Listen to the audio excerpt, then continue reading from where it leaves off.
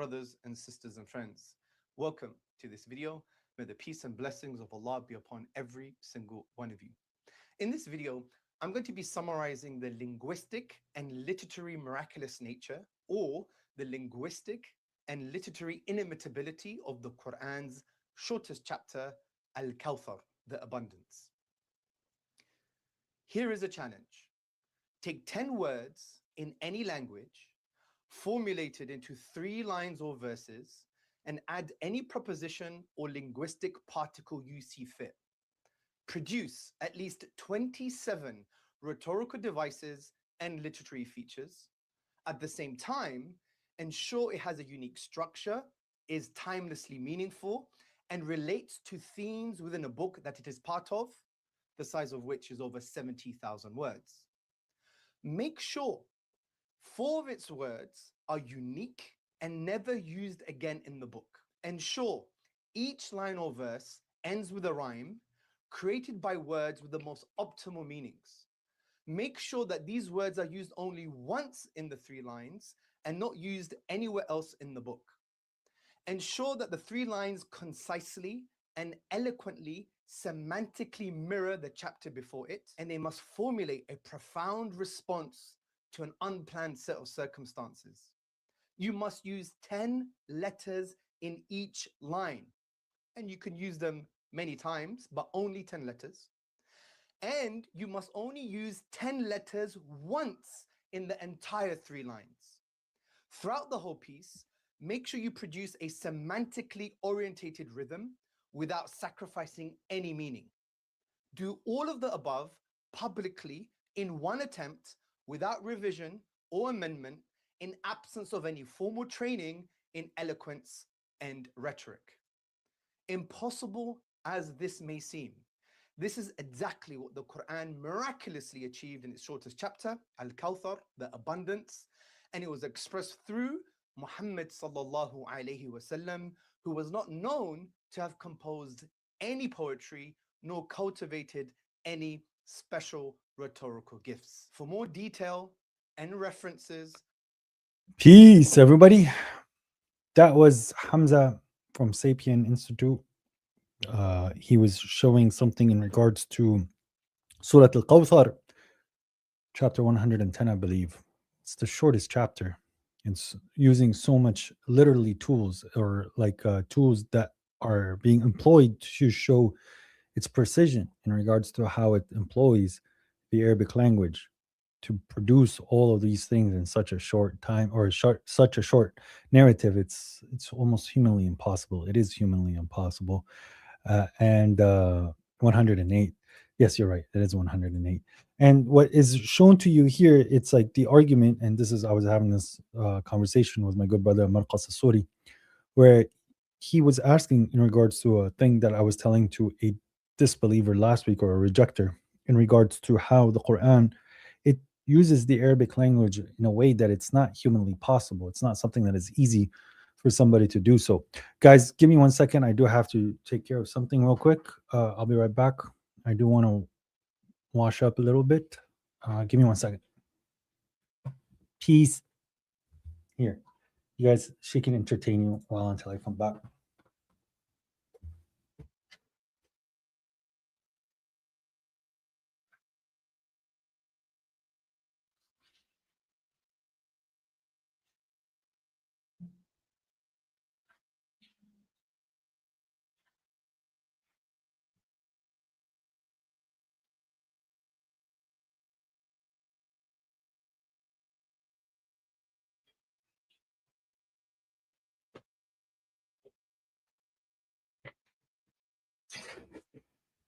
Yeah, sometimes I find that when I'm not flowing well, that I need some cold water to put on my head, calms me down and lets me relax, and then I'm back in my flow state. So I apologize if I look a little wet right now, but yes, entertain us, Sister La Muslimana.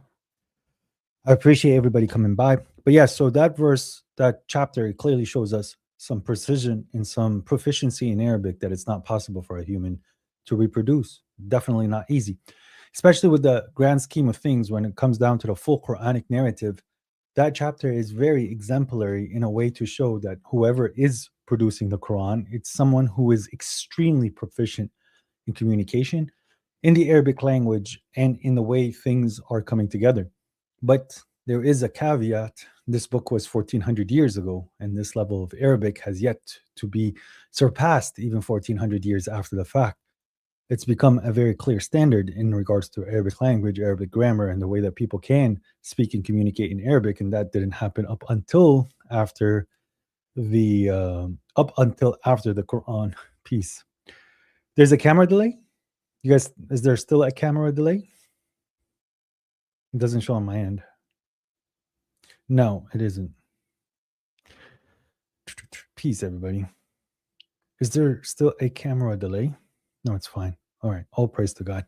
So yeah, what I was trying to say that the Quran is showing a way of utilizing language that a human cannot do. Similarly, if someone is running a race, that's the analogy I did, and they're doing it in a time that it's not possible for a human to do, then we know that there has been some support from God, or it came from God. And this is the argument that I present in regards to how I know that the Quran is from God. Just simply the way that the Arabic is being used. It's not something that a human can do. And if they want to qualify it, the qualification is literally its proficiency. If it's something that it's easy to do, then produce something like it. And he said, oh, I can get AI to do it, then do it.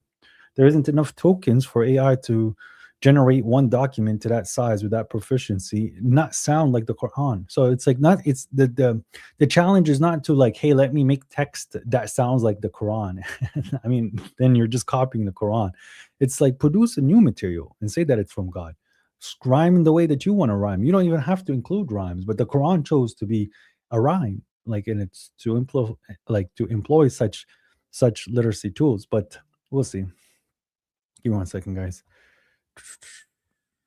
I appreciate it.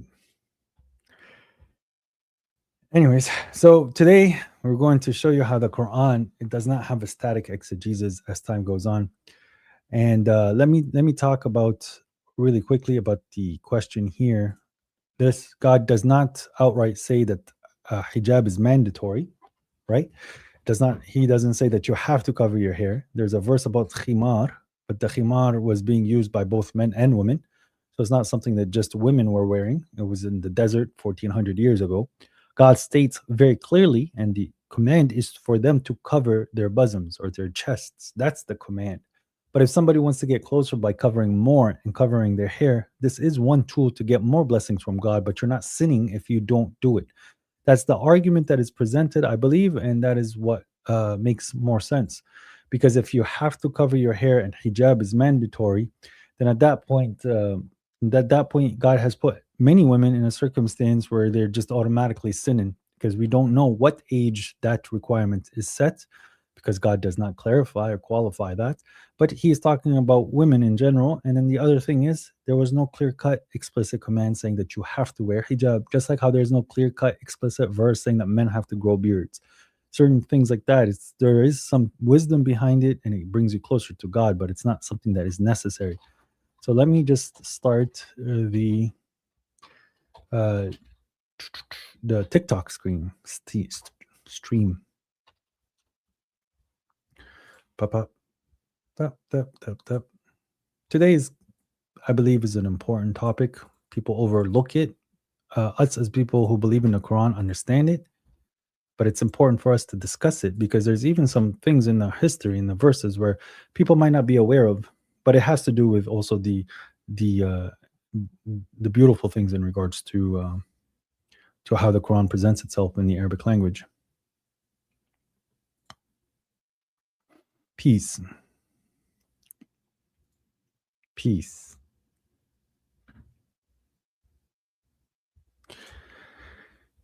Sunni Islam is true. Stop being Quranist. You're still young. All right, let's go live here. Yeah, it's kind of weird. Cool. So, peace, everybody. We're just going to get this TikTok thing running. Why is this coming up all of a sudden? I don't like this stuff. Cool. All right. There we go. So, this week, in recent events, there are some individuals that we thought they were part of the group, part of the community, building bridges, despite them accepting hadith. This was what I assumed was a dear brother. But then after a while, he had a crash out, called us hypocrites, liars, that we reject the messenger, that we reject his beautiful hadith, and that to him is a problem. That when the hadith is being read and it does have some positive elements to it, that we should agree that it does have positive elements. Peace, everybody. But it's not something where, is the mic not working? Peace, everybody. Mic check. What's wrong with the mic? Your right channel is not coming through. Okay, so that means it's set on stereo when it's supposed to be mono. Can I do this? Monitor off, ducking device setting, convert to mono.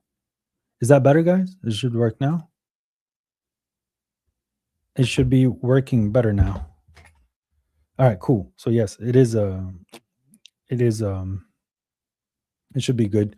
But what I was trying to express is that, so despite some hadith aligning with the Quran and you are getting some positivity from the hadith, it negates something that is very important.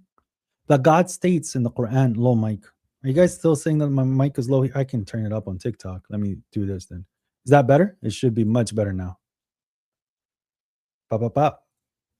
Let me see. Primary mic, device settings, convert to mono. You guys should be hearing me much better now. Right? Right? Right? Okay, cool. Yeah. So what I was trying to express is that if the hadith does align with the Quran, there is something that we have to appreciate, which is the verse in the Quran. Whatever example they give you, we have brought you to truth and the best of explanations. Okay. So if someone wants to make the argument that the tafsir, the explanation, is something that's outside of the Quran, that actually goes against what the Quran is saying, because the Quran is saying that we have not left out a detail, that it's a detailed book, that it's clear, that it's complete. Relying on your God and believing that that's the truth, then you should find the answers in the Quran. So if we find the hadith, for example, wish for your brother what you wish for yourself, there are many verses in the Quran that if you ponder upon them, you would reach that conclusion.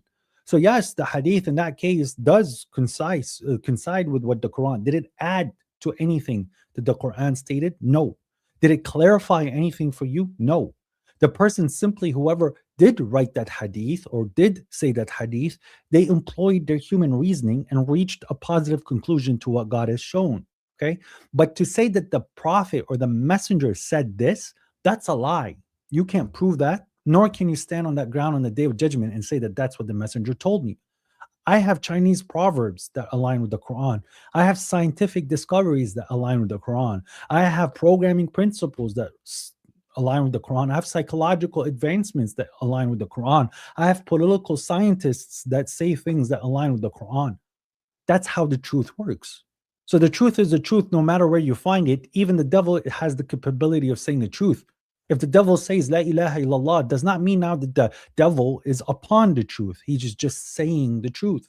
Now the hadith does employ some things in regards to what the Quran states, and it does give you a way for you to think that you're understanding the Quran better. No, in those moments, the hadith did the thinking for you. That's the difference. So if you seriously think and ponder about the verses and apply them to yourself and apply them to your life, without the hadith, you would reach the same conclusions that they say that the Prophet said.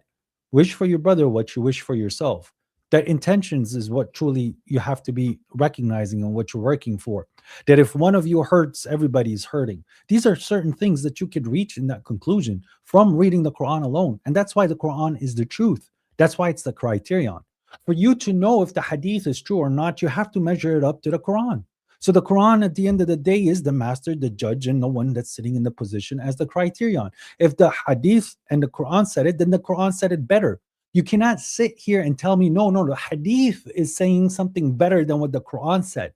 Because at that point, it goes against human reasoning. It goes against what God has said, and it's contradictory. You can't say that the hadith explains something in the Quran in a better way. The Quran gave it to you in a way so that you would ponder upon it and reach conclusions that maybe the hadith is limiting said conclusion. That the hadith is coming to you at a certain angle, but the verse has a lot more, has a bigger spectrum in its meaning. And now you're taking away from what God has said, and you're limiting yourself to an exegesis, an interpretation. And then the verse where it can apply somewhere else, you're blinding yourself to it. So I don't have a problem for you to, I'm sorry to say it, to jump into the sewers to find gold nuggets. You could find some gold in the sewers because there's literally little tiny pieces of gold that make it into the sewers. But you're amidst garbage and things that are dirty and filthy. And the hadith, we see consistently things that are dirty and filthy. Even when you were reading it, there's some hadith you read and you're like, bro, that like they'll say something in regards to don't be like the people that were before you, and then they say like a verse like be aware of God with his due taqwa. And it's like, wait a minute, the verse had nothing to do with the hadith, and you recognize it, but then you have to employ cognitive dissonance. Does not matter where that word is coming from. I can't say that the prophet said so, and anything aligns with the truth, well, the Quran said it better. That's the position that you need to have. So that's why your books are not necessary. They're not explaining anything in regards to what the Quran is missing. God says, what is after the truth except falsehood? So if you are saying something that aligns with the truth, the Quran already said it. And this is where you guys fail to this point. So there's the concept of al-kitab, the book, which is presented to you in the Quran. The Quran does not equal al-kitab consistently in the Quran. There are times where the word kitab can be understood as the Quran. Kitabun aziz, it's a mighty book or an honorable book. That is talking about the Quran. But when God talks about al-kitab wal-hikmah, the book and the wisdom, they're coming to you as a single entity. And I've explained this before. Do not eat pork. That's in Arabic a prescription, an inscription, something that is written on you, that God has written. Do not eat pork. Why? It's dirty meat. That's the wisdom. So God gives you the book and the wisdom. But what is truly the book? It is the book that is going to be presented to you on the day of judgment. That literally sits there and lists to you cocaine is an intoxicant, marijuana is intoxicant, alcohol is an intoxicant, these things are intoxicants, these things are wrong, these things are right, and in every single detail and not missing a single thing. And the people in the day of judgment will be like, what is up with this book? It has listed every single small thing and big thing. And now the Torah, the gospel, the Psalms, and the Quran are teaching you the book. They're teaching you on how to find what the book is saying. And now the Quran is stating that he has struck in this book an example of everything that is in the book. So when God is saying what is considered as an intoxicant, okay, like he's giving us something that is an example. And then we are supposed to use our reason to access the rest of the book based on the examples that the Quran says. And that's why the Quran has not left anything out. So the book that God is talking about is very extensive, and we're going to find it on the day of judgment where we're going to be judged by the book. The prophets have been given the book and the wisdom. So they're capable of deducing what is to do, what shouldn't be done, and the wisdom behind it. The Quran is giving you an example of everything that is in the book. You see what I mean? But it's not giving you the book in its entirety. So the Quran is teaching you the book. The gospel is teaching you the book. So is the Torah and the Psalms. We've already made this point. So when God is saying that the messenger is teaching you the book and the wisdom, this is something essential for you to be able to stand your ground on the day of judgment, because then you're capable of deducing like this thing is wrong and this thing is right. Oh, okay, yes, it's a plant that grows on a tree, but that's not food, right? That's something that we can deduce. Why? Because God says that in it is an intoxicant, and they take intoxicant out of it, and that's compared to the blood and the feces that is in a cow. It's not good for you. So it's not food. It's not for your digestion. It's not for your consumption. This is how we can make these assumptions. And yes, it is assumptions, but it's a calculated guess based on the truth, the very solid, verifiable truth that is presented in the Quran. Alcohol is an intoxicant. There is no questions about it. But then he gives us the scale for us to measure something else. I can't sit here and start to tell you these things are haram and halal, but I can start to equip my mind and reason to do what the rest of the book is saying.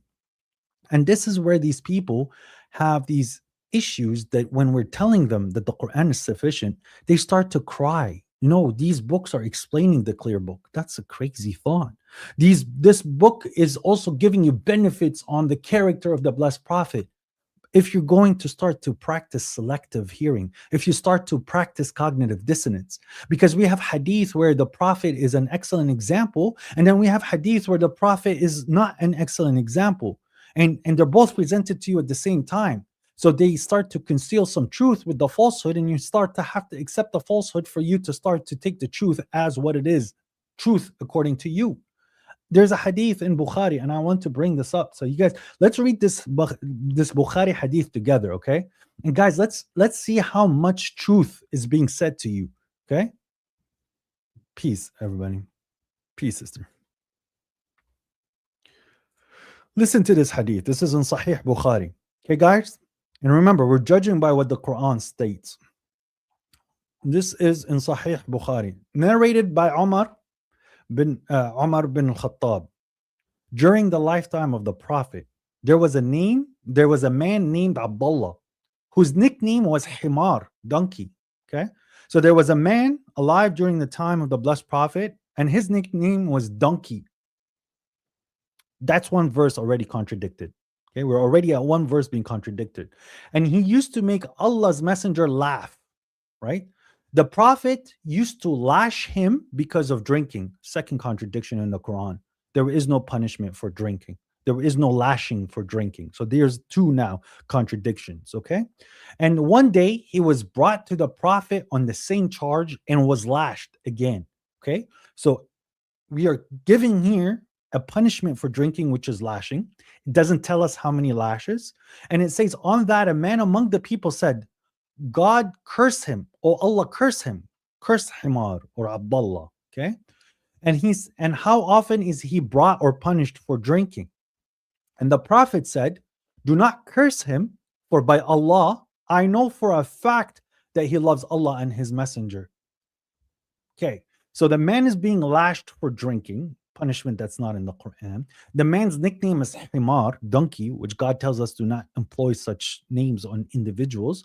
And then the blessed Prophet apparently knows what's inside the guy's heart, saying he loves God and he loves his messenger, and you're not allowed to curse him. But yet the people who are employing sin on purpose, God says they're cursed anyways.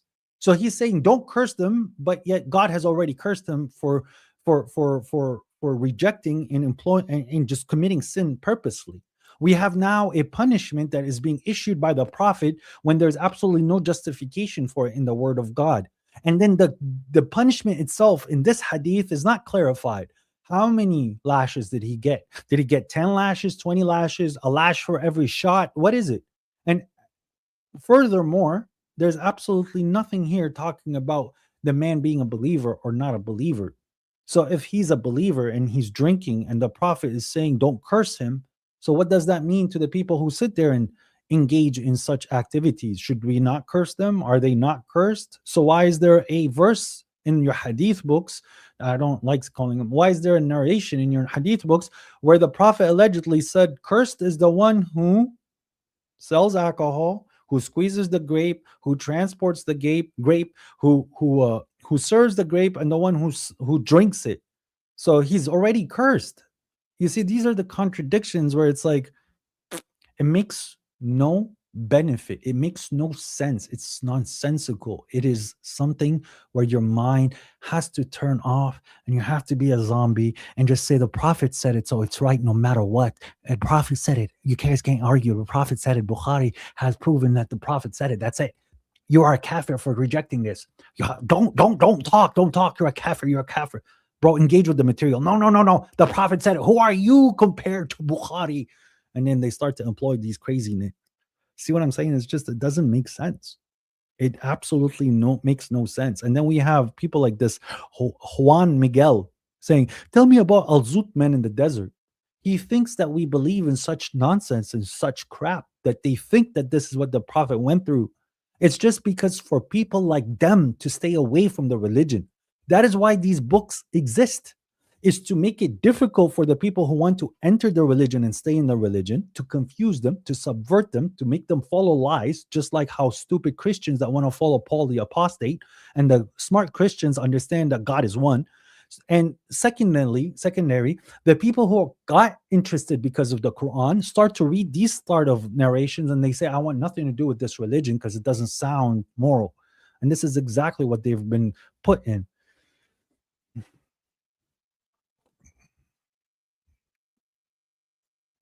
But yes, welcome to this week's episode. So, unfortunately, we do see that a lot of individuals are failing to understand what this world is truly about. They don't know what the religion is employing, what the world is producing, and what God wanted. We're so disconnected that we still here and we have to cut each other's bridges because I don't want to accept your nonsense. And you have to accept your nonsense for you to sit with me. Then it's not about the book of God. And it's not about the rope of God. And it's not about the messenger of God. It's about what your forefathers said and did.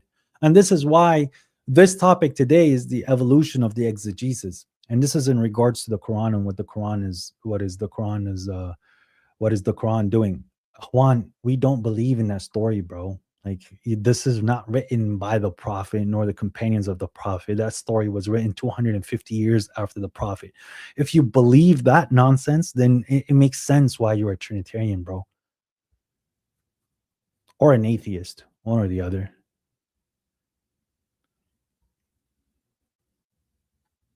Yeah, and the other guy said that without the hadith, the Quran has contradictions. Isn't that crazy?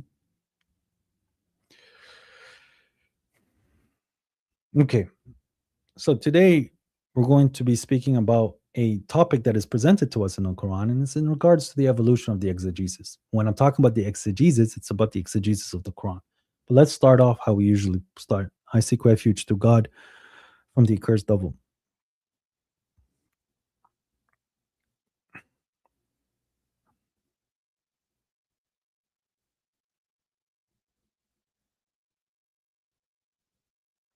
In the name of God, all praise to you, our Lord, the Lord of the worlds. You are the highest, the mighty, the King, the one who is our guardian. You are our protector. You are the one that hears it all.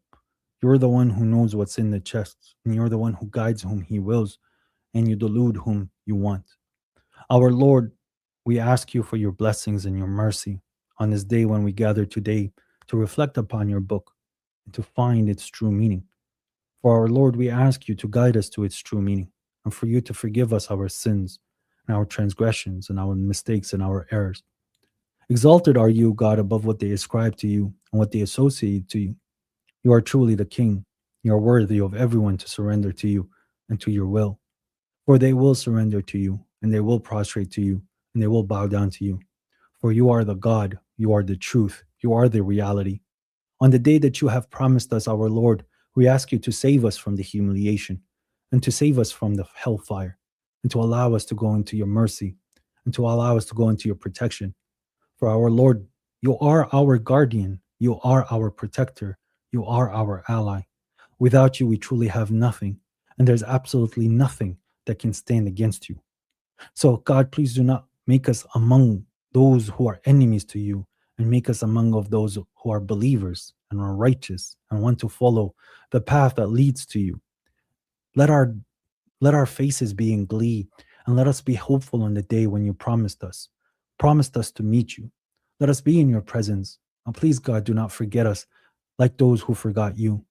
Our Lord, we exalt you and we praise you and we thank you, not only for the blessings that we can count, but for everything else that we have no idea about. For God, we can only know and see what you allow us to see and what we're aware of. And only you are truthfully aware of everything that you have done for us and everything that you have granted to us. There's not enough praise and thanks and gratitude that us as a collective, as humans, can say that can even amount to how much that you are worth of thanking and praising. Gracious is you, God. You are the clement. You are the understanding. You are the forgiving. You are the knowing, the seeing, the hearing. You are the compassionate. You are the first and the last. For our Lord, nothing can happen except by your permission and by your decree. For our Lord, we have accepted the responsibility the responsibility that you have put in our necks for us to make a decision. God, we decided to surrender to you. Please forgive our flaws and guide us to something that is more upright. And our Lord, please forgive us if we forget or we make a mistake or we make a commitment that we don't stand up to. Our Lord, we ask you to guide us and to guide our parents and our fathers and to guide our children and to save them as well from a humiliating punishment. God, allow us to be of those that walk on the land in a gracious manner, not of those that are arrogant. Allow us to be a net positive in this world and for the history and history to write us down to be of righteous believers, those that strove with their money and themselves in your name. For our Lord, your name is truly the name that is blessed for it to be carried all over the world, and your name to be ringed in every corner of the world. Our Lord, please, we ask you, for you are the sovereign, and you give the sovereignty to whom you want, and you remove it to whomever you want. Our Lord, we ask you to some of that sovereignty on this earth. Allow us to inherit the land, and so that we could create communities and countries and nations that truly praise you and they stick to your rules and they want to do something better for all of humanity as you ordered us to. Our Lord, we come to you in humility, in submission, in surrendering. We thank you for these positions that you have given us. And we thank you for this book that you have sent us. And we thank you for the messengers that you have sent. For God, if you have not guided us, we would truly be lost. And there is no guide if you do not guide, our Lord. So please guide us some more and allow us into your mercy in this world and the hereafter. And God, we ask you by your grace and your permission and your honor and your might to remove these evildoers, those that commit crimes saying that it's in your name, those that corrupt on earth and say that they are reformers. Our Lord, please remove them and allow us to have the ability to defeat them. Give us the tools that you have given them, and so that we use it in your name and we give victory to you and your messengers in the unseen. Our Lord, support us with the angels that you have promised us for those that say, God is our Lord, and become upright. Help us to be upright so we could have that allyship from your angels and from the powers of the unseen. Give us the words for us to truly stay stable on our feet and for us to be solidified as a community and for us to be able to conquer with your word and with your love and with your mercy. Let us not be of those that chase this glory in this worldly life and for us to find this world as the end all and be all, where then we start to fear death and we move away from you. Our Lord, let us be of those that truly died as martyrs, so we would never be dead, just tasting death, as you said. Let us be of those that are capable of raising your name in every corner and talking about your word and not fearing anybody but you. Solidify our faith and strengthen our feet, strengthen our children, and strengthen the generations that are going to come to truly praise you and worship you and serve you. For we are your servants and we are your slaves and we are yours. And from we belong to you, and to you we will return. This is our assumption, and this is the truth. And we have believed in you in the last day, in the angels, the book, the messengers.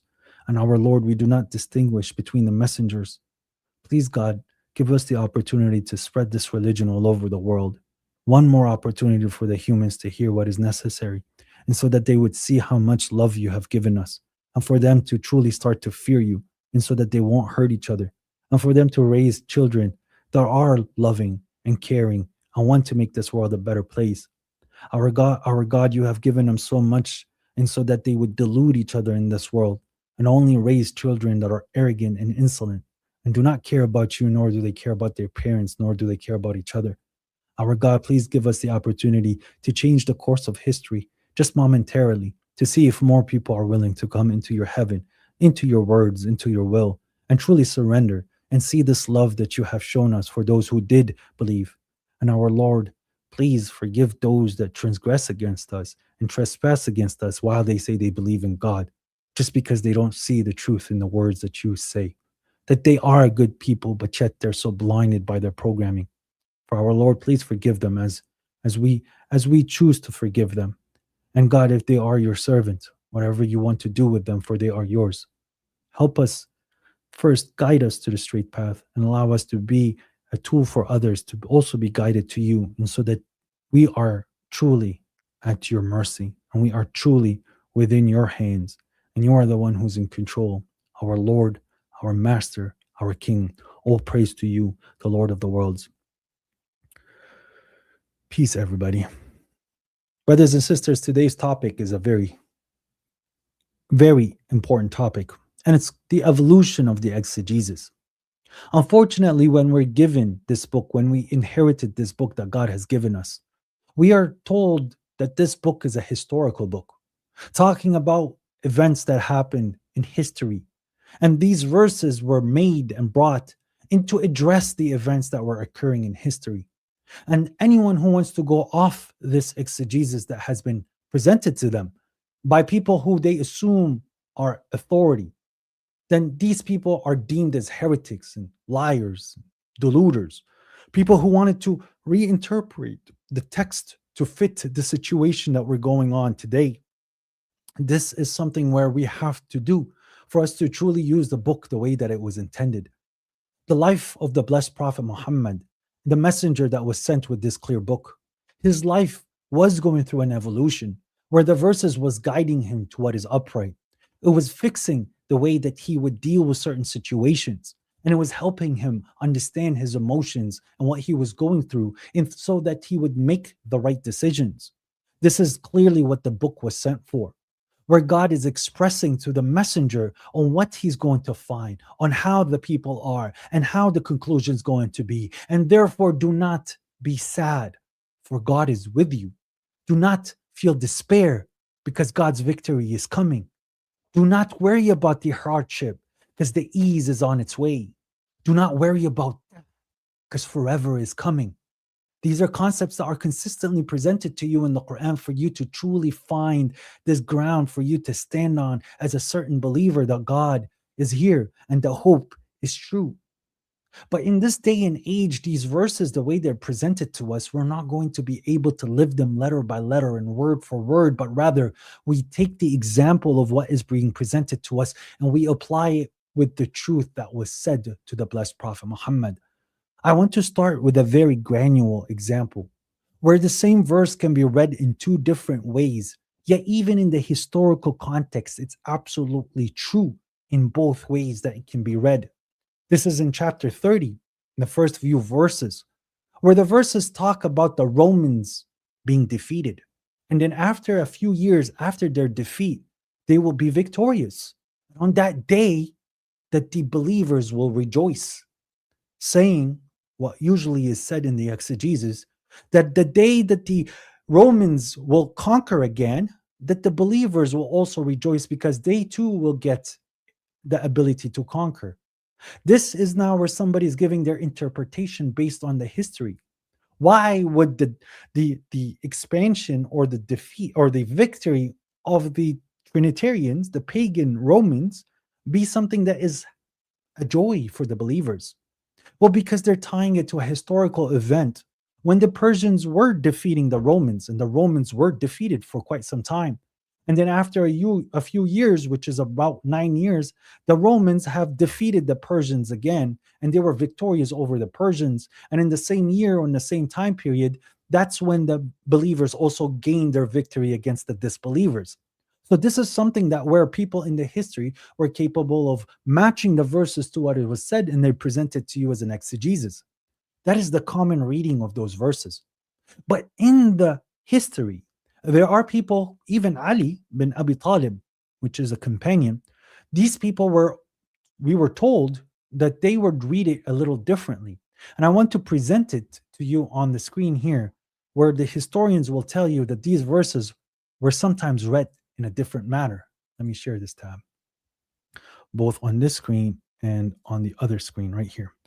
So you could see here that these are the 7 readings, where the verse in chapter 2:30, it starts with unanimously all 7 readings as غُلِبَتِ الروم. The Romans have been defeated. But then if we look at the other reasons, the other readings, right? Like from Ibn Umar, Ali bin Abi Talib, it says غَلَبَتِ الروم, غَلَبَتِ الروم, غَلَبَتِ الروم, which means instead of it saying that the Romans have been defeated, rather it would say the Romans were victorious. And after a few years, after their victory, they will be defeated. Now, how can someone make such a different reading from the same verses? Because the only difference here is the diacritics, which were not present at the early writing of the Quran. The diacritics in the forms that we have it today, they were not there. So it was very easy for someone to say غُلِبَتِ الرُّوم or غَلَبَتِ الرُّوم, which means the Romans have been defeated or the Romans were victorious. Now, the interesting part is that if you look at the history, both conditions were true. Both conditions were presented in a very similar way. At the very early onset, when these verses were presented, the Romans were just victorious against the believers. The blessed prophet sent a messenger, a diplomat, to the Romans, saying to them, hey, I invite you to the religion of God. And what did the Romans do to this diplomat that was sent? They killed him. And this was then named the Battle of Mutta in Jordan or in Philadelphia during the times of the Romans. So an envoy was sent, the envoy was killed, and that is automatically a transgression and that was a transgression and a declaration of war against the believers. But the Romans, who were fighting a general by the name of Khalid bin Walid, and this is what is considered in history his only defeat or strategical retreat, the Romans defeated the believers. They met in a city in Jordan. They fought, and the Romans, they overcame the believers. The believers lost. And then after 9 years, after that specific battles, after the prophet passed away, the believers got their first victory over the Romans. And on that day, the believers rejoiced. So the both ways that you read it, it still aligns with history. So when God states that we have brought the remembrance and we are preserving it, despite us having different ways of reading the same text and not knowing exactly what was being said to the blessed prophet in that time, because that specific reading wasn't preserved, we find both readings being accurate to the history. We find both verses giving you a prophecy and the prophecy being fulfilled. One was before the other, obviously. So the verses could have evolved to understand it the other way at the beginning, where it's the Romans were defeated and then the Romans were victorious and then the Romans will be defeated. And then they started to read it, the Romans were defeated and then the Romans will be victorious. So the prophecy could have been fulfilled twice in both ways. First time when the Romans were victorious, and then the second time when the Romans were defeated. Yet the verses didn't change. This is a very specific example to show you that where the Quran, despite its multiple readings, the exegesis is still evolving. It's still making sense based on what's happening in front of you. This is something where the Sunnis will not discuss, because these other readings, they're considered, in Arabic, the word shadh, which means it's like they're queer readings. These are strange readings, yet they're still attributed to the companions of the Prophet in the same isnad system that they use. But they tell you you're not allowed to read it because there was a standard that was set. They're saying that these are the 7 readings that we apply, and any other readings that is traced back to the Prophet, we don't want them. And this is where the problem of the qira'ats come in place, and that's a whole different topic for a different time. But regardless, what I was trying to present to you, that there is this concept and this understanding that the Quran was being evolved, even though with the same verses, that the understanding is evolved based on the environment that's happening in front of you. Now we can start to take very clear examples that we have been presenting in the last few sermons on how the interpretation, the exegesis, can start to change based on the environment that you're in. If we go to chapter 9, where God is talking about a covenant that is being broken between the believers and the idolaters, and at that point that God and his messenger is not going to have a covenant or a treaty with the idolaters, with the polytheists, how does that apply to us? As that is a historical event. That what is there that is going to be applied to us if we're going to understand it only as the exegesis that we're supposed to follow, the exegesis that they try to force us on, then that verse has absolutely no meaning to us other than what happened to the messenger during that time. Does that mean that now we can have treaties with the disbelievers? Someone's going to make an argument. No. In fact, it does say that those that you have a treaty with and whatever they fulfill of the treaty, you also have to fulfill it. And God is with those that are conscious. That is presented to you in the Quran. So that it means that you can have treaties with certain individuals, or the treaties with those that you made on at the sacred mosque. But now we have the idea of the immigration. When the believers, because of the abuse that they were having in the first city, they immigrated to this city, to Medina, right? So how does that apply to us? When God says that they're not going to believe until they immigrate. So you're going to say, well, that's abrogated now, that I do not have to immigrate, but I'm a believer. But then this is where these verses now can start to be understood differently in what is happening in this day and age in regards to what is being produced in front of you, for you to judge the truth, to judge your environment by the example that God has given you. God consistently talks about the people of the book. We know them as the Jews and the Christians in the Quran. But then when we start to give an exegesis to those verses and we start to understand what God is telling us, there is a new group that is considered the people of the book now. It's those Sunnis and the Shias. They fall under the exact same examples that is being presented. So you can clearly see, and the Jews will say that the Christians are nothing. The Christians will say that the Jews are nothing. Yet they're both reading the book. God will judge between them. The Sunnis say the Shias are nothing. The Shias say that the Sunnis are nothing. Yet they're both reading the same book. God will judge between them. Abraham was not a Jew or a Christian. He was a monotheist surrender who surrenders himself to God, right? And he was not of the idolaters. Now we can reinterpret and understand this verse to tell you Abraham was not a Sunni or Shia. He was a monotheist. He was a person who surrendered to God, and he was not of the idolaters. Those who split their religions and were sects, right? You have nothing to do with them. Those who split their religions and were sects and they rejoice what they have, God says, do not be like them. Now we're capable of understanding these verses to the situation that we're in. We cannot just sit and try to force a single exegesis to these verses, to what is being presented to you now. When God is telling you to lower your gaze, one can make the argument, well, this is about women that are in real life when I'm walking. I don't need to lower my gaze when I'm looking online because I'm just looking at a phone. It's just a picture. I don't have to lower my gaze. See, because that's not what the verse is talking about. The verse is talking about that when the prophet was walking down Medina, some person came to him, and because of that, that verse came up. So that verse is only about that incident. You can't sit here and interpret the Quran as you want. Those that say that the fire will touch us a few days and they're deluded in their religion, they're making a lie about, that's about the Jews who said that to the prophet. This has nothing to do with anybody other than the Jews who are saying that to the prophet. Brothers and sisters, if we're going to start to approach the Quran in that way, then the Quran has no meaning to you. It's a historical book, and any references that has been given to you no longer works.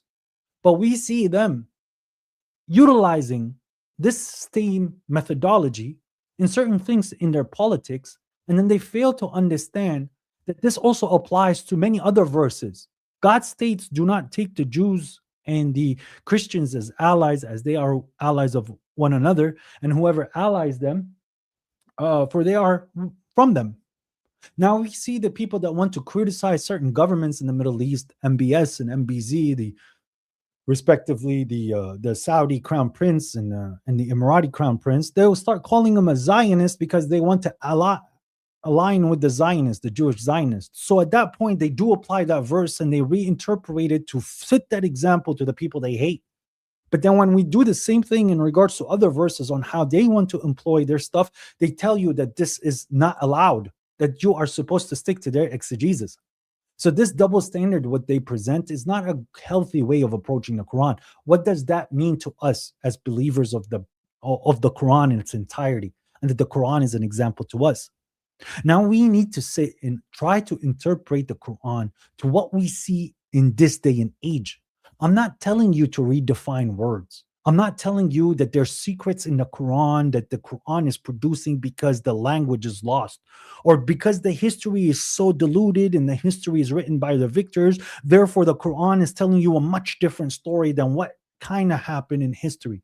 This is not the angle that I'm presenting it at, but rather with the understanding of the Arabic language, that what we know of the Quranic Arabic language, and with whatever some events that we have and the scientific breakthroughs that are coming through and the technology that is present in front of us, the Quran can be understood differently.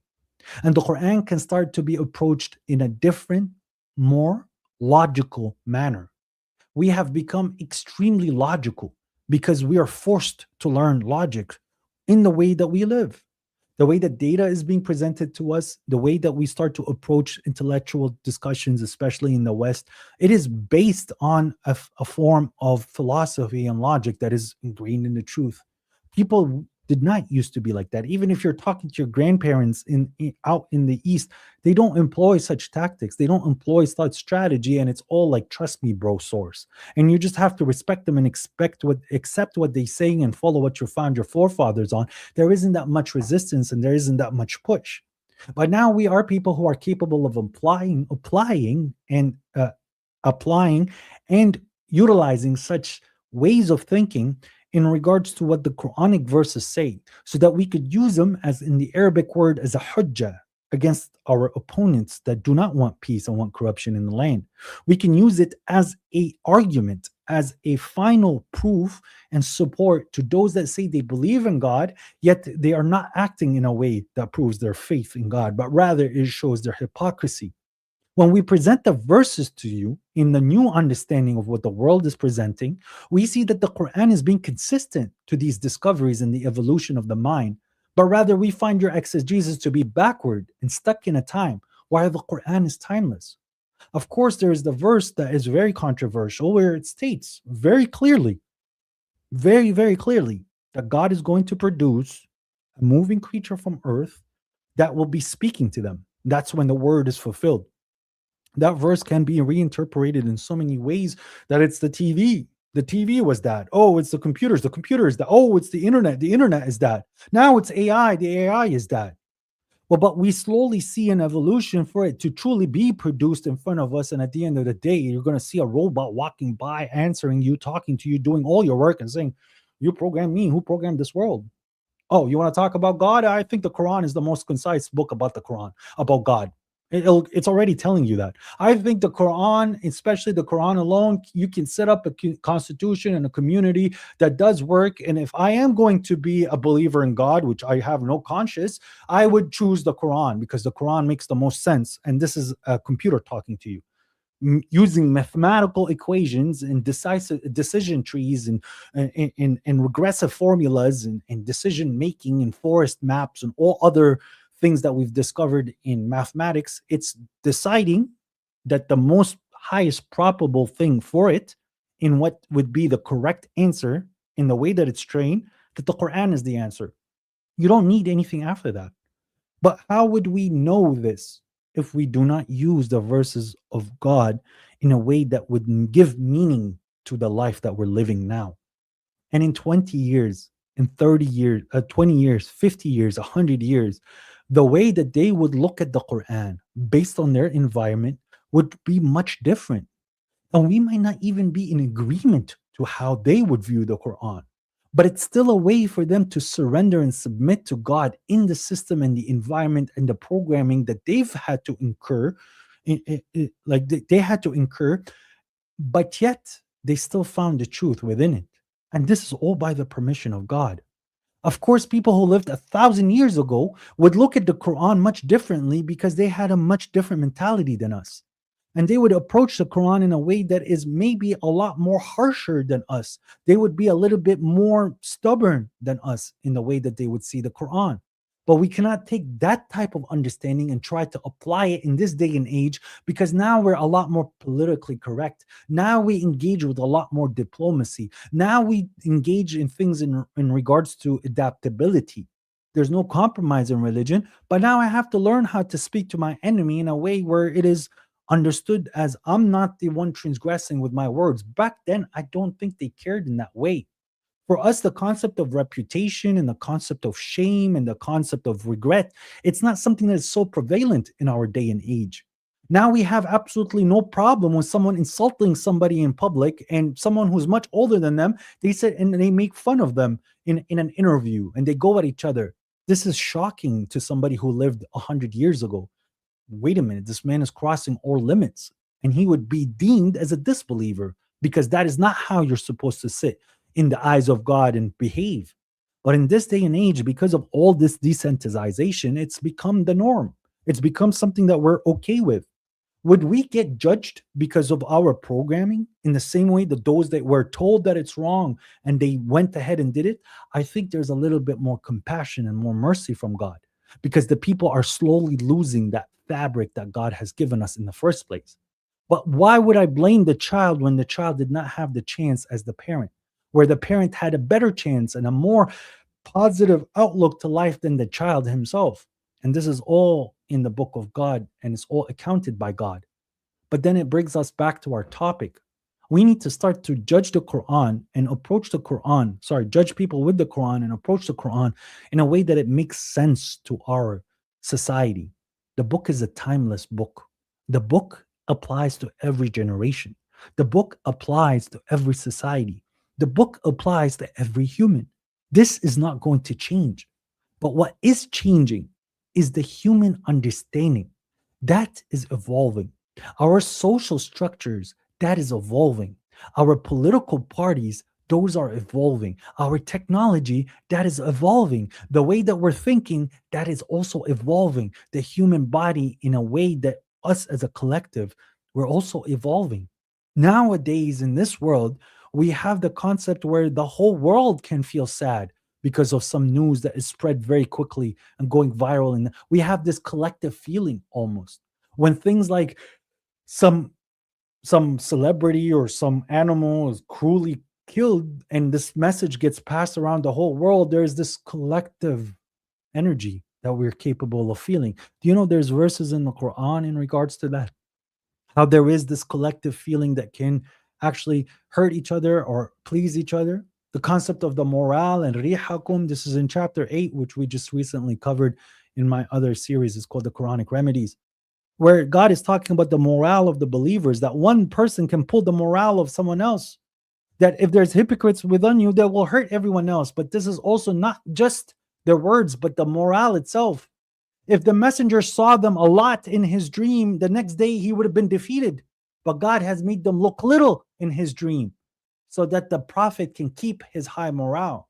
Because if the morale of the prophet, of the messenger, was low, it would have affected everybody around him. That's the concept of empathy. Have you ever walked in the street and you see somebody sad, so you become sad? Do you know the concept that misery loves company? When somebody's consistently miserable, they drag you into this misery. When you see children are happy and laughing and smiling and playing with each other, you can't help but laugh or smile or feel joyous because of other people's energies. But these are concepts that are now new to us, and because of what is being presented to us. It is collective. It's a human being thing. It's what God has created for us. But the Quran is addressing it differently. We can start to dive even deeper with the breakthroughs of psychology in how chemical imbalances because of people's thoughts, to correct people's certain conditions that they have psychological due to trauma as children. They have to fix their thinking, and that starts to reflect on their anxiety. That starts to reflect on their stress. That starts to reflect on their outlook. Then they start to not have certain thoughts about suicide and other things that people suffer from. Their life becomes easier to manage if they fix their thinking. Guess what the Quran is telling you to do? To fix yourself, to heal yourself by the verses of God, by fixing your thinking. So we take what we discover and we start to give a different understanding due to what the Quran is saying. We find that the truth in the Quran is overcoming all of these discoveries, even with science, by the way.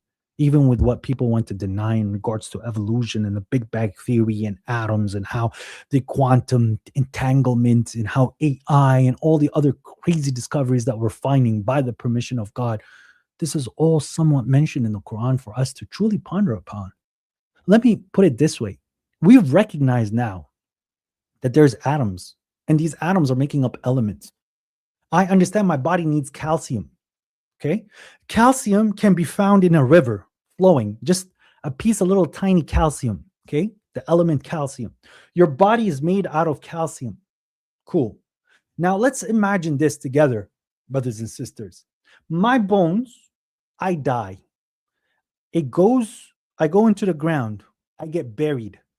My skin decomposes, and all that's left is the bones. There's a runoff, like water's coming down. My body gets soaked underwater. Some of the bones, it releases the calcium. It dissolves into that water, which ends up in a river. So that piece of calcium, that little tiny calcium, is now in a river. It's flowing down a river, and a cat comes by and it drinks off that river. And now that same calcium that was inside my bones is now in the cat. So now we have the calcium that was part of my bones is also now part of the cat, and what the cat is using as a mineral. The same particle, the same element, the same exact same thing. Now on the day of judgment, think about this. God states that he's going to resurrect me with my bones, and he's also going to resurrect that cat. Everything is going to come back, right? Let's say it's a different human beings if you want to make the argument that animals don't come back. Someone drank some water that has some calcium in it, that was the calcium that was found in someone else's bones, and it became part of you and your bones. Now, when God resurrects us, is that calcium going to be in me, or is it going to be in you? Wait a minute. Isn't that a contradiction? Well, quantum physics solves this.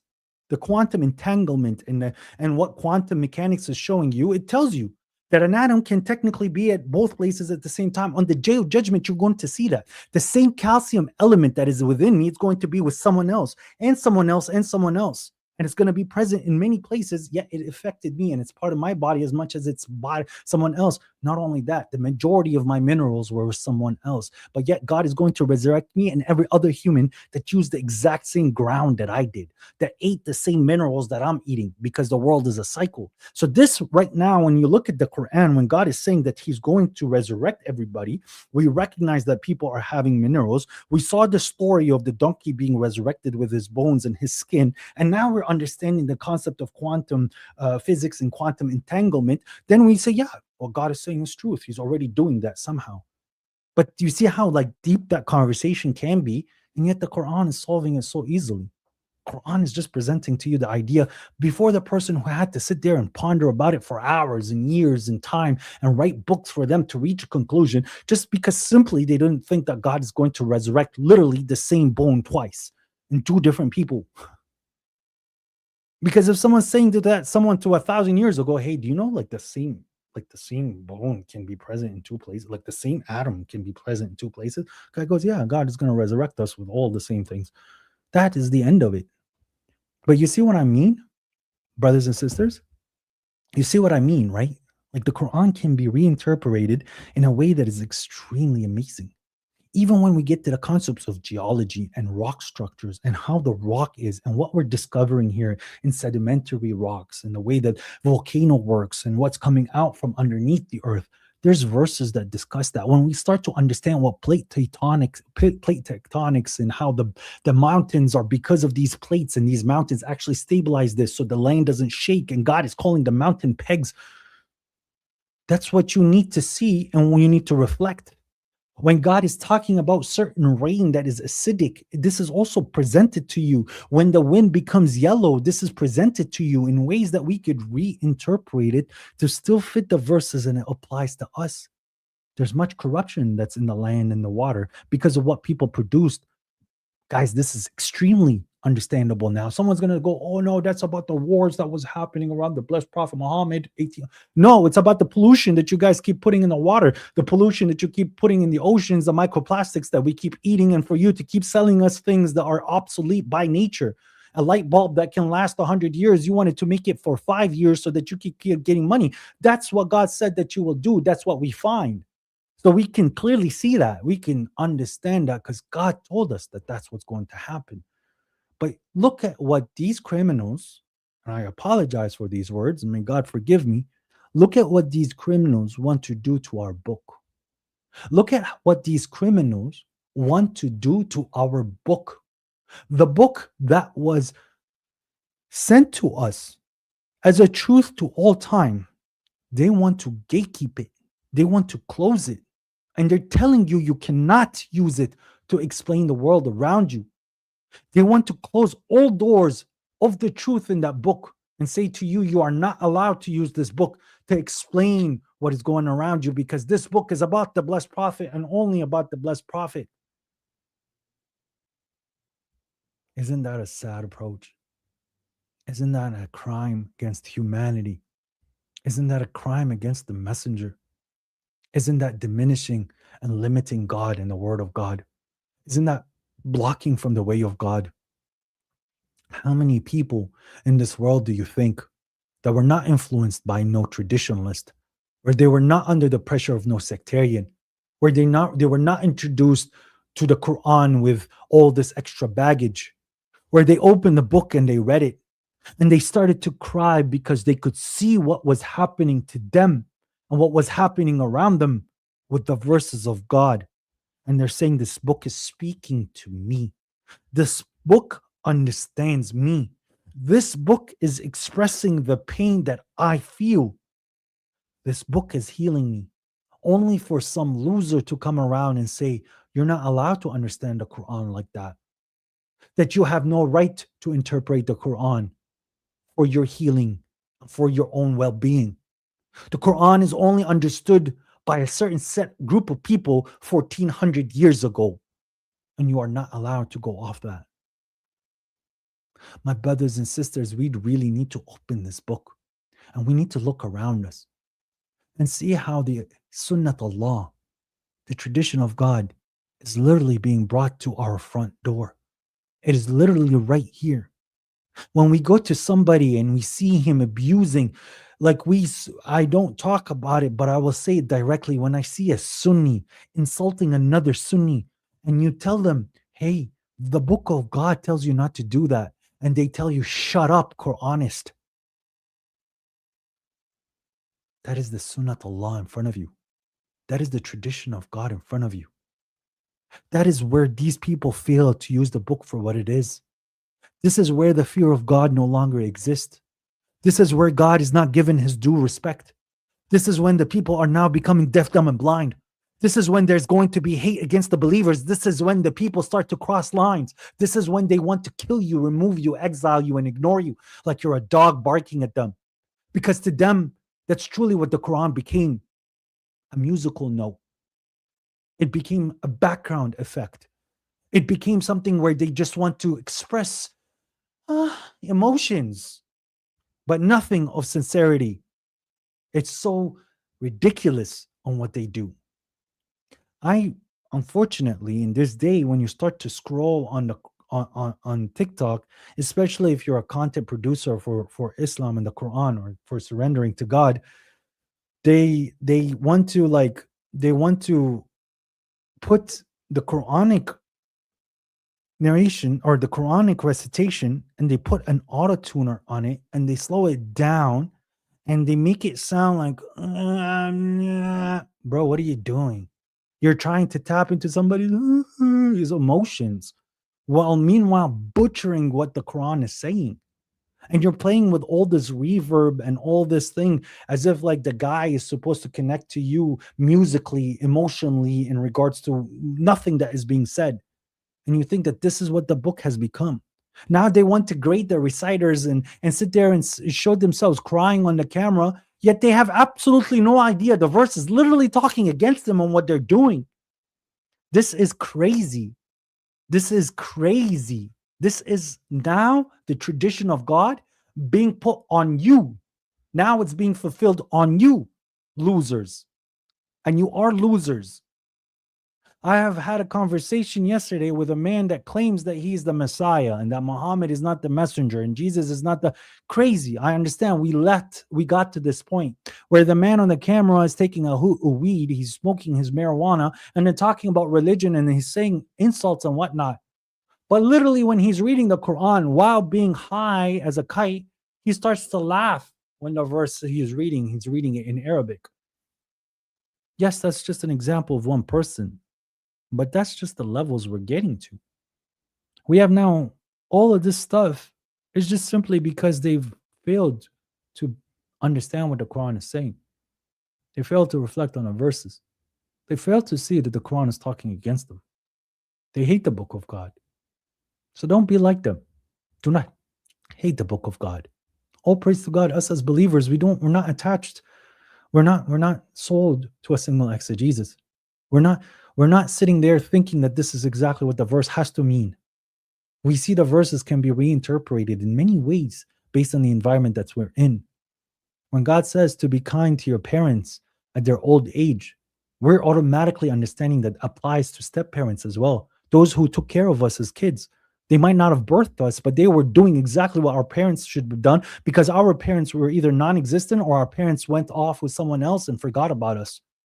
So we are capable of looking at these verses and saying, yeah, that applies to my stepmom and my stepdad. But would a Sunni be able to understand that? Oh, you can't use the verses of God like that. That's a disrespect to what God is saying. This is wrong to what God is saying. God is saying that you could marry the people of the book. He's addressing men.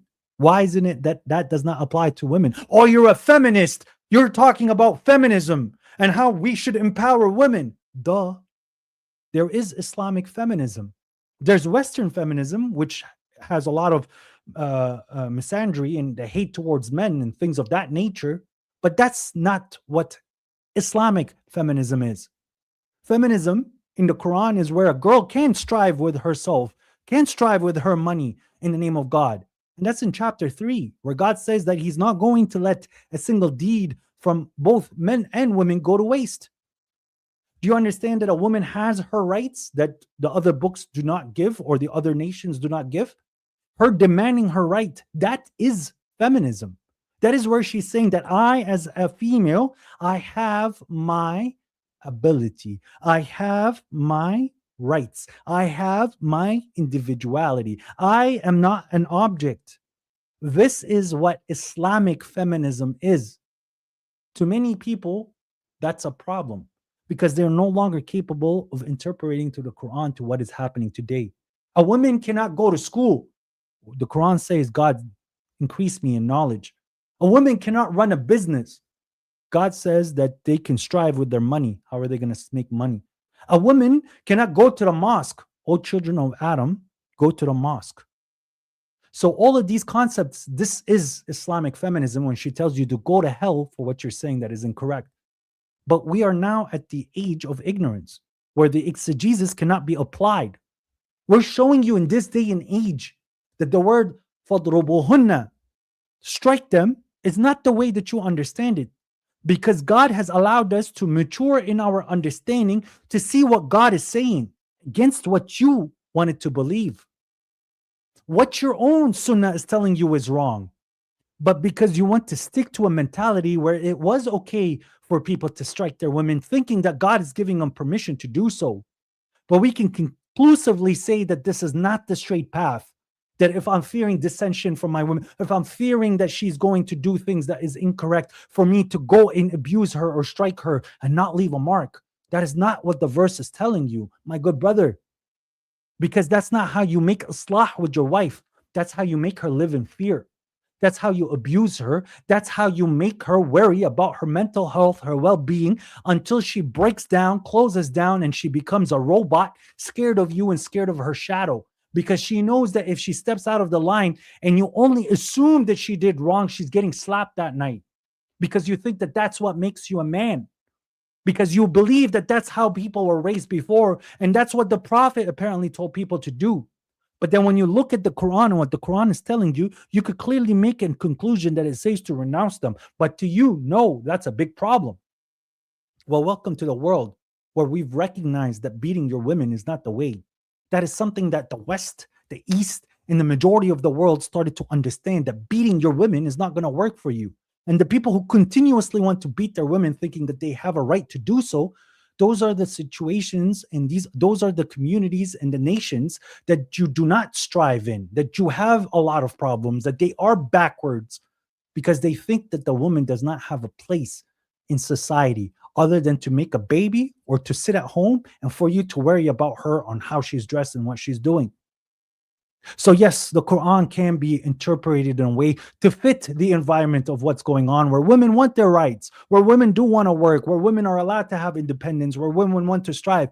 You could sit here and call me compassionate sheikh, or you could sit here and talk about he's supporting feminism. You could talk about whatever you want. I only have to answer to my Lord, and I understand that I was told to strive with my money and my wealth and myself, and I know that my female counterpart has the exact same right, and I am no way, shape, or form in any position for me to block her from what she wants to do for her God. If she wants to go and be a person that is not adhering to the religion of God, and she wants to go out and be an evil individual, right, while claiming that she's a Muslim, that's not what I'm talking about. I'm talking about the women that truly want to strive in the way of God. Do you know what that means? Like, let's take example from Sunnis, the girls that wanted to translate the Quran, and that was the standard for a long time, known as Sahih International. That was done by women. Those are people who use their knowledge, use what they know of the English language, and they put together a translation that was set to the standard other than the Sunni, super Sunni translation that came around called the Clear Quran by Mustafa Khattab. That was the standard. It was done by women. But imagine if you tell them that they're not allowed to sit and do such actions. And look at how much blessings they got for translating the Quran for so many people. But how are you going to do that if the exegesis of the Quran cannot longer make sense to you today? Do you see that you're losing? Do you see that you are one of the worst communities? Or you who have the Quran? Do you see that you are some of the worst backwards communities in the world? Or you who have the Quran? Did you ever consider why? Because you do not take the verses of God and you do not apply them the way that God told you to apply them on you, on your people, on your family, on your women, on your men, on everybody around you. No, the Quran to you is simply a historical book. And my brothers and sisters, and this is why I'm telling you, it's imperative for you to learn from what I do is only applying to us. If these videos and whatever I do survive 10, 15, 20, 100 years, 50 years, 1,000 years, however long God allows me to make a difference in the world after my departure, you still cannot sit here and always quote me or quote Baba Shuaiba or quote somebody else saying that this is what that verse means. Because with more understanding and more discoveries and more unraveling and more reverse engineering, the Quran can make a different sense to what we are experiencing, what we're going through, and what the enemy wants to do. The Quran has already given us a verse to solve the situation. And the situation can evolve and the verse can be applied differently. And with that said, I leave you with a verse for you guys to remember. And you guys can understand this differently now because of what I was trying to express to you. Tabbat yada abi lahabin wa tab. Cursed the hands of the father of the flame, and cursed. And if you guys go read that chapter, go try to understand what it means today and who it applies to today. Then you will see how beautiful the Quran is. And you will see that the exegesis is always changing and it's always expanding. But what God has always told us that is muhkam, which is precise and there is no debating, that's always going to be present.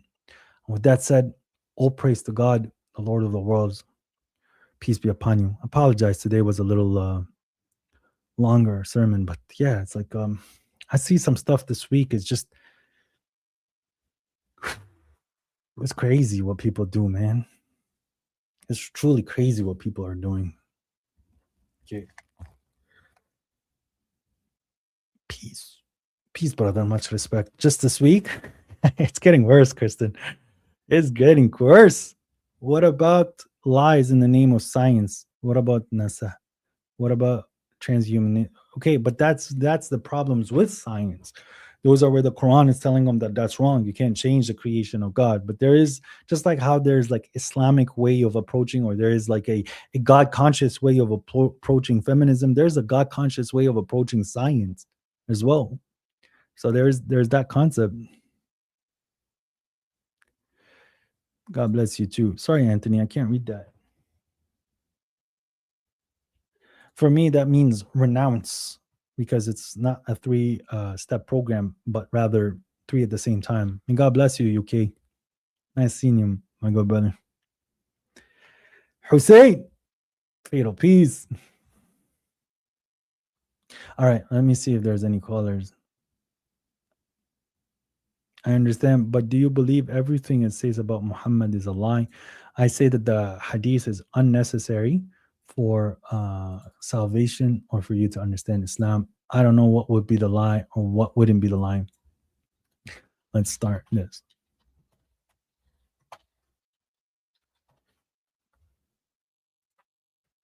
Watch, guys.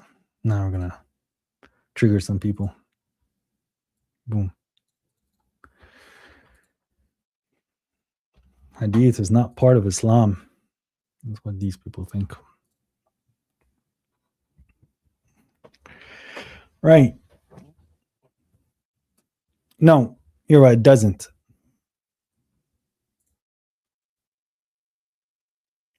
I answer questions from those who have shown that they want peace, not hateful individuals, and that's a very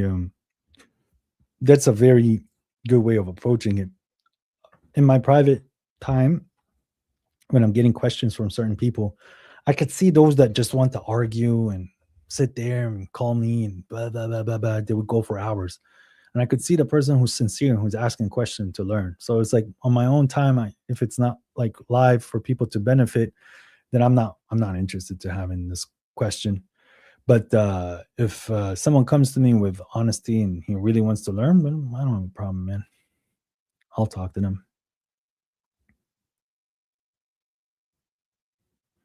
What is it? Can you explain the surah Taha verse 130?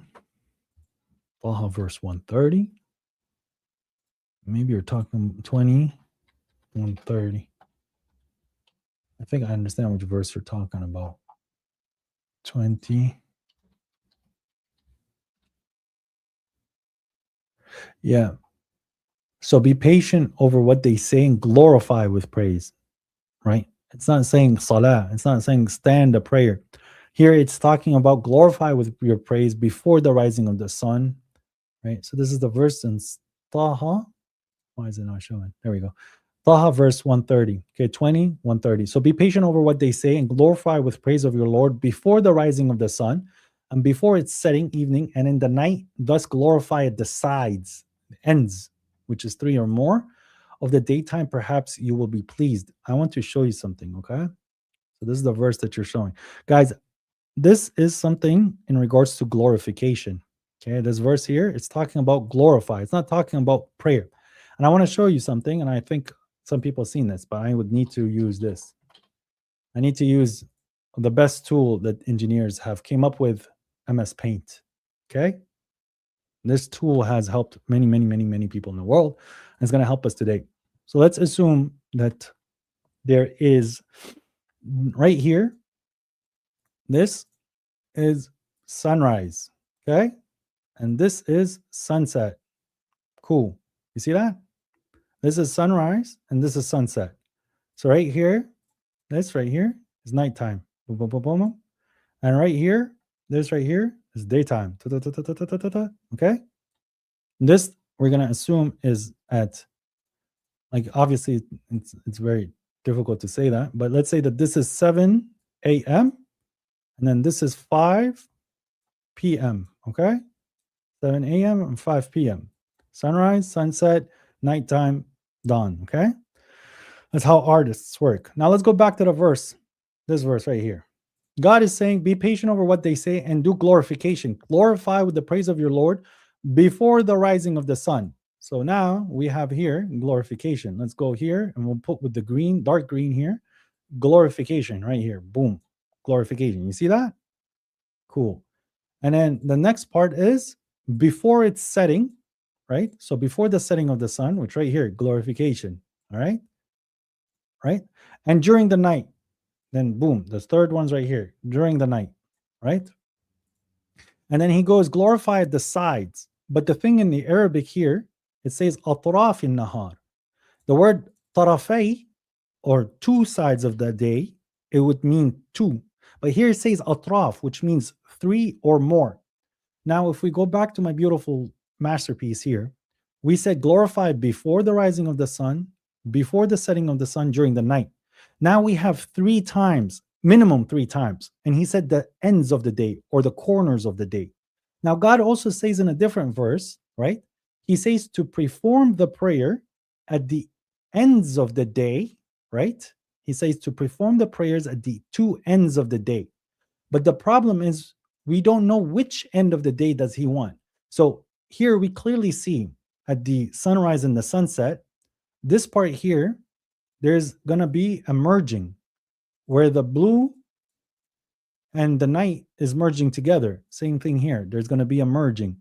So that merge here is a problem for us. Why? It shows that, oh, may God bless you, bro. Peace to you. It's nice to see you, Alpha Music Empire. Follow the brother. He makes amazing music. May God bless you, bro. It's very nice to see you.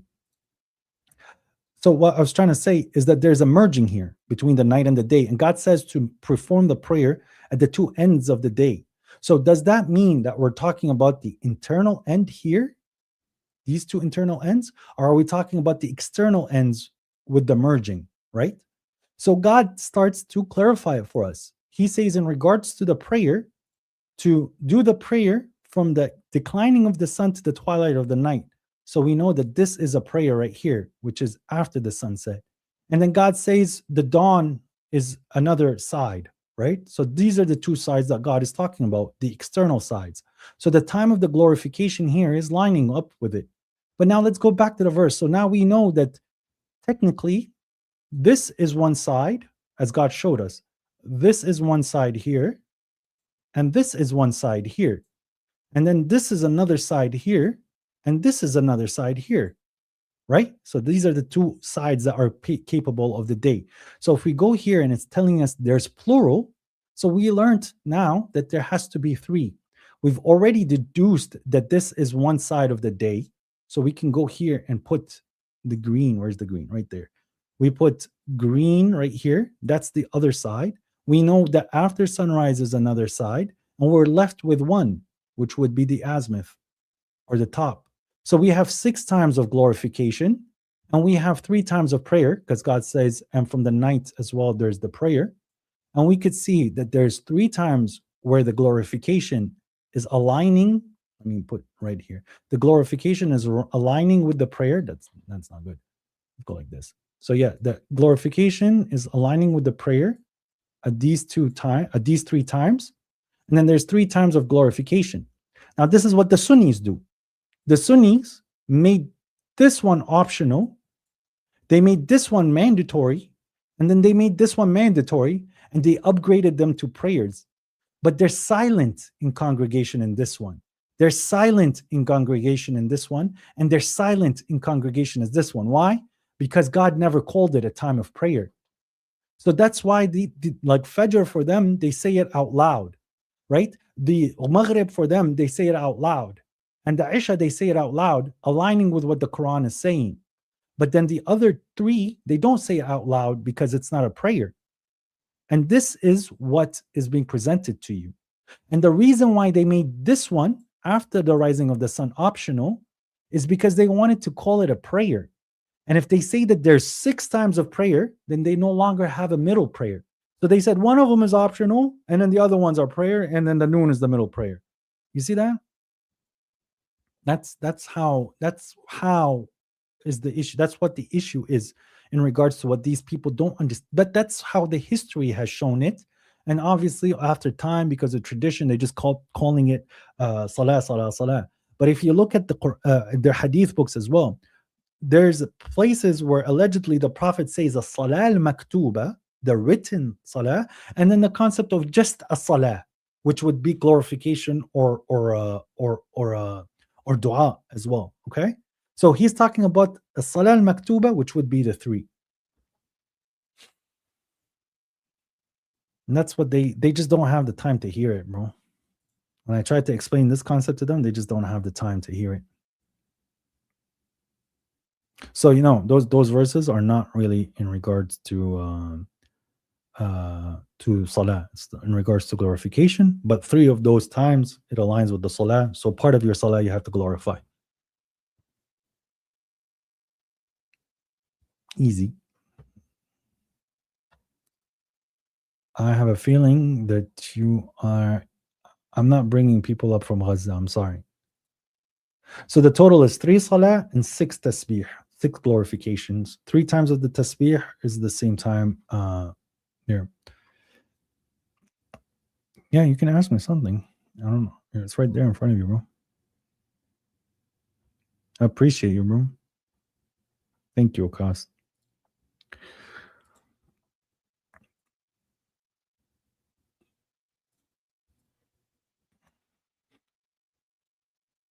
Peace. All praise to God. Give me a second. Let me just add you to here so that people on YouTube can hear you. Got it. Okay, what's up? Yeah, I'm good. What about you? All praise to God. I'm doing well. I wanted to ask a question regarding hijab, like how women should dress according to Sunnis. According to Sunnis? And I think you don't believe that it's obligatory to cover the hair, right? No, it's not obligatory. And yeah, I had same opinion, but I got asked about one question from a Sunni guy. Yeah, tell this your verse. wives and your girls and the wives of the believers to cover themselves. Is that the verse? No, the other one, Surah 24, verse 60. خُمْرَهُنَّ. It says, as for the adults among the women who are not expecting marriage, there is no blame upon them in case they loosen their clothes without decking with adornment. But to be modest is better for them. Okay. So I got asked, when they are adults and they don't expect marriage, what should they do? Like, what kind of zina is that to loosen? You know, what kind of the clothes is a lot, does not need to be as baggy at that point. They don't need to dress up as much. They can show their arms. They can show like a little bit of their shins and stuff. It's like it's got nothing to do with hijab at that point still. And even if she's wearing a hijab or not wearing a hijab, ask them. Like you could throw that question very quickly back to them. You're saying that if a girl doesn't want to get married, does that mean that she doesn't have to wear hijab? They'll say no, it's fard. She has to wear hijab. So it's like it's a dumb question because he knows what that verse is saying, bro. It's talking about the clothes, it's not talking about hijab. Yeah. So he meant like if she's like if she's not expecting marriage, meaning she's an old age, you know, she can loosen her scarf and she can show her hair. That's what he meant. Okay, but then if we believe that hijab is not obligatory, brother, that's not even in his own Sunniism. It's not true. My grandmother has to wear hijab as per Sunniism, where her husband passed away. So what he's saying even in her old age. Even in her old age, yes, they have to wear hijab. There's no there. Even as a child, if she's capable, which goes against the verse as well, by the way, if they want to say about covering, it's like literally, as long as she's a female, she has to wear hijab. There's no if and buts about it. So that verse to them is they're gonna say, well, no, God says the clothes of modesty is better. Okay, so what's the clothes of modesty? It's if she wants to like dress a little bit like less clothes, like if she wants to be a little bit more revealing without being too revealing, it's fine because she doesn't want to get married. Yeah, I see. Because I didn't know that even in Sunnism, they should wear hijab even in their old age. Brother, she's buried in it. Oh, okay. Yeah, I'm not kidding, bro. She's buried in it. Like you said, there's no old age. Like, even when she's dead, she's wearing it, bro. Like, Okay, but that's brother, exactly thanks. it. Like you see Mars Bar, like a girl that's yet to be married, if she's like she's like 13, 12, if she's wearing some baggy shorts or like a t-shirt and her arms are showing, right? Like I have to go there and whip her and make her wear like a niqab at that point. No, it's a little girl, bro. And even an old lady, like she doesn't need to sit in like it's the girls that have a certain type of appeal where God is telling them to be a little bit more modest because people look at you in a certain way. But it's still the crime of the man. It's not the crime of a girl. But God is saying the clothes of modesty is better. So is the clothes of modesty just hijab at that point? Yeah, I know. I understand. Mm-hmm. I also wanted to ask regarding praying in wars, that in conditional way in Surah Nisa, ayah 103. Mm-hmm.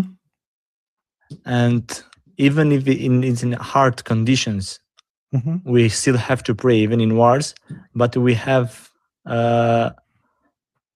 easy to in riding, or Right. So for this example, is, if you are in, brother, if you are traveling, why is this happening? so here it's okay. So this is another thing against Sunnism. There's nowhere in the Quran. No, I didn't. No. I know. The Sunni guy didn't ask me. No, I'm just wondering by myself. I'm tying two things together. I know he didn't ask. I understand your question.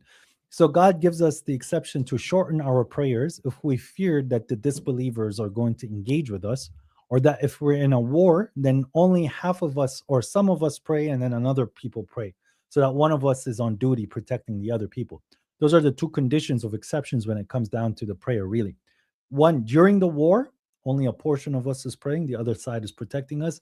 And then the other one is that if we're traveling and we fear that someone's going to attack us or rob us or hurt us, that we can pray while we're riding or we're walking, that the prayer can be done while you're moving. Okay, so it shows that the prayer should be done while you're standing or in one solid place. And in few exceptions, when you are fearing a test from the disbelievers, then you can do it while you're riding or driving or when you're feeling in fear.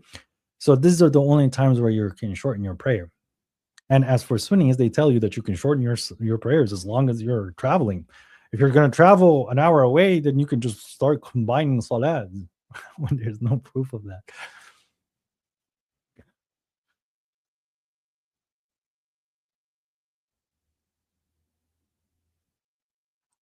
Hello? Yeah, I got, brother. Okay, inshallah, we talk another day. This is where my questions. Yep. God bless you. Thanks you. Salam. Peace.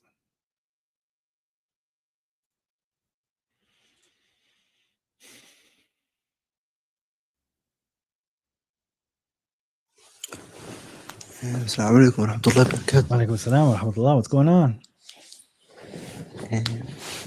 I got a question for you, okay? Yeah, what's going on? So, me personally, I've studied Islam, so when I ask this question, are hadith valid or not? For Islam? Yes. Hadith is not necessary for someone to be a Muslim. And why? Because God said so. Where? These are the verses of God. تلك آيات الله. Those are the signs of God we recite to you in truth. نتلو عليك بالحق. فبأي حديث بعد الله وآياته يؤمنون. In what hadith after God and his signs do they believe in? Are hadith called ayat? Of course they are. You know why? Want to know why? You call hadith ayah. I don't want to know why. Okay, so go ahead. Hadith are wahy min Allah. Okay. You know that, right? So would you call this a hadith that is an ayah? 1 second.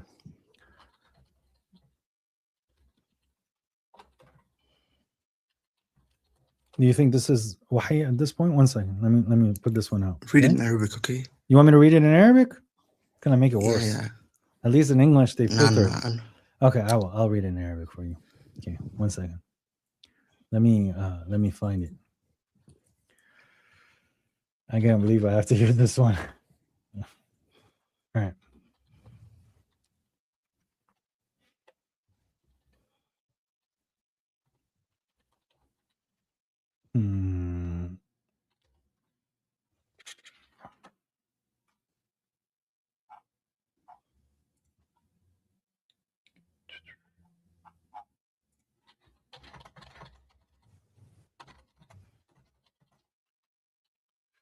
I'm just pulling it up now.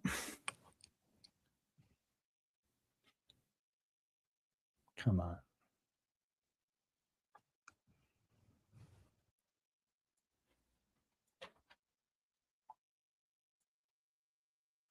There we go.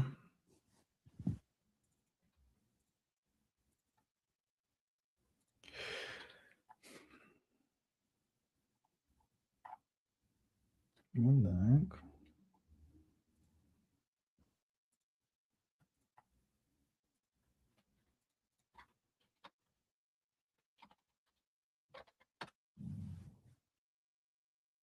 Come on, bro.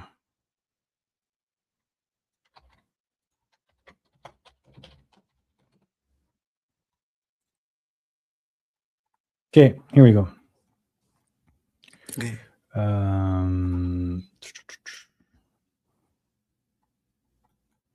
This is what it says. Ready? Okay. Okay. رأيت عند أبي رجلا تعزى بعزاء الجاهلية.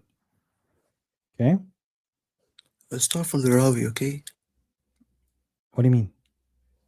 Like start from the Rawi. Don't start from middle of the hadith. Start from the beginning. Like start from Anas so radiallahu anhu or قال or سمعت or Rasulullah. Start from that. Okay, here you go. I'll read it from, this is Sunan Abu Dawood, and this is from my brother. My brother Saif brought this one to my attention. حدثني يحيى بن موسى البلخي حدثنا أبو أسامة قال مجلد أخبرنا عن عامر عن جابر بن عبد الله قال جاءت اليهود برجل وامرأة منهم زانية فقال no, sorry, this is a different one. This is one I had for one second. Okay.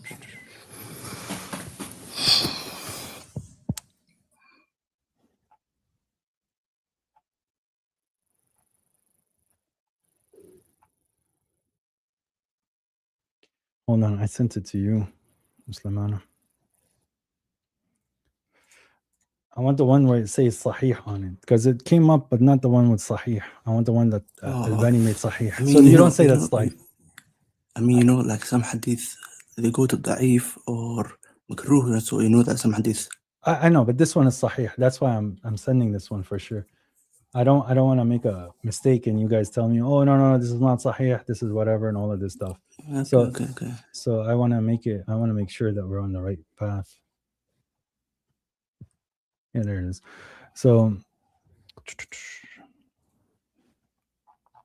this is, here it is. حدثنا عثمان المؤذن قال حدثنا عوف عن حسن عن عتي بن ضمرة قال رأيت عند أبي رجلا تعزى بعزاء الجاهلية فعطه أبي ولم يكنه فنظر إليه أصحابهم قال كأنكم أنكرتموه فقال إني لا أهب في هذا أحدا أبدا إني سمعت النبي صلى الله عليه وسلم يقول من تعزى بعزاء الجاهلية فعضوه ولا تكنوه. Do you know what that means?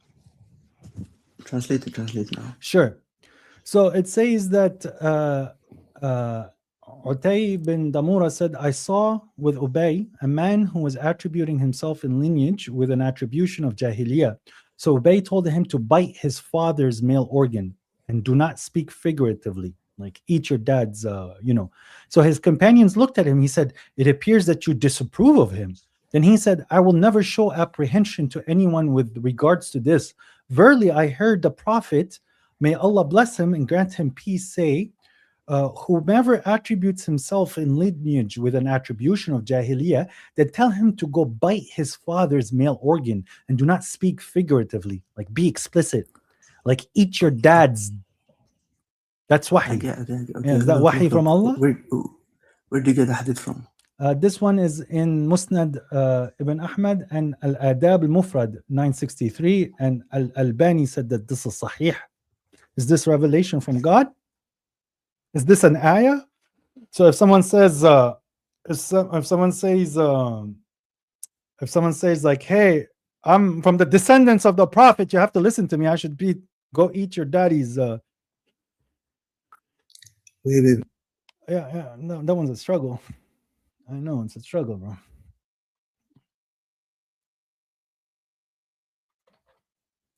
Yeah.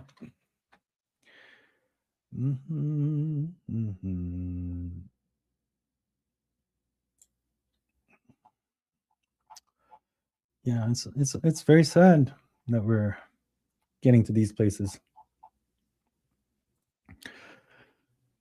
Oh, wait. Oh, he dropped. I was waiting. All right. Thanks, Anthony. I appreciate you coming by. Have a nice day being blocked.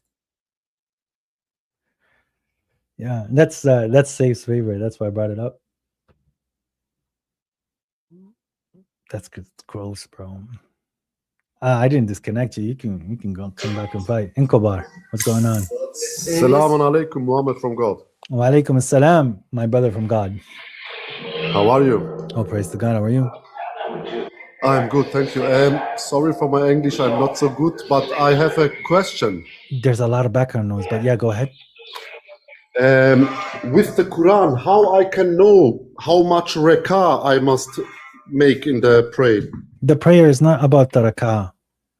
The prayer is about the time. So you have to fulfill the time. It's not a certain numbers of rak'ahs. But how I can make the salah, I don't know with the Quran. Have you tried to look and see if there's verses that tell you about the salah? Yes, but not There's exactly. nothing. There's nothing about salah in the Quran. No. But how I can know how I can make the salah, the namaz? God tells you namaz. That's not an Arabic word. So God tells you in regards to what is acceptable in a prayer, and if you do the prayer correctly, it stops you from obscenities and immoralities. So do you think there's verses in the Quran telling you how to pray, or there's no verses in the Quran telling you how to pray? I think I have verses, but not exactly how. My brother, the way that you pray, is that the only way to pray, or can you pray with what God is saying in the Quran? Are the Sunnis the only ones that know how to pray? I don't know, bro. Okay, so God tells you to do the wudu. He tells you the steps of the ablution, to wash your face, wash your head, wash your face, wash your hands to the elbows, wipe your head, and wipe your feet. And then God tells you about the Qibla, Masjid al-Haram. Then God tells you to recite, to stand, right? To stand in khushu', obviously, to call upon your Lord, and then to pray. God says that you have to read the book. That's part of the prayer, to recite the book. God is telling you to kneel. God is telling you to sujood, ruku', and qiyam. And then God is telling you about the glorifications. We just read the verse where you have to sabbih bihamdi rabbika. That's going to be part of the prayer. And then obviously you can do dua in your prayer. And then there is the prayer. But you have a time period to fulfill. Is that not sufficient for you? Do you need more? Do you need a step by step? But I don't know in the morning how much I must pray, and in the night how much. Dawn, and then God is telling you. So the morning, He's telling you dawn. Do you know what Fajr means? No. You don't know when dawn is? No. So dawn is when the white thread appears from the black thread before the rising of the sun. So during Ramadan, when you fast? Yes. That's dawn. Now I understand, yes. Okay. Yeah, all the way up until the rising of the sun. This time is for prayer. And then when God is telling you from the setting of the sun until you see the sky turning into night, that is the second. So it's about 40 minutes, 30 minutes in the morning, 40 minutes, 30 minutes at the evening. And then the more you do at night, the better for you. Okay. Have you a video or something? Who can I look? Yes. How exactly? Yes, you can. I do have a video. Okay. So it's on my YouTube. Okay. And the channel name is the same channel name as here. You see at the bottom. Okay. And the salah from what the Quran states is right here. In the Quran, it's a verse who say, God, when you don't know, ask the people who have authority. No, it doesn't say that. Or something like this. And those who read the book before you, or those who know the remembrance. Yes, or those that know.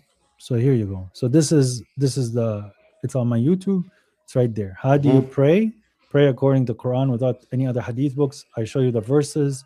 I even go through the prayer. Prayer is quite important. It's mentioned a lot in the Quran. So I show you the verses that are in the Quran, the time, what you could do in your prayer. And then at the same time, I also show you the prayer here. I show you the wudu in the Quran, the names of the prayer. It's 10-minute video. It's not very long. And it shows you how to pray. Okay, bro. Thank you very much. No problem, brother. See you. Bye-bye. Are you from Turkey? No, I'm Albania. Albania. Yes, there's many Yes. people in Albania who's understanding the hadith is problematic. It says a lot of lies about the Prophet. Do you think the Prophet married a 6-year-old? No, never.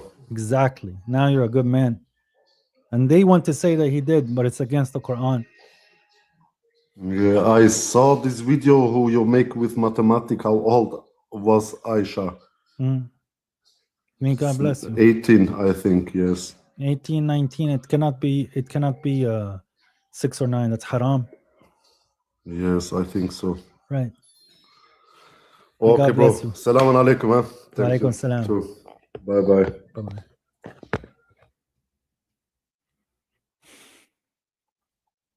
Yet I found your people.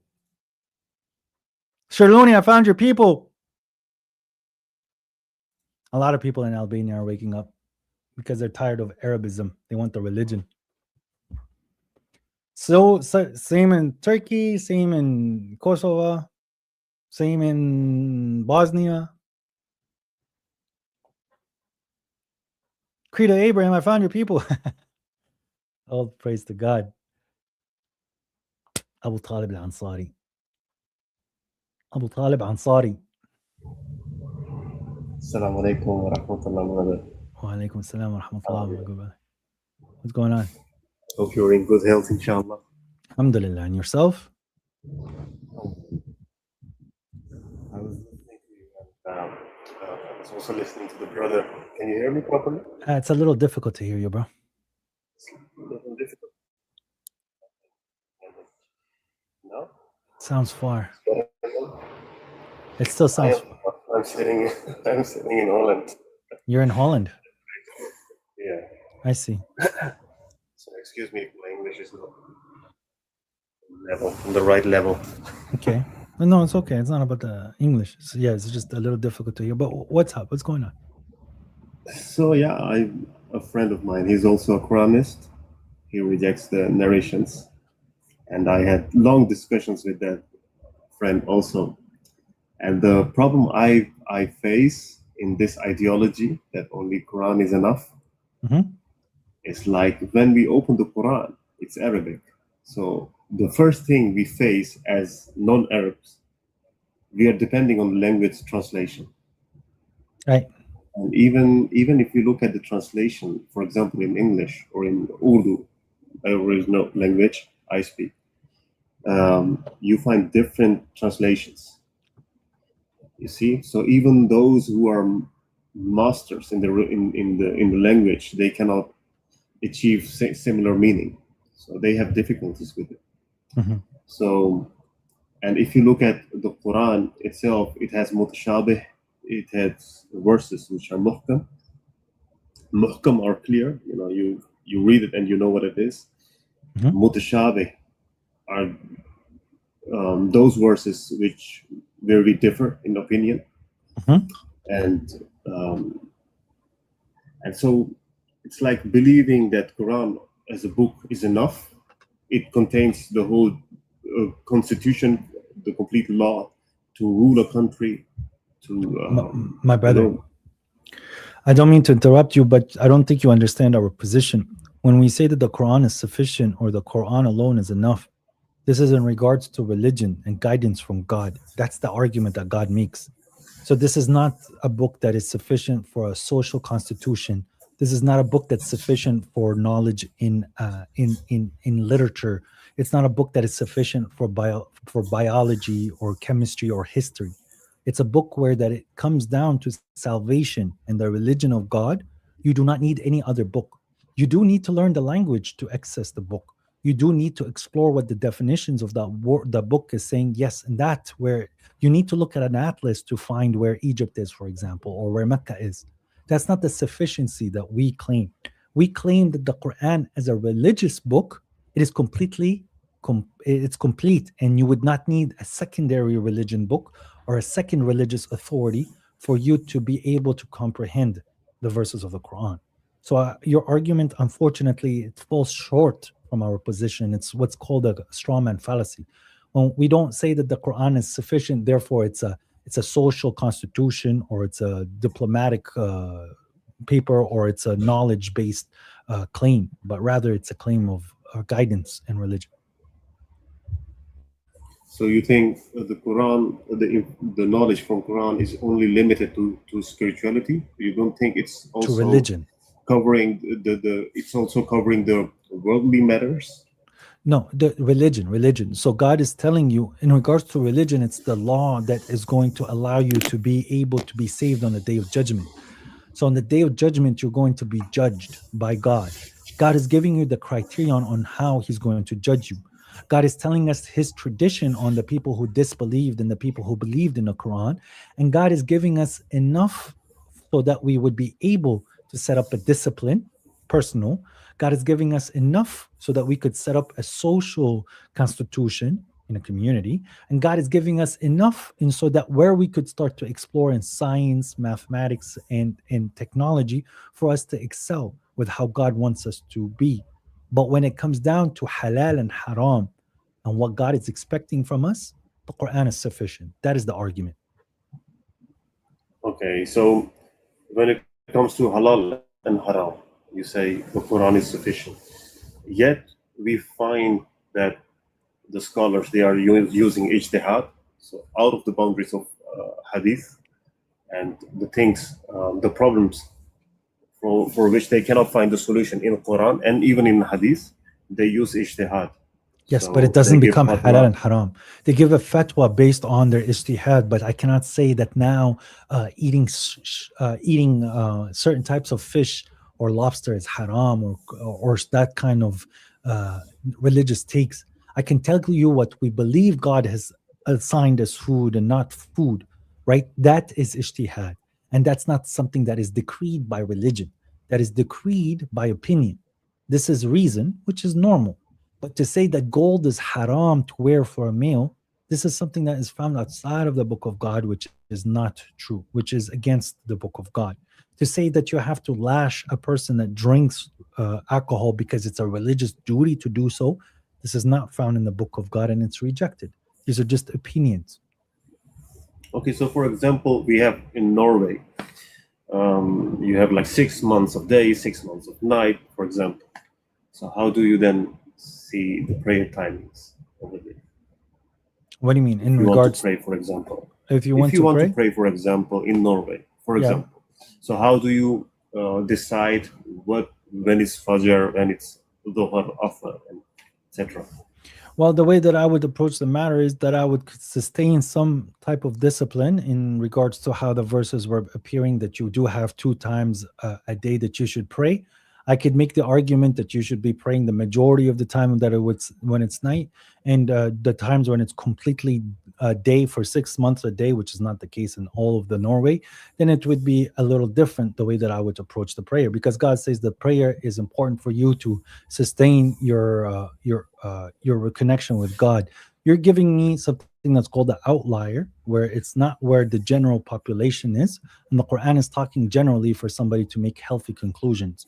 You're giving me what you were required is as a fatwa, which I would give you my opinion at that point. So then would you agree with that the example I gave you, that you are doing ijtihad? Yes, but that's what I'm saying. But the Quran was still complete in regards to what is accepted as a prayer and when you should be praying. Now, I have a question for you, which you're going to give me the same conclusion that I gave you. For when it is 6 times or 6 months that it's a day in the North Pole, not so much Norway, but in the North Pole, do you believe that those people should not pray except 3 times during? Okay, see? So it's easy to come to a it's not my opinion. It's something where it's clear that the Quran is talking about the calendar day from what is observed in the Middle East, because that's where the book came. So that discipline is something that we could understand. So you're giving something where it's an outlier trying to falsify the truth. The reason for the prayer is for you to have a connection with God and remembrance. If you choose not to pray, then you're going to be in trouble. No, the thing is, of course, it's something personal, but I can see that you are doing also ijtihad when it comes to, for example, praying in Norway. Sure. But So where this did is all the thing. This is also what other people do. So when everyone is doing ijtihad for himself, then you will get different directions. And Islam is one, religion is one, book is one, God is one. So how can everyone is the book one use it in as Islam? a playground? It's not a playground, brother. It's in regards to your own environment and what you want to proceed. Now, you said the book is one? It's Quran. Okay, so what's the point of hadith then? The point of hadith is we have you just said it's not necessary. The book is one. No, I didn't say hadith is not necessary. You didn't understand. But you said the book is one. The scholars, they use one book to get their conclusion, to come to a conclusion. They use the same book. Like for example, you are sitting here, you gave me an example, so I would do this or that. Someone else sitting in China maybe have I don't think you're understanding, but I want you to follow the conversation. If you're saying the book is one and somebody's coming with an opinion based on their environment from that said book, they're following what God has ordered. I have no problem with that. If someone wants to make a judgment from the book of God, that's why God sent the book. So that's okay with me. That concept of ijtihad because of the book and what the book is saying based on your environment, yes. I have absolutely no problem with that. But then you said the book is one, yet you're saying there's a secondary book that is required, which is hadith. And the hadith is giving you judgments that are not found in the book of God. And people can go make ijtihad with the hadith and come up with opinions that are not true at all. Like, for example, you have to lick your finger after eating the food because that's what the Prophet did. Is the secondary book, the second source of Islam, hadith, not exactly. Is that necessary? Not exactly. It's not like the people have the freedom to do ijtihad. In Islam, there's no space for ijtihad. In Islam, there's no spot. There's no spot for. You contradicted yourself. There's no spot for. There's no spot for ijtihad. You know why? There's no spot for ijtihad. There's no spot for ijtihad. Can a girl drive Islam, a car? There's no spot. Can a girl drive a car? Yes, please. Okay, so why did some say no? Because what they actually did is, ijtihad is actually not allowed in Islam. The reason why the Prophet ﷺ, he made it complete. So the whole religion is complete. God, who made it complete? There are no new verses coming. Who made it complete? Allah subhanahu wa ta'ala. Okay, so why are you saying the Prophet made it Dinakum? Perfect. And how did he do that? So, I tell you. So Allah subhanahu wa ta'ala showed us in the Quran like the basics as guide. For example, Allah subhanahu wa ta'ala says, Ya ayyuhalladhina amanu, ati'u Allah wa ati'u Rasul wa ulil amr minkum. So obey Allah, obey the Prophet and the ulil amr from among you. So he commanded us to obey Allah. He commanded us to obey the Prophet. We understand that. Then we get a discussion about the ulil amr. So you see different sects within the Islam discussing this matter, and they are disagreeing about this matter. One say the ulil amr can be Trump. The other say it's Imran Khan or Erdogan, whatever. The thing is, Allah subhanahu wa ta'ala commanded us to obey the ulil amr. You cannot neglect or say, Ya Allah, you know what? I cannot find the ulil amr, so leave disobedience. I am free from it. Okay. The obedience is there. You cannot neglect it. You cannot reject it. You cannot ignore it. So the obedience is there. You have to obey the ulil amr. And the ulil amr, when you find ulil amr are pertaining to the religion as well. Yes. But so God tells you who part of the religion. But God is telling you who ulil amr is in the Quran. God is telling you who ulil amr is in the Quran. Brother, ulil amr is not a part of the religion. Brother, ulil amr are not religious authority. Allahu Akbar. How can you say that? It's Allah commanding you? Of course, this is the verse from the Quran. Hey, God commands you to obey your parents. Are they a religious authority? But this is Hello? different. This is not like parents. No, it's the same. The parents are No, ulil this is amr. totally The different. parents are ulil amr. Watch. Brother, how can you read say this. that? Let's read this verse together, right? لقد كان في قصصهم عبرة لأولي الألباب ما كان حديثا Yes. يفترى ولكن تصديق الذي بين يديه وتفصيل كل شيء. You see where this word وتفصيل كل شيء Yes. وهدى ورحمة. What does the word تفصيل كل شيء mean? Confirmation or elaboration Yes. of all things. What does the word tafsil mean? Hey, keep laughing. What does the word tafsil mean? I'm laughing because you're What's the word tafsil? Yeah, you're means? mixing few things. Brother, what's the word I know what tafsil the mean? I'm about to school you. Just watch. What's the word tafsil mean? It's not a competition between you It and is me. because you're laughing. Now you're taking No, a it's stance not of a arrogance. competition. It is the a reason why competition I'm because you're laughing- laughing. So now, can you tell me what No, tafsil I'm not means? laughing. Don't take it personal. What does brother. the word tafsil mean? Brother Muhammad. What does Brother the word Muhammad, tafsil don't mean? take this personally. Now I need you Don't to take now this- stand your It's position not because you want to It's not laugh. a competition. It is for me. Now So, tell me. Can you tell me what the the word reason tafsil why I means? laughed? Tell me let what me the ex- word. I'm let going me to tell clear you about myself. ulil amr, but can you tell me what the word tafsil means first? Yes. What does it mean? Relax, Go ahead. Relax. Let me explain it, please. If No. you give me the time, if you allow me. First, you have If you to allow answer. me. No, bro. I want you to tell me what the word tafsil means. You made the statement. You made the statement so you could laugh at yourself. Brother, Allah You said subhanahu the wa ta'ala is Quran. commanding you to obey ulil amr, and you saying this is not a religious. The This ulil is not a amr. religious authority. If you can't Can you hear, imagine? if you Can you can't hear what is imagine being that Allah said, subhanahu wa ta'ala is can you hear Can what you is imagine being that Allah is said? commanding you to obey? I Doesn't can hear. Okay, then listen. God says to you that in the steel, in the iron, okay, that there is within Yes. it a way for you to also show victory to God and his messengers in the unseen. It doesn't make that iron is religious authority. God is telling you to obey. One second, before you laugh like a maniac, bro. I'm sorry, man. I'm so sorry. No, I I'm need so to sorry. mute you so you can hear. The reason No, bro, come back up. So what I was trying to express to you so that you can hear, request again. That when God is saying that to obey the religious authority, to obey those in authority, it does not mean they give you religious dictations. Invite again, bro. I was trying to mute him, I pressed the wrong button. But I want to show him in chapter 4. But you see, now he won't invite because he just went into this stupid mode that Sunnis do. When God is telling you to obey the people of authority, it doesn't mean they give you religious dictations. God tells you in chapter 4, the people of authority are in regards to fear and security. It's not about them giving you halal and haram. Come on, bro. Please request again and show me that you're going to actually be a man and stand on business. I wish I didn't hit that button. I was trying to mute him because he just wouldn't shut up. But he's a coward because he got caught, bro.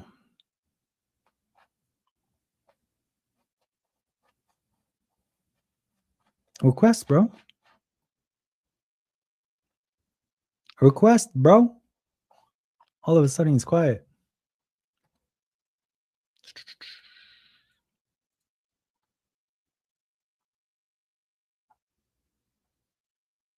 Did he leave? I bet you left.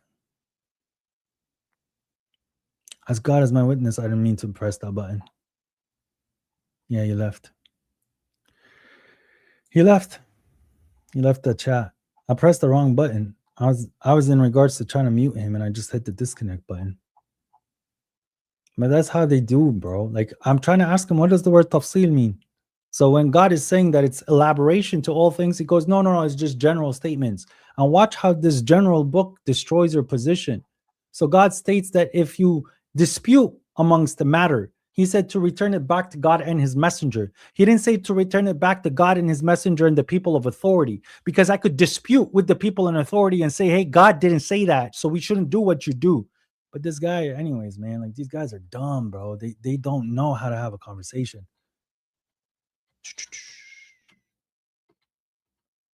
Yeah, there it is. So here in chapter 483, God clearly states, and when there comes to them an issue concerning about security or fear, they broadcast it. And had they referred it to the messenger and to those authority among them. So the authority of among them is in concern to the security and the fear, including the messenger. But the messenger has a qualification where God states that God and his messenger are there for religious disputes, when you're disputing among a matter, even against the people of authority. But these people are so dumb, bro. They're so dumb. Like, he wouldn't be quiet and actually address the point. But it's okay. God is great.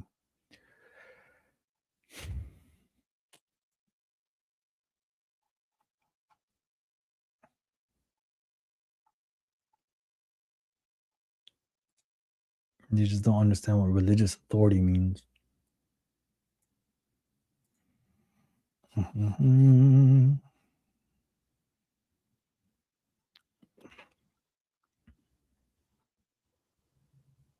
Hello, brother. Hey, what's up? Assalamu alaikum, brother, man. How you doing, brother? MFG, man. How you been, bhai? I'm doing all right. How are you, bro? Love you, my brother, man. I've been following you for about, man, late last year. You guys changed my life, man. So first of all, I just want to say thank you, brother. God bless you. I can't even believe I'm with you, man, talking to you right now, brother. So it's a blessing, bro. So thank you so much for what you do, man. And may God always bless you, man. But I did have one question, boss. May God bless you too. So thank you, brother. Thank you, man. Man, I'm just shocked I'm talking to you, brother. So thank you, brother. It's been a minute, man. I've been trying to get a hold of you, man. So amazing, brother.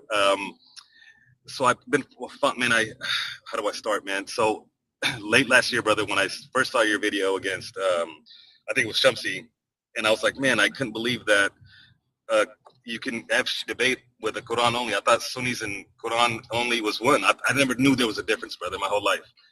So then I was like, man, what is this brother saying? He's saying the truth. And so when I started watching your videos and you brought up Brother Baba Shoaib, man, I started following you guys and my whole life turned upside down in a good way. And then my, family, everything was crazy for a while, brother. But alhamdulillah, man, I'm grateful, man, that I'm able to just come to the truth. The question I had, boss, was when it comes to doing wudu, I know that Brother Baba Shoaib has a difference in opinion on when you washing the legs. It's from the knee down, I believe he was mentioning, or is it just the foot?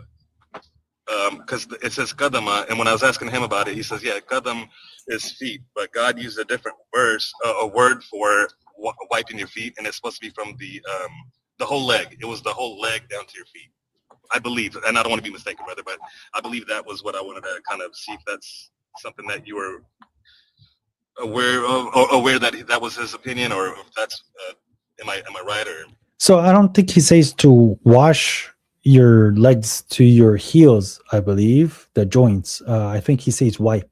You have to wipe it. Sorry, wipe. Yeah. Yes, Yeah. it is wipe. Right. For me, I take the word as qadam, right? Wa arjilukum, right? The word arjilukum ila al-ka'bayn, which it does have an understanding of how Baba Shoaib presents it, where it's not just your feet, but rather like your shin and your leg, your whole leg, pretty much. One can make the argument that where God is saying the hands to the elbows, and then He's saying your legs to your heels, right? But the word rajul can also mean just the foot. So they're both they're both an understanding. It's which way do you want to say that is closer to what God says. But for me, arjul usually means feet. I got you, brother. Thank you, man. Thank you so much, boss. And I'm sorry, like well, so thank you, brother, for what you do, man. I'm humbled to be in your presence for now, brother. But I love you, man, and just salam to you and your family, brother. And may God bless you. Man, and if there's anything I could do, I mean, I try to reach out to you a couple times, and I know you're busy, boss, but if there's anything I could do, man, I'm in the U.S. as well, to help you guys, whatever you can use me for, brother, please use me, man. How did you try to reach out to me, bro? I emailed you, man, last year when I first started going through this, and because I was like, I locked myself in the room, brother, for a month and watched all you guys' videos, because I was, and I believe most of the Sunnis are lost, brother, because I never knew the Quran can go against the Sunnah of Rasul, brother. I have no idea in my whole life. I've never heard of Salatul Wusta my whole life, man. But I believe a lot of us are confused like that because we always thought, it's the Quran is the same as the hadith. They can't contradict. But I emailed you late last year, brother. Then I tried to reach out to you, and I just got TikTok for you guys to listen to you guys, and I believe I reached out to you on Telegram. I'm on your Telegram. But I know you're busy, man. You got a lot of things going on, brother, man. But if there's anything, please, I want to help you, man. I want to help you guys. I want to. Please use me, man. Can you send me one more message on TikTok so that it comes back up? Honestly, on TikTok, okay. Not TikTok, sorry, on Telegram. Yeah, I have like 332 unread I know. messages. So it's like it's a I lot. know, my brother. But I know you do a lot, man. Like send me a message right now if you can. I'm on the robots, but when I get back to the house, when I'm able to, I will send it to you right away, brother. What's your name so I know? Mohsen. Mohsen, yes. Yeah. Mohsen. Right. Is that your name on there? Yes, it should be M-O-N. I think I put a 5 as a S, but yeah, Mohsen. Oh, I will tell you it's Mohsen. My bad. I think I found it. All right, I'm just write a note here. Peace. Yeah, you did. You sent it to me a while back in March. I apologize, bro. I do have a lot. No, you're good, boss, man. I know you guys are busy, man, and man, I know how many people are probably reaching out to you guys, man. So I understand, my brother, man. I wanted to say honestly, brother, thank you so much, man, because it changed my life, man. So thank you. May God bless you. God bless you, my brother. Love you, man. Peace. Love you more. Peace. Love you, my brother. Peace. This is all by the praise of God. Me and Shriver don't do nothing, bro. We just do what God has shown us. And with that said, guys, I do need to make a quick announcement to everybody, right? I'm going to put that here. Let me just, I need to share this on my YouTube too. So let me add to stage, not this, but this. Brothers and sisters, okay? Let me go to window, this one. There you go. Let me see if that comes up. There it is. Okay, so I do have a nonprofit organization listed both in Canada and America. It's a nonprofit, fully transparent. People who know me on Telegram know this foundation very well. We've done multiple missions all over the world. It's run by me and my sister Yetta, my sister in faith Yetta. We've traveled the world. We've helped people all over the world in regards to certain missions that we do. Right now, I have a pledge, okay? We have a pledge. No, it's not here. Sorry. The pledge is projects. It's something to do with Gaza. I pledged that by Monday, I will be donating to feed 75 families, and each family costs about $50. And that's due for me on Monday. Even if nobody donates, I will still pay that pledge. But I'm seeing if anybody wants part of the action. Okay. So we do have the website here. No, it's not wrong to say Allahu Akbar. Allahu Akbar is not a name. It's saying God is the dominant or more dominant. So here we go. This is the one that where people are donating to. We do also support a orphanage in Uganda. It's legit. We have the paperwork. We see where the money is going. All the updates are on Telegram. 100% of what you sent, what you donate goes there. All praise to God. I'm doing well, despite my wife taking a lot of my money. But we're doing good.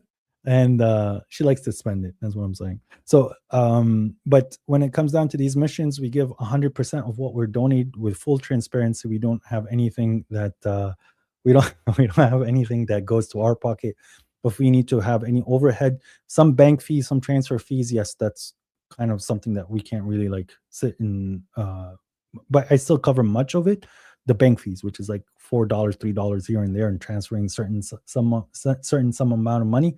But when it comes down to the travels, when it comes down to the feeding of the people and everything, that's coming out of our own pockets. So 100% of what you donated goes to them. So we do support an orphanage that has more than 250 kids, more than 200 kids that are orphans, neglected. As I said, the updates are there. And then right now, as I said, we are focused on Gaza.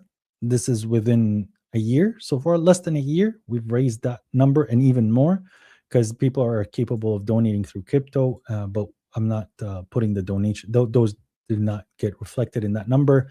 We've raised close to 80,000, to be honest. There's some donations that were 5,000, 10,000 through crypto that were there. So all praise to God. Anyone want part of the action, whatever good you do, you will find it with your Lord. We do want to help the oppressed. The oppressed. It does not matter their religion. If someone is oppressing them, if someone is hurting them, us as believers, we must stand for the oppressed, regardless of their faith. This is a commandment in the book of God. God in the chapter 4, I believe, and in chapter 5, more so in chapter 4, He did not say that the oppressed of the believers. He's saying those that are oppressed, right? Of men, women, and children, where they're asking God to give them victory or send them somebody to help them or to get them out of the land that they're oppressed in. God didn't say that they're believers. God didn't say that they're Muslims or they're people of the community.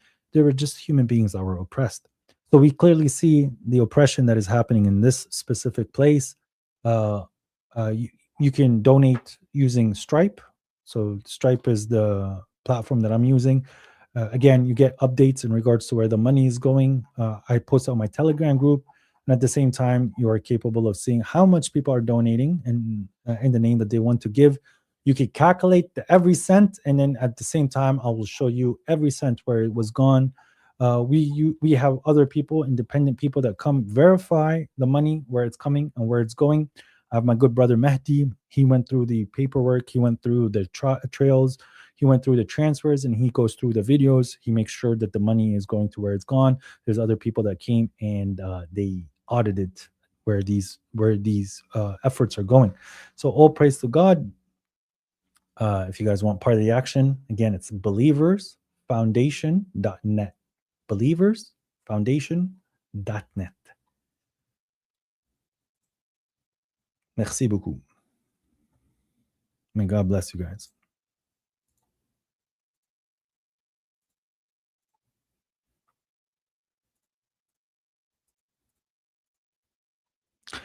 Back to the cooking, if anyone wants to get cooked.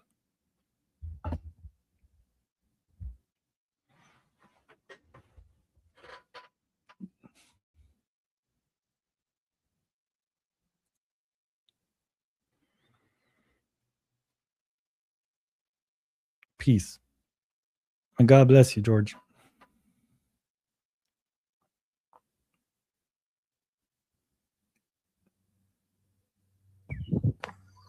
Oh, assalamu alaikum.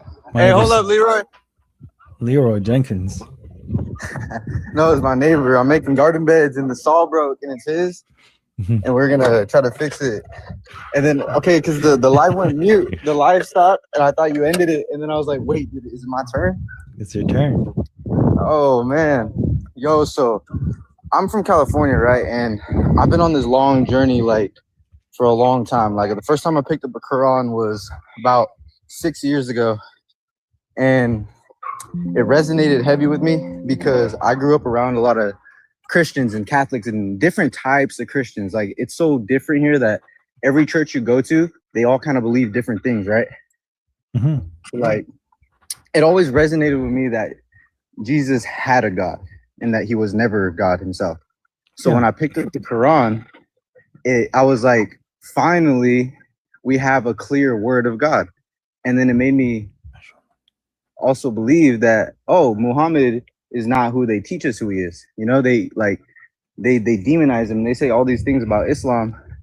So, but recently, this past year, I started going to the church, the mosque here, and I started, learning how to pray with them. Then I started realizing that, they talk about hadiths a lot, and they're very Sunni. I'm starting to realize, right? Like whatever that means. And then I came across your video the other day, like your last live, and I was listening to you because I fell asleep, then I woke up and it was on, and I was listening to it, and it really like struck a chord because I was like, oh wow, this makes perfect sense, And I was telling some friends too, like we were not debating, but discussing whether or not like the validity of the hadiths and all that, and then they're like, I hope this can take you out of the fold of Islam. And I'm like, how? I'm like, how can it do that? Whenever Islam is the concept, I was like Abraham didn't follow the hadith of Muhammad, right? But how would that like take you out the fold of Islam if like Islam is a concept? It's not even like, I was like, does it not make me a Muslim by name or by actual faith, Because like Muslim it's an Arabic word for one who, submits to God, right? Submits to God. Surrenders to God, right? And it's like I was telling my friends, like there are Christians who are Muslim, like it's a word. It's not a name of a religion or a person. It's a word that is used to describe someone who surrenders to God. So how can it teach me? You know, my bad. My bro. Yeah, no, I just wanted to ask you a question for you to ponder about. Why do you think God never in the Quran says, "O Muslims"? He says, "Ya ayyuhal mu'minun," "O believers," but he never says, "O you who submitted," or "O submitters," or "O people who surrendered." Why does he never say, "Ya Muslimun"? Yeah, Even though that's our name, he never calls us by that name because it's more inclusive than just those that follow the blessed Prophet Muhammad. Yeah. So it's been like I've been watching your videos while I'm driving around, and it's just it resonates so well with me because, like, you know, there's some of those hadiths I thought were always contradictory too. I'd read them, and then like even in the hadith, the Bukhari one, I'd read one, and then a couple pages later, it had one that contradicted another hadith, which is like, not only does it contradict the Quran, they contradict each other at times. Yeah. And it made no sense to me. Like one about how the Prophet would stand at night and pray, but then one of his companions would say he would do that, and he'd tell him not to do that, when it's like, you know, like that don't make no sense to me. Right. And the stuff about dogs too, to an extent, and like, you know, in the Quran it speaks about a dog that accompanied the people of the cave, the youth of the cave, and it's like, if angels don't like dogs, how can an angel be there to protect the children of the cave? You know, there's a clearer one where in chapter 5 as well, it says that you could use dogs as hunting animals. That whatever they capture for you and pray that you should say the name of God on it, and it's legal for you to eat. The name of God on it, and it's legal for you to eat, right? But then they say that the saliva of a dog makes something impermissible. Yeah, I don't know. That's why it's, brother, you know, and the brothers will make you like, I'm like, if I said this to the brothers at the church, the imam, all of them, like, they're good people, but like if I brought this up to them, they go crazy and they tell me not to listen to what I'm listening to. But that's indoctrination. So this is how idolatry works. So you remember if you go to a church right now and you tell them, like, it's not possible for Jesus to be God because he said he has a God, and then they will be like, that's crazy, bro. What are you listening to? This is wrong. This is kufr. This is rejection. You're a heretic. You're an apostate. And then if you go to somebody who's worshiping Muhammad and those books that they wrote about Muhammad, and you tell them, like, what you're doing is wrong, they're gonna be like, this is crazy, bro. What do you mean? This is what we know. So they're just worshiping the prophet and what they assume the prophet said, just like how Christians are worshiping Jesus, assuming that what Paul the apostate said to them was truth. And that's exactly what, like, Bukhari and Paul the apostate are like neighbors, bro. The hadith of Paul. You know, I see it. Yeah, exactly. Paul, you know, had it's a crazy. dream. Paul had a dream with Jesus, and then he went and wrote his books. Bukhari had a dream with Muhammad, and Muhammad told him to go wrote his books. Oh man, Isn't that crazy? Oh, there's a bee just landed on me right now. Go read and I know chapter bees 16 are. then. Yeah, that's one of my favorite chapters. All the favors that it says on there, it's one of my favorite chapters actually. But I'm telling you, today when you're gonna pray, read chapter 16. You're gonna see a verse. You're gonna see why God is reminding you of the bee right now. Listen, today, focus on chapter 16. Read the verse. I'll give you some truth. The how to pray, because I remember seeing in the Quran how to pray. It just says kneel, stand, prostrate, and remember God. You know. What more do you need? That's it, right? Yeah. But when you're praying with those Sunnis, you're more concentrating on which unit am I on? What about my hands now? What is the finger thing? The finger thing. Beating the devil up. It's like what? And then they say to you, Muhammad, when it's like, okay, now you're taking it away from God. You know, like it's crazy because, like, I understand. You know, I think they were like guided at some point, and then then it's like Paul. You know, Paul came in and misguided the church. And it's sad because it's like we all believe in God. We all believe in the Most High, the creator of the universe, the one who makes everything grow, who lets rain fall, you know, all the beautiful things in the world. And then they just turn it into this like zombified thing when it's not like that, you know? Right. Like, and they make cop like a God, like a bad cop just waiting for you to do something. And that's it. You're done. No, God's mercy. He's the most merciful. What is it? Rahim. Rahim. Yeah, all praise Rahim. Yeah, that's my friend's name too, is Rahim. That's cool. But it's like, man, like it was nice going to that church because, you know, they would teach me some things, but then like I was like, I already kind of knew all this stuff, like without having to go to their church and pray with them, like just from reading the Quran and parts of the Bible. Like I like Proverbs, you know, like I like to read some of the old books in the Bible. Like Proverbs is one of my favorite, and like Job. And then I would use the Quran to like distinguish beyond the parts where they like changed in the Bible, because the Bible I always knew wasn't the original Torah or the gospel, you know, like those are things that I don't even know if we have anymore. May God bless you, bro. May God Yeah, you too. May God bless you. May God increase you. This is how guidance works. You're clearly a person who has good in you, that God is guiding you. And there's this verse in chapter 28:53. وَإِذَا يُتْلَى عَلَيْهِمْ قَالُوا آمَنَّا بِهِ إِنَّهُ الْحَقُّ مِنْ رَبِّنَا إِنَّ كُنَّا مِنْ قَبْلِهِ مُسْلِمِينَ. And when it is recited to them, they say, we believe in it. Indeed, it is truth from our Lord. We were submitters before it.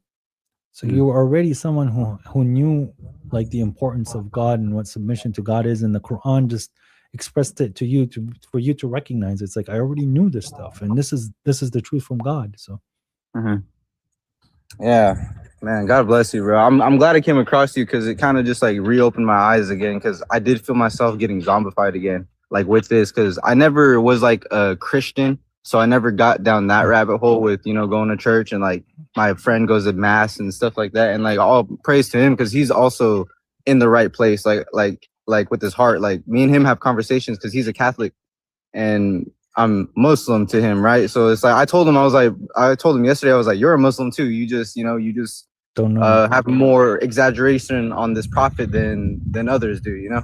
Yeah. And yeah, man, God bless. I appreciate what you do, man. And that bee landing on my finger was crazy, because I heard bees are attracted to high frequencies, you know. I mean, it's a sign from God, bro.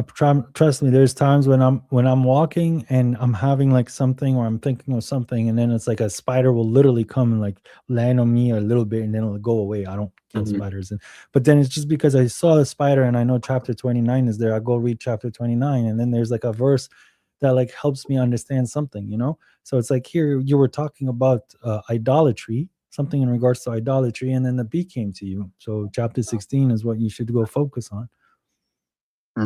And our brother here, the Creed of Abraham, is telling you there's a verse that he wants to remind you of. It's in chapter 16:89. God is telling us here in chapter 16:89, and the day we will raise among them from among every nation a witness against them from themselves, and we will bring you as a witness against these people, and we have revealed to you the book as a clarification for all things, as guidance and a mercy and a good news for those who submit, or for the submitters. So yes, and not only Muhammad is going to be as a witness against those people, but you're going to also be a witness against those people. What do you think about all the NASA fake stuff? Because I heard you say something the other day about like NASA's like propaganda. I personally believe that. I don't believe in any of that stuff they tell us about. Yeah, NASA is just a government tool for propaganda, for people to get subverted and for them to seem that they're more powerful than they are. So it's very imperative for the U.S. to have its unipolar hegemony, for them to seem like they have advancements on every edge, whether it's aeronautics, submarines and marine, or army, or space. So NASA is just one of those propaganda to flex on people. It's got nothing to do with science and truth and stuff like that. I agree. And they get like $60 million a day. Yeah, there's the incentive, financial incentive. So when the war was going on, they launched this mission to the moon or whatever, and then they cut the funding of NASA. So it was clear that Trump was just trying to take away from whatever's happening on the news and let people follow or let people focus on something that they didn't need to focus on. It's just so that he could keep doing whatever he's doing. Yeah. Well, I appreciate your time, brother. God bless you. God bless you too. Peace. Peace be with you. God bless that, brother.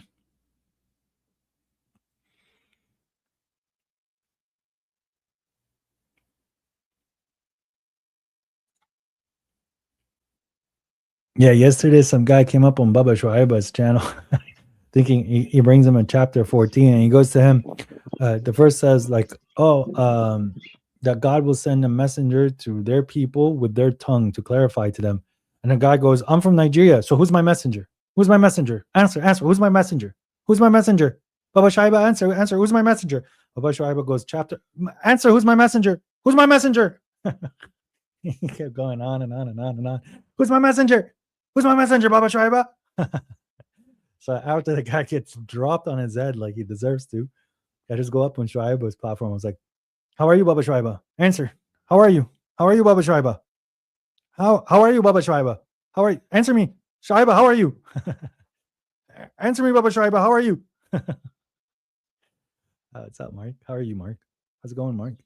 What's going on, Mark? Peace, bro. Peace, Mark. What's up? How are you? Answer me, Park. How do you know this truth? Tell me how you are. Tell me how you are, Mark. What's going on, Mark? Mark, answer me. Answer me. See, guys, he's scared. He's too scared to say answer. Answer me, Mark. How are you?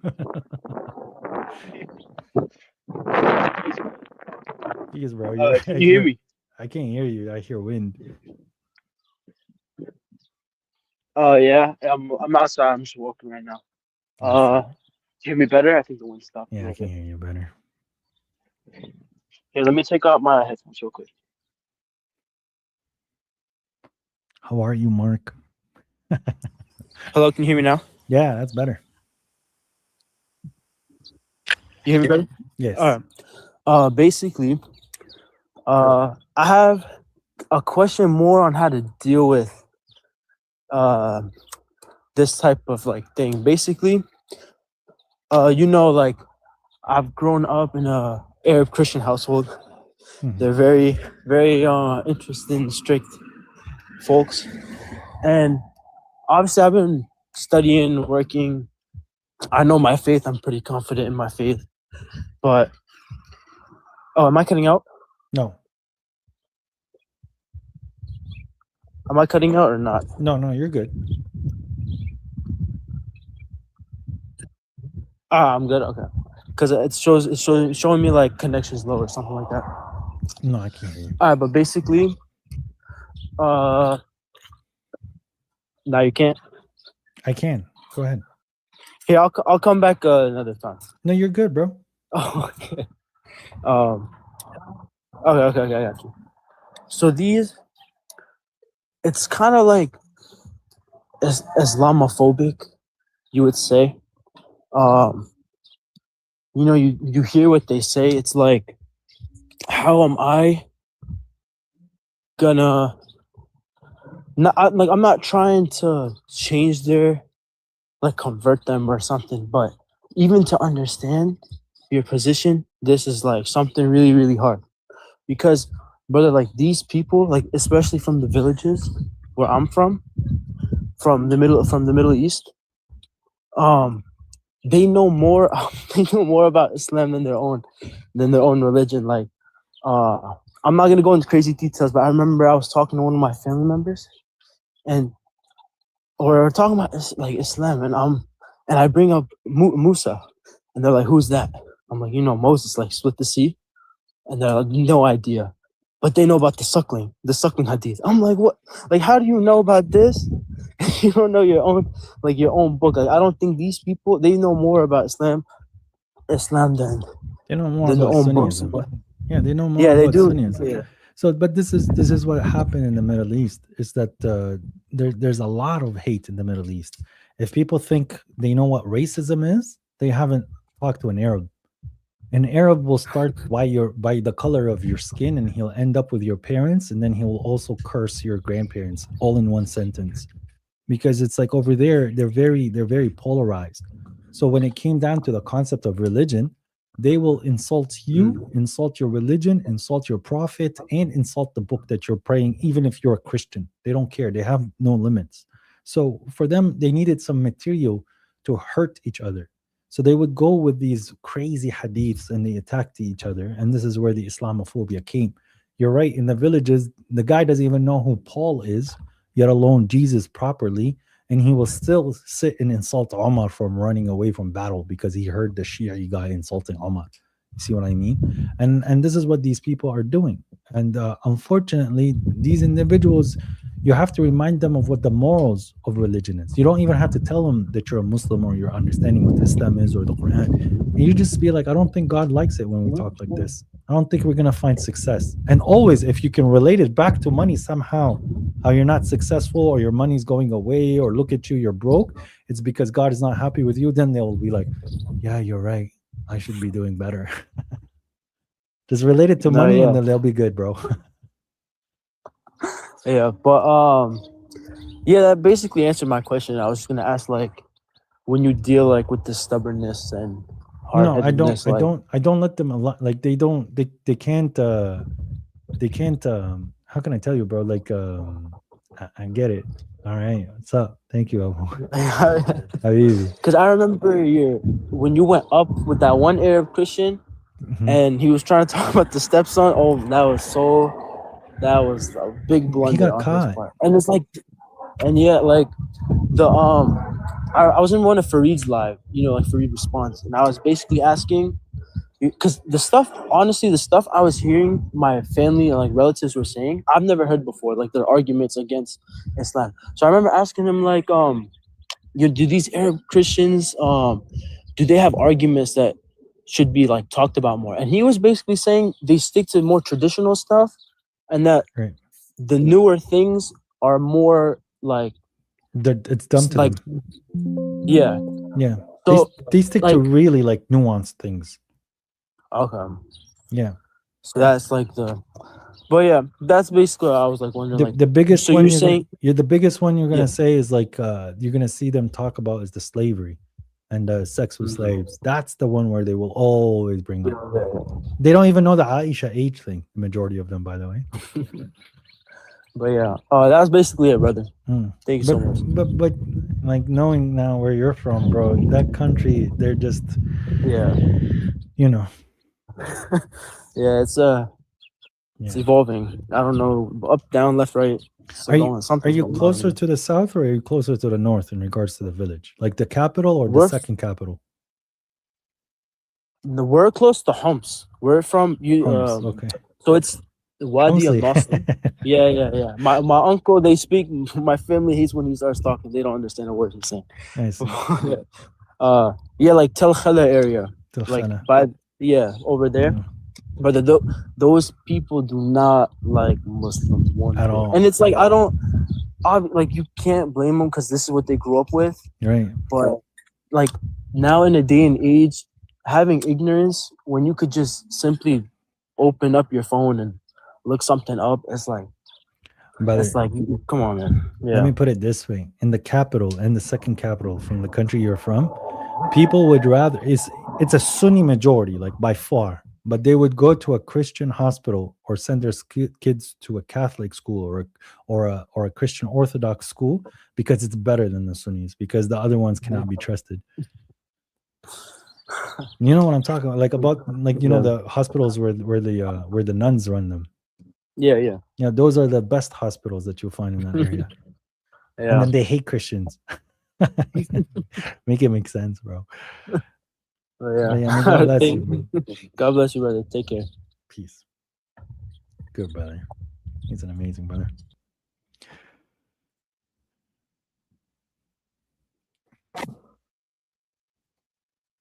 Can you hear me? I can hear you. Can you hear me? Yeah. So how is hadith not a part of Islam? How is it part of Islam? God clearly states that you don't need hadith for you to be a Muslim. Then how do you pray? Clear. There's verses in the Quran that teach you how to pray. You don't pray like a Sunni, but then he gives you the instructions of what should be. Yeah, what is Allah how to pray? God doesn't tell you how to pray in the Quran? Yeah, what does he tell us how to pray? So he tells you what the concept of wudu is. Is the wudu in the Quran? I don't know. Is it? Do you read the Quran? Yeah, but I'm not hafiz. You don't need to memorize the Quran to know what's in the Quran or not. So wudu is in the Quran, yes. Chapter 5, verse 6. Okay? Yeah, but where does it tell us how to pray? Okay, so I'm telling you, you start with the wudu. And then there's the facing of the qibla, that's in chapter 2. And then God tells you within the salah, there's the tilawat al-kitab, the reciting of the book. God tells you وَسَبِّحْ بِحَمْدِ رَبِّكَ in regards to your prayer as well. That's aligning with your prayer. God tells you قِيَامًا سُجُودًا وَرُكُوعًا, So those are the concepts that are fulfilled in the salah. And then God clearly states, "Inna salat tanha anil fahsha'i wal munkar." The prayer stops you from obscenities and immoralities. So if you're doing what God is telling you at the times God has told you, because God gives you the times of the prayer and the length of the prayer in the Quran, if you're fulfilling what God has said and you're not seeing yourself in munkar and fahisha, then you're praying, my good brother. Can you tell me the surah so I can read it? There's a few different surahs in regards to the prayer. It's not one surah. So when it comes down to inheritance, is it one place that God is talking about inheritance, or is it a few different places? Few different places. When it comes down to the concept of sunnat Allah, the tradition of God, it's a few different chapters that give you the full image. That's what it means. وَرَتِّلِ الْقُرْآنَ تَرْتِيلًا. It means to like find the meanings of the Quran and to place it together. And the other meaning is tartil, which is to enchant it or to chant it in a specific way. So it does have a double meaning. But regardless, if you want to know what the prayer is, you should find all the verses in the Quran in regards to prayer, put them together, and you'll see it gives you a very concise, clear way of praying. It's just not the way that you were taught. But the Sunnah of Muhammad is it found in the Quran or the hadiths? Sunnah of Muhammad? Yeah, the Sunnah that we have to follow. Yeah, the Sunnah that's to follow. That's in the Quran. Yeah, what chapter is it in? Yeah, sure. So when God says, وَيَهْدِيكُمْ سُنَنِ الَّذِينَ خَلُوا مِنْ قَبْلِكُمْ, and God will guide you to the sunnah of those who have passed before you. Is there a sunnah that's in the Quran? When God says, إِنَّ رَبَّكَ يَعْلَمُ إِنَّكَ تَقُومُ أَدْنَى مِنْ ثُلُثَيِ اللَّيْلِ وَنُصْفُهُ وَثُلْثُهُ وَطَائِفَةً مِنَ الَّذِينَ مَعَكَ. God knows that you stand 2/3, a half, and a third of the night, and a portion of those with you. Is that a sunnah? It's a sunnah. وَثِيَابَكَ فَطَهِّرْ, and your clothes purify. That's a sunnah. These are all present in the Quran. To say that the Quran is incomplete, or that the Quran is missing a detail, or the Quran is not specific about something, then it's going against what the Quran is saying. All right. Thank you for telling me. Wa alaikum salam.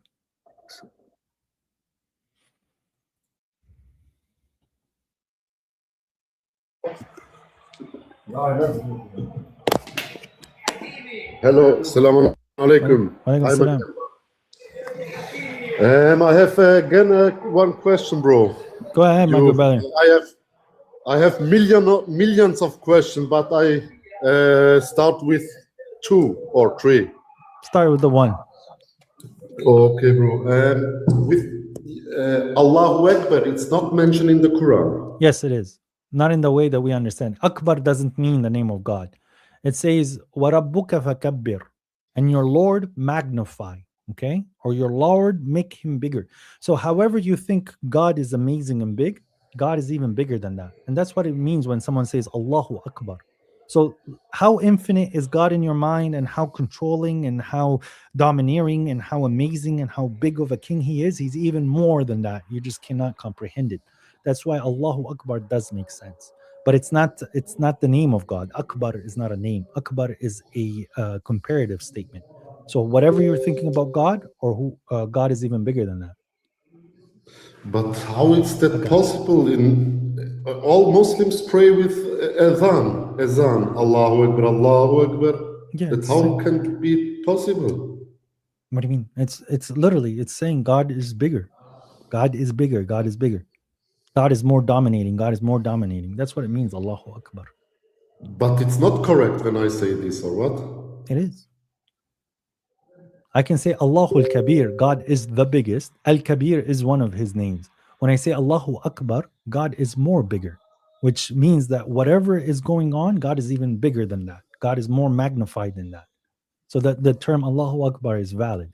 And God, as I said, there's a verse in the Quran that says, وَرَبُّكَ فَكَبِّرْ, and your Lord magnify him or make him bigger. That's where the word فَكَبِّرْ means.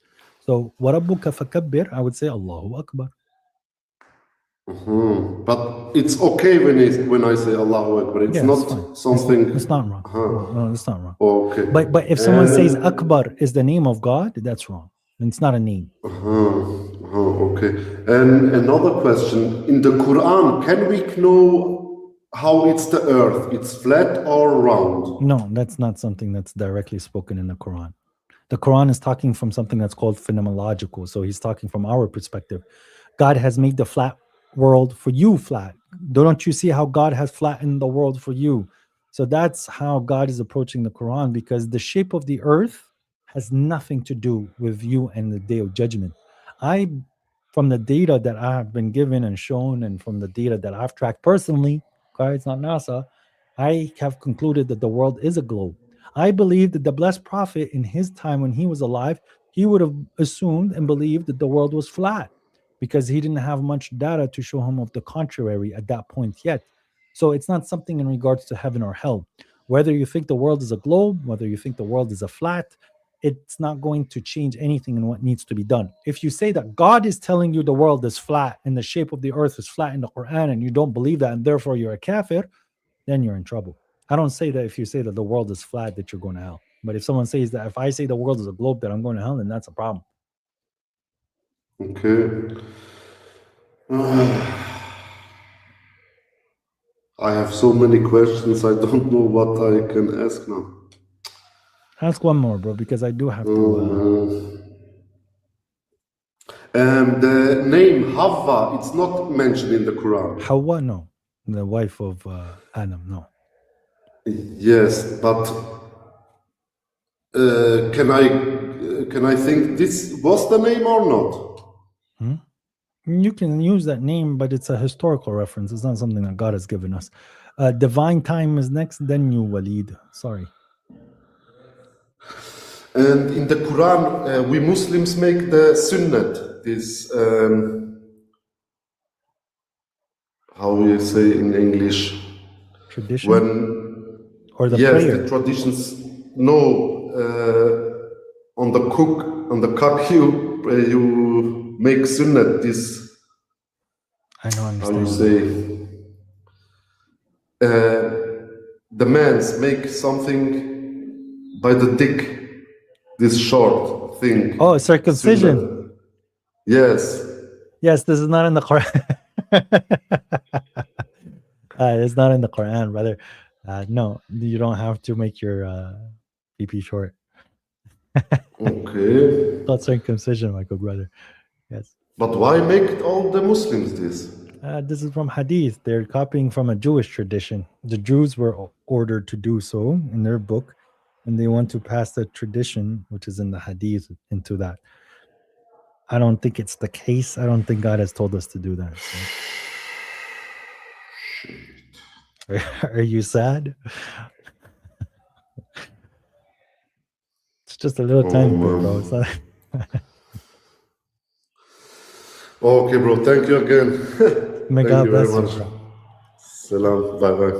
God bless you. Salam. May God bless you, man.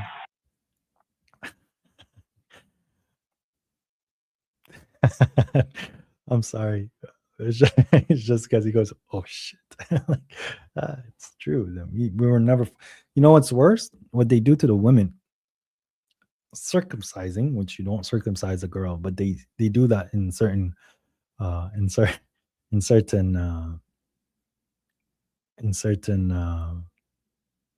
countries. They do that to women, and it's completely wrong.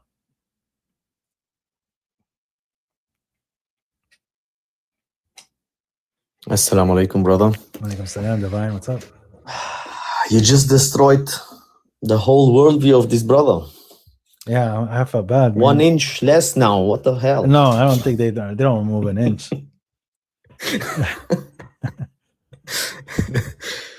Brother, a question. Sorry, one second. I'm trying to. Rashid, let Hi bark in the comments. Don't mute him. Go ahead, Divine. I think we talked some months ago. Yes. And I'm trying to understand your point of view. Mm-hmm. But I'm really struggling to not accept the hadith completely. For example, right now is the Qurban time. How do you call it in English when you sacrifice? Sacrifice, yeah.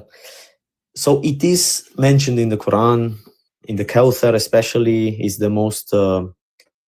In Atainaka al-Kawthar, as I understand, it's. Fasalli li rabbika wanhar. Anhar here is not like sacrifice meat. Here, manhar is like keep sacrificing for God and everything. Like nahr is almost like keep chiseling away at something. But this could also The mean animals are called it's the hadi. Quran. That's hadi. Hadi is what's considered as an animal that is sacrificed. Hadi because it's something that you would guide, and then God says that its blood will not reach God, but the taqwa of you would reach God. Nahr is just general sacrifice. But it's in the Quran mentioned, as I understand. So Yes, it's yes. where when it tells the Ibrahim concept- alayhi salam and the concept of qurbani, no. The concept of during Hajj where you have to sacrifice, yes. The ones that they say that you have to sacrifice in the Eid where you're sitting at home and stuff, no, that's not on us. but from my understanding, it is direct. You know, a lot of such commands in the Quran are directed to Prophet Muhammad alayhi salam. Directed to you. But yeah, this is my question. So, for example, in Ataynak al-Kawthar, Sali Rabbika Wanhar, that's you. It's directly called to Muhammad alayhi To salam. you. From Inna Ataynak al-Kawthar, fasalli li rabbika wanhar, inna shani'aka huwa al-abtar. God is talking to you. God has given you the plentiful. But what's the plentiful? The Quran. Fasalli li rabbika wanhar. Then pray to your Lord and sacrifice and push and jihad and keep giving. Your enemies are cut off. That is true to you, my brother. But wouldn't God say, you know, like I don't speak Arabic, but wouldn't he say, y'all, you know, sacrifice y'all? You know what I mean? He's not talking about the community here. Antum. Antum, like you, plural. He's saying anta. The pronoun is just you. When God wants to talk to just the messenger, is this you, not Muhammad alayhi salam? If he wants to say Ya ayyuha rasul, then it's just talking to a messenger. When he's saying you, it's also applying to you. God has given you the plentiful, this book that you're reading. This is the thing that is beautiful about the Quran that the Sunnis don't do. When God is saying you, yes, he's talking to the messenger Muhammad, but he's also talking to you. Apply it like you. When you start to apply it that God is talking to me, not talking to the messenger, then you start to become a disciple of the messenger. Then you will start to see these verses applying to you. Anybody who wants to stand up against you and go, hey, you know what? You're wrong. I'm going to stop you. You can't beat me. You see that God has made him get cut off. He starts to look like high, crazy, saying stupid things. He doesn't have much of a progress. He doesn't have much of where he's going while you are flourishing, as the verses say. When you start to apply you to you and you truly believe that God is talking to you as well, then it works for you. But obviously, you're not going to get to the level of the prophet or the level of the messenger.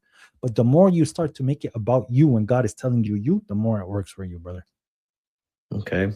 Because I read the English version and there in brackets it says you, in brackets Prophet Muhammad. It doesn't say that though. But you see, this is why this is what I mean. It's I think, you know, I'm from Balkan. It's encouraged there to read the Quran in Arabic. You know, maybe it's the first step to read the alphabet and then try to read it in Arabic. But the next logical step would be to encourage the people to understand the Quran. And the most of them, if you are a Hafiz, Muhafiz, so it's perfect. So nobody cares if you understand. And, you know, if you read English or in the translation, there is something in bracket I don't know who interpreted that it's Prophet Muhammad. Maybe even in the Tasfir, you know, it's very difficult.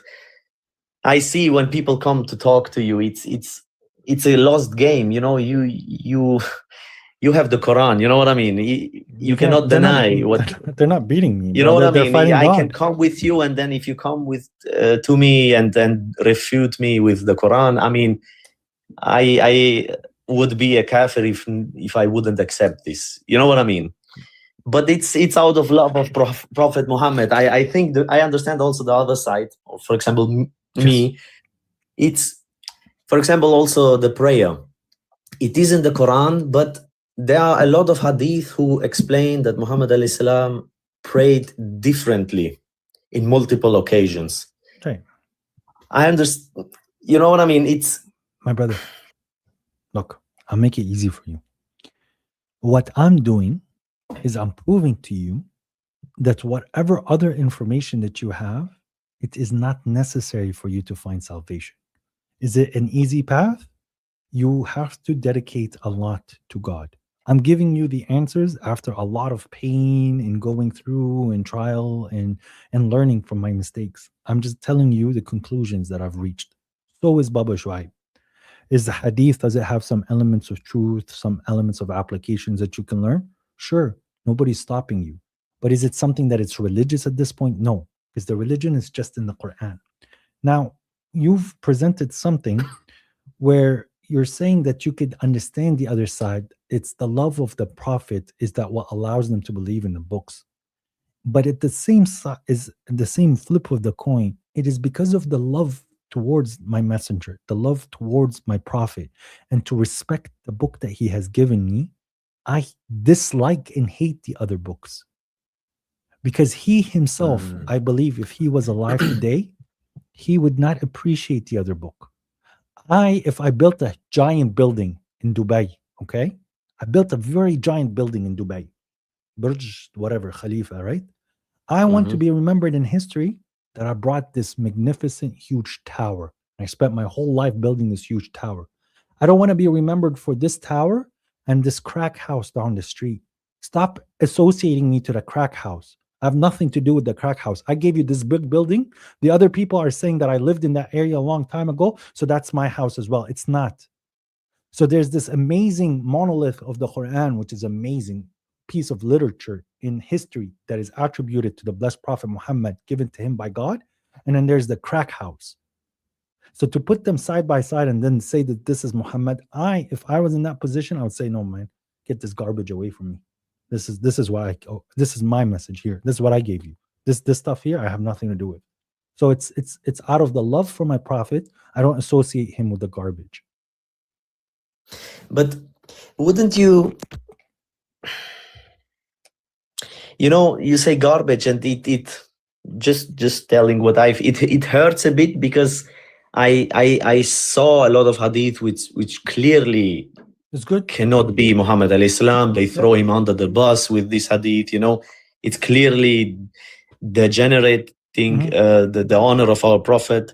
And there are some that are logically they make sense. You know. Yep, it aligns with the Quran. And isn't our deen basically, if you follow the clear logical thinking process, it leads you to Allah. My brother, my question to you is, could you reach that conclusion that you were reading from the hadith, like love what you love for your brother? Can you make that conclusion by just reading the Quran? Could you, if you ponder upon the verses, would you say the same things that they say that the messenger said? Absolutely. So the Quran already said it better than what they're giving to me. To tell me that the hadith is giving me a better explanation than the truth that God has given me is against what the Quran states. See what I mean?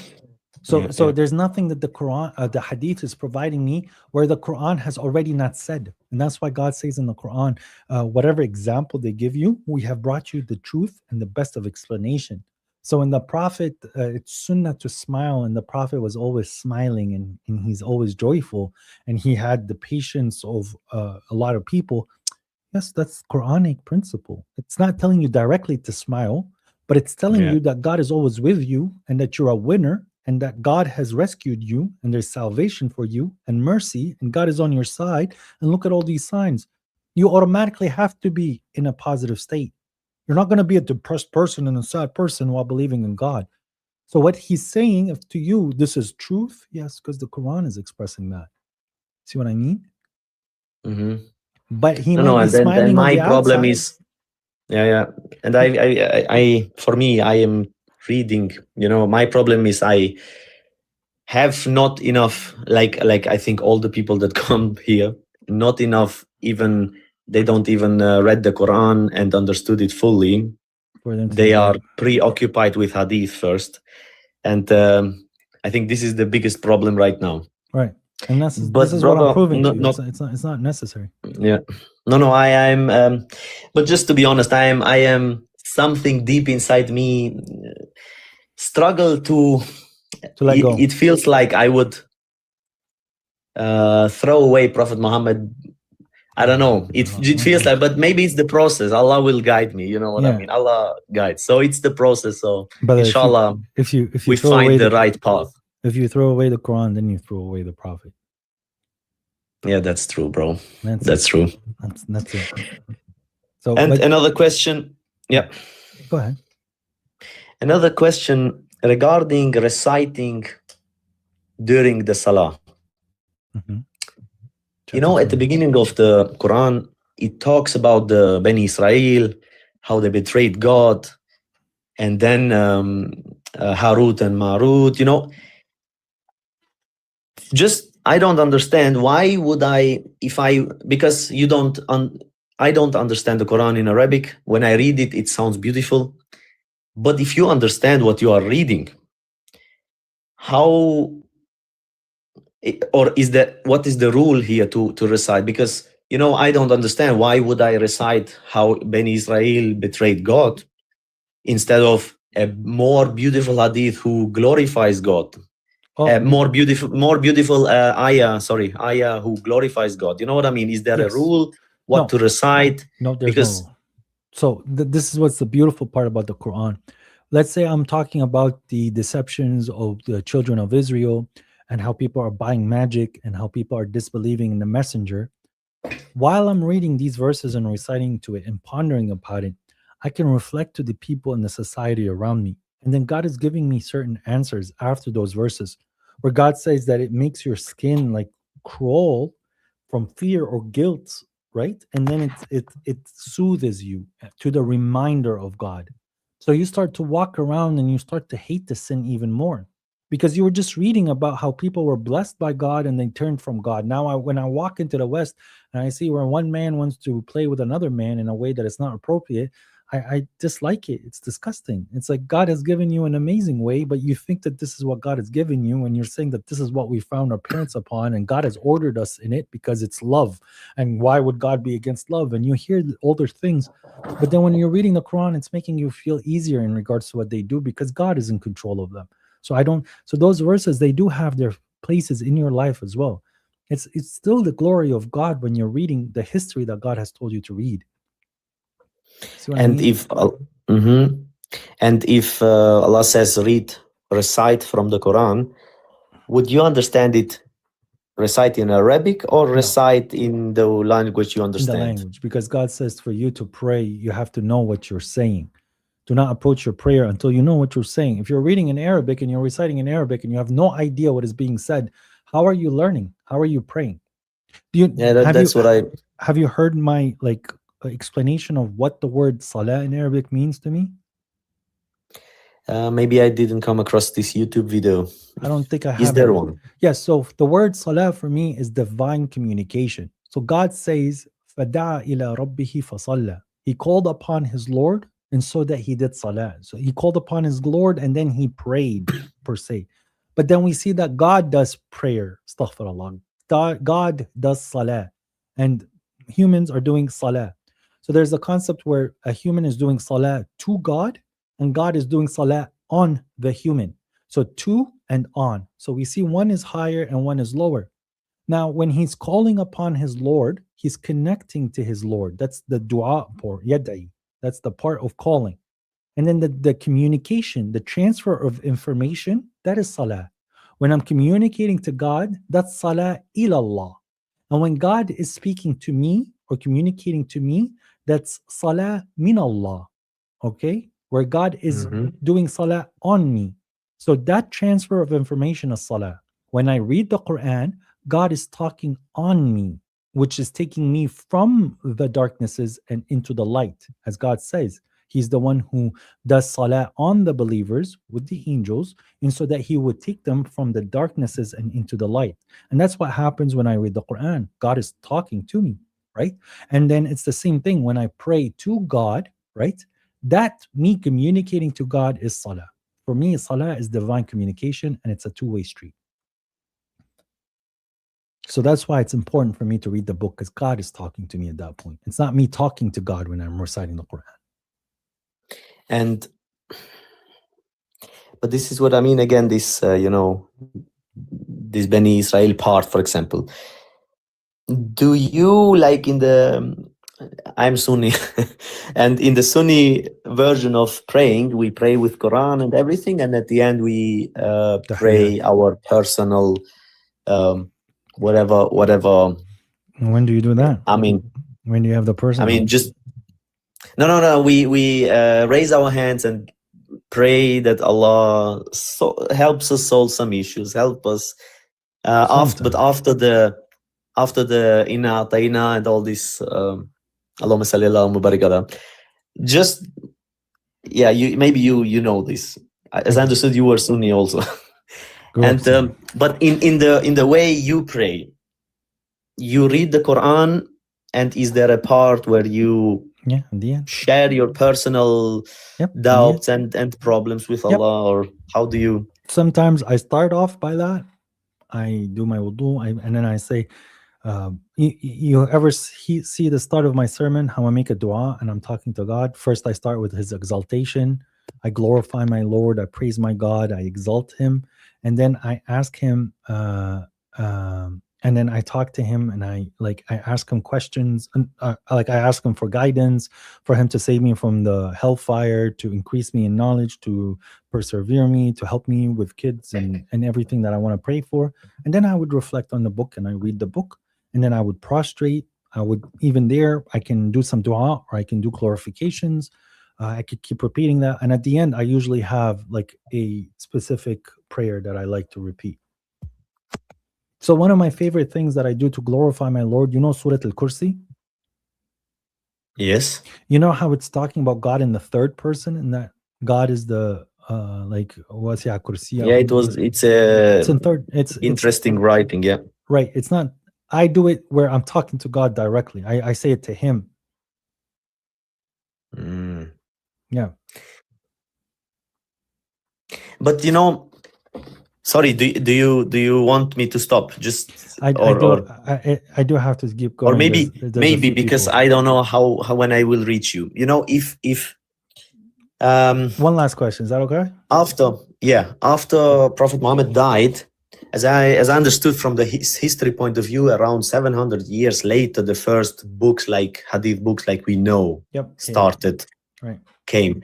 But the whole praying part was like, they build a mosque, they send some knowledgeable guy there, and he showed them how to pray. Yep. But don't you think that Muhammad alayhi salam prayed like it was commanded in the Quran, but as I understand, however you feel at the moment, if you feel going down, if you feel standing up, and then the people started getting this as a sunnah, as a hadith, and starting to putting it into kind of a governance, and that's exactly what happened. So at the very beginning, I don't think that there was 4 rak'ats, 3 rak'ats, and 2 rak'ats and all of this. In fact, because of the sunnah, the rak'ats that the Prophet prayed after when he's by himself, we see the understanding that there was a congregation prayer and then there was a private prayer all at the same time. And he always prayed with his people, and then he went by himself and continued the prayer by himself. And they tried to count how many units, but it wasn't about the units. It's about the actual prayers. But then for them to be dogmatic and for them to present it as almost a political tool, then they started to organize the religion. And then they said this organization is religion, which is not true. So the concept of discipline came after the fact. And this is proven by Omar. When Omar sees the people at night praying during Ramadan for the concept of Taraweeh, and then he got an imam, and then he standardized it. And then some people say it's 8 rakats, some people say it's 12 rakats, some people say 16 rakats. So that's exactly how it began from the early onset. At the beginning, it wasn't as structured, and then they went and over-structured it. They went over-engineered it. It's the same thing with the recitations.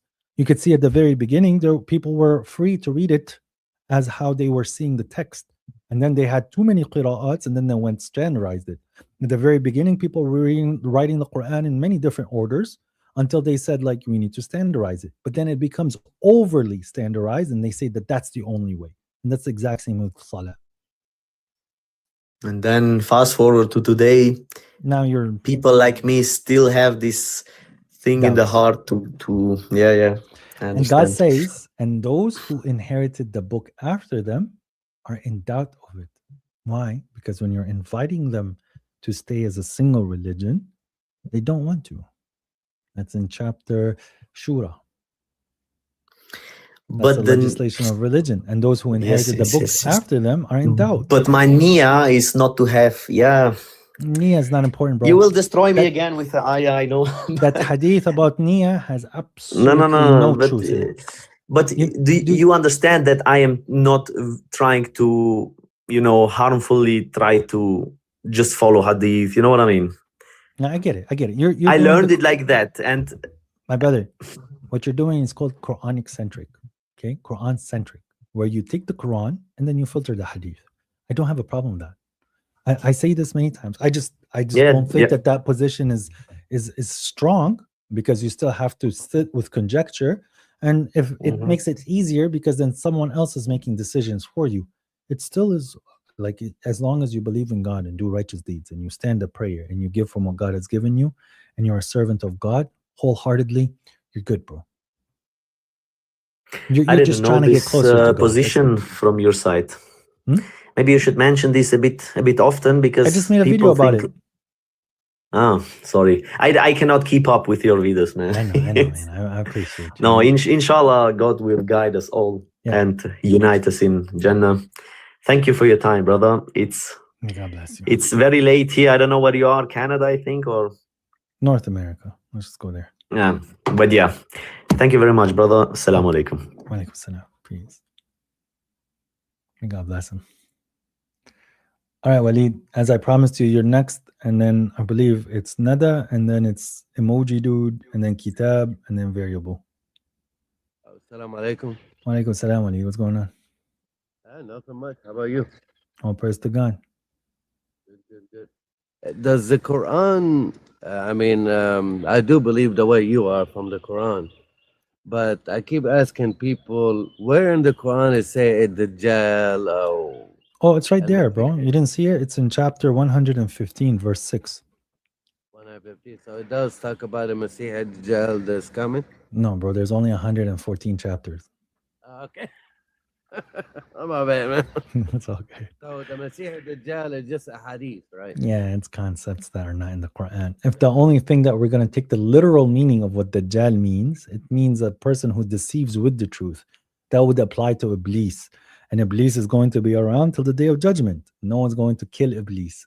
So the concept of Dajjal dying and peace everywhere and everyone's going to be rich, all of these are against the Quran. Dajjal, the concept of Dajjal, Masih Dajjal is crazy. Imagine God giving somebody who's a devil the ability to make miracles. Yeah. God is here to guide you, but no, God is going to misguide you. Well, I know it's in the Bible. That's why I asked you, because I studied all the religions, so. And how about Jesus? Does he come back in the end time? No.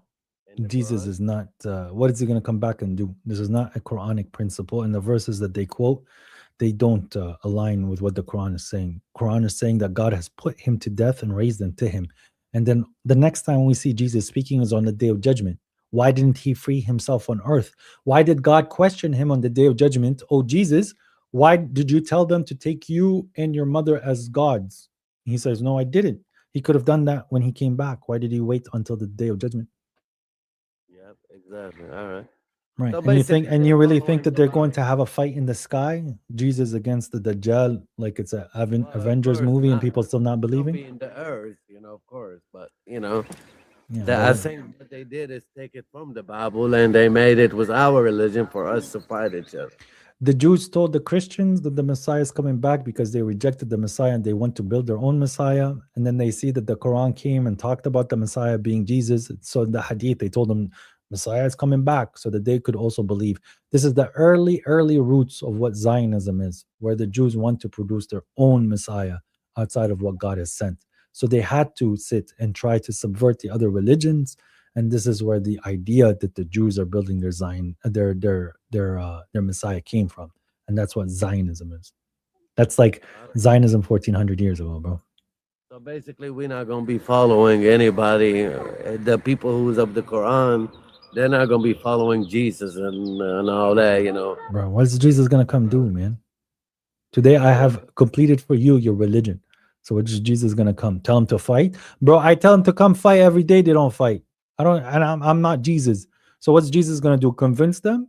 What's he gonna do? Wear a kufi hat, speak all the fiqh, and sit and say an Abu Huraira, an, and know all the hadith books for them to be like, yes, that man is following Sunnat Muhammad. And then he goes to them, let's fight. And they go, no, we have to obey our leaders. And you're not MBZ and MBS. Like, what is Isa going to do with these people, bro? Isa's going to be la'nat Allah alaykum. Just like how Dawood would say to them. It's like, come fight. No, bro. No. The MBS said no. What is Jesus going to do with these people? Is he going to walk around and say, you women are going to hell? What are they expecting? Yeah, all this is between our religions, and they just want us to fight each other. Basically. Exactly, bro. They want you to sit on the side and do nothing. That's the whole reason why they tell you Jesus is coming back. There's nothing for me to do until Jesus shows up. Yep.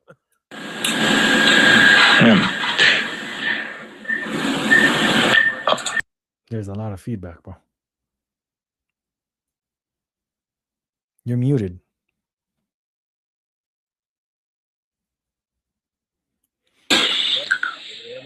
Yeah, I can hear you, but there's a huge feedback.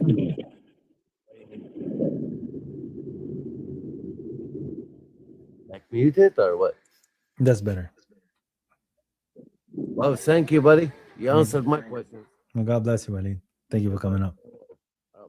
God bless you. Okay, I'm going to keep going with the list.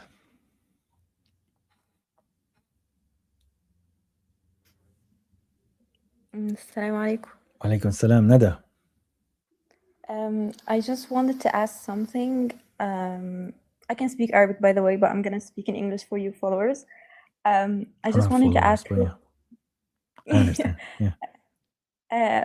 At the beginning, when you were just discovering everything, who did you follow or who did you read for? Because in the Arabic word, I know, but you need someone to help in the interpretations. Most of the interpretations that we have is Sunni based or from the Sunni perspective.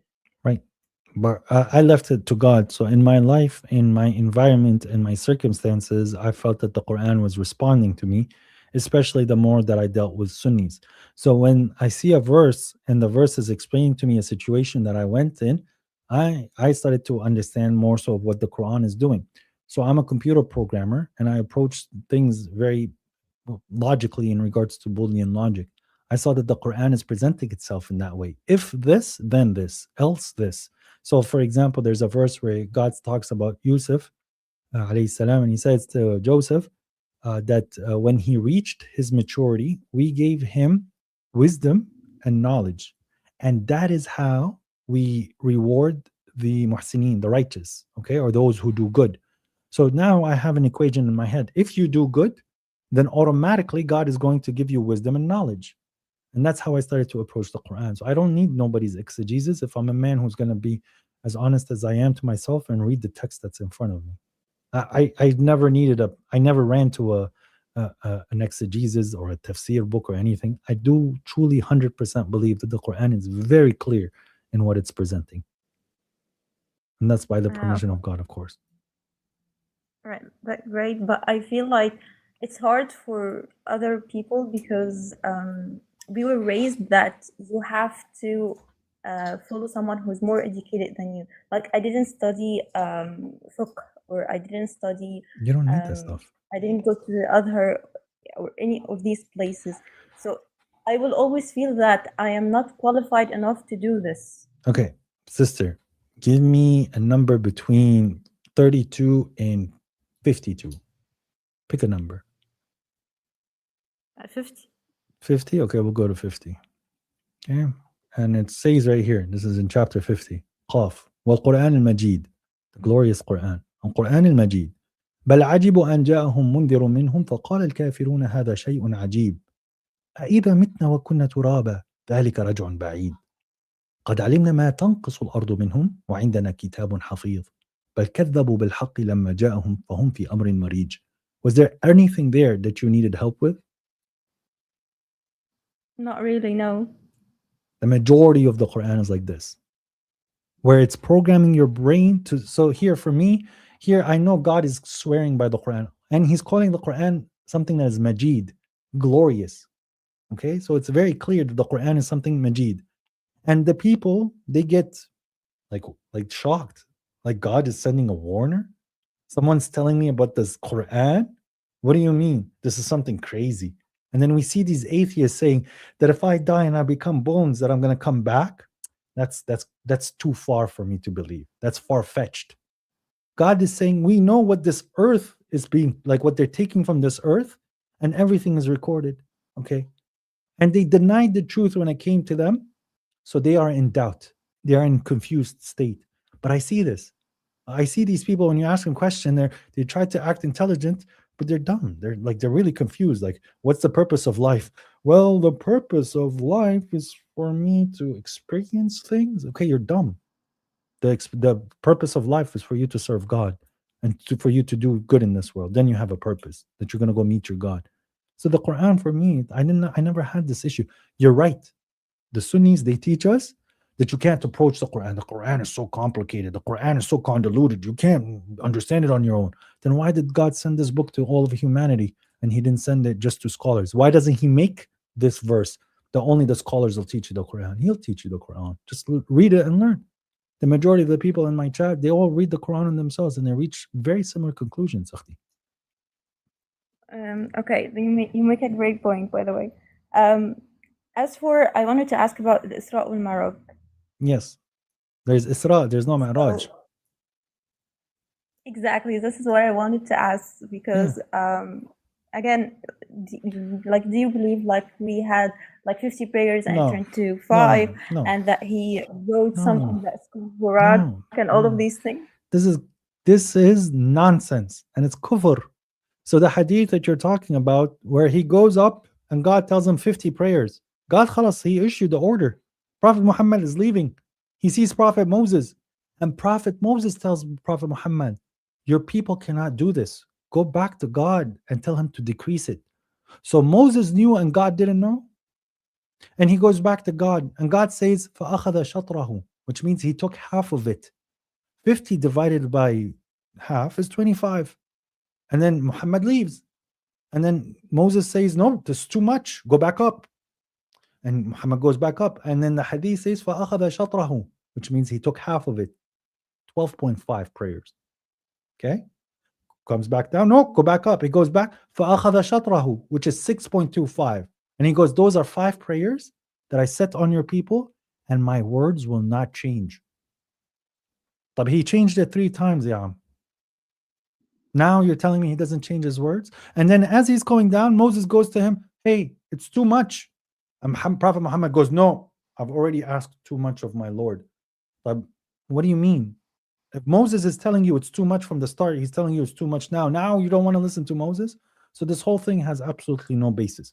Now, if it's 5 times or 50 times, why does God say in the Quran, وَأَقِمِ الصَّلَاةَ رَفَيِ النَّهَارِ وَزُلُفًا مِنَ اللَّيْلِ وأقم الصلاة لدلوك الشمس إلى غسق الليل وقرآن الفجر إن قرآن الفجر كان مشهودا ومن الليل فتهجد به نافلة لك عسى أن يبعثك ربك مقاما محمودا. So we have the times and the counts in the Quran.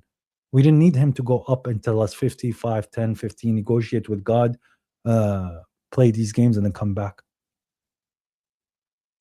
Because in the first time when I read about it, I felt like this is more of a spiritual thing. Like there is no animal there. There is like it's just a spirit that went up, and it was even if it's kind a spirit. Of. I get what you mean. It was a spiritual journey, okay? But they said that exactly. he went talk to him in heaven, in paradise. Jannat al-Ma'wa. That's where they say that Gabriel was not allowed to enter anymore, because if he goes into heaven, he would burn. At this point, so Gabriel was not allowed to enter, but Muhammad entered by himself. Okay, and in the hadith, when he gets to the gates of paradise, Gabriel knocks on the door, and the guy goes, "Who's there?" He goes, "Gabriel." He goes, "Are you by yourself?" He goes, "No, it's me and Muhammad." Like this is fables at this point, but they're saying that heaven is created. Now look at what the verse says here. Okay, I want to show you. I want to show you a verse. Okay. Okay. Look at what the verse says here.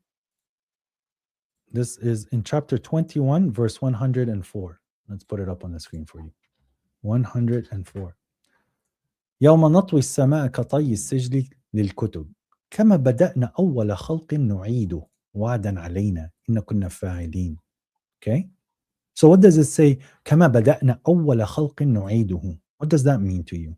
But in easy plain Arabic. Like it's a reference to Adam, maybe? No. It's saying just like how we began first creation, we will repeat it. صح? كما بدأنا أول خلق نعيده. So heaven is going to be created right in front of you. وإذا الجحيم سعرت. You know that verse. And if the fire is kindled, معناتها right now, before the day of judgment, heaven is yet to be created. والجحيم ليس لم سعرت. Yeah, the fire has not been kindled yet. Astaghfirullah, I don't know why it slipped there. So we know heaven and hell is still not present, and God is going to create it after he destroys this world. Okay? So where did Muhammad go? In paradise? Nope. It's not there. Adam and Eve are in paradise, and the shaitan is sitting in paradise with them? Now, of course not. Okay, but was he in paradise, bil Jannat al-Ma'wa, or just the Jannah garden? I get just the garden, I guess. Exactly. So the way that they explain the Quran, it makes no consistency to what the words are saying.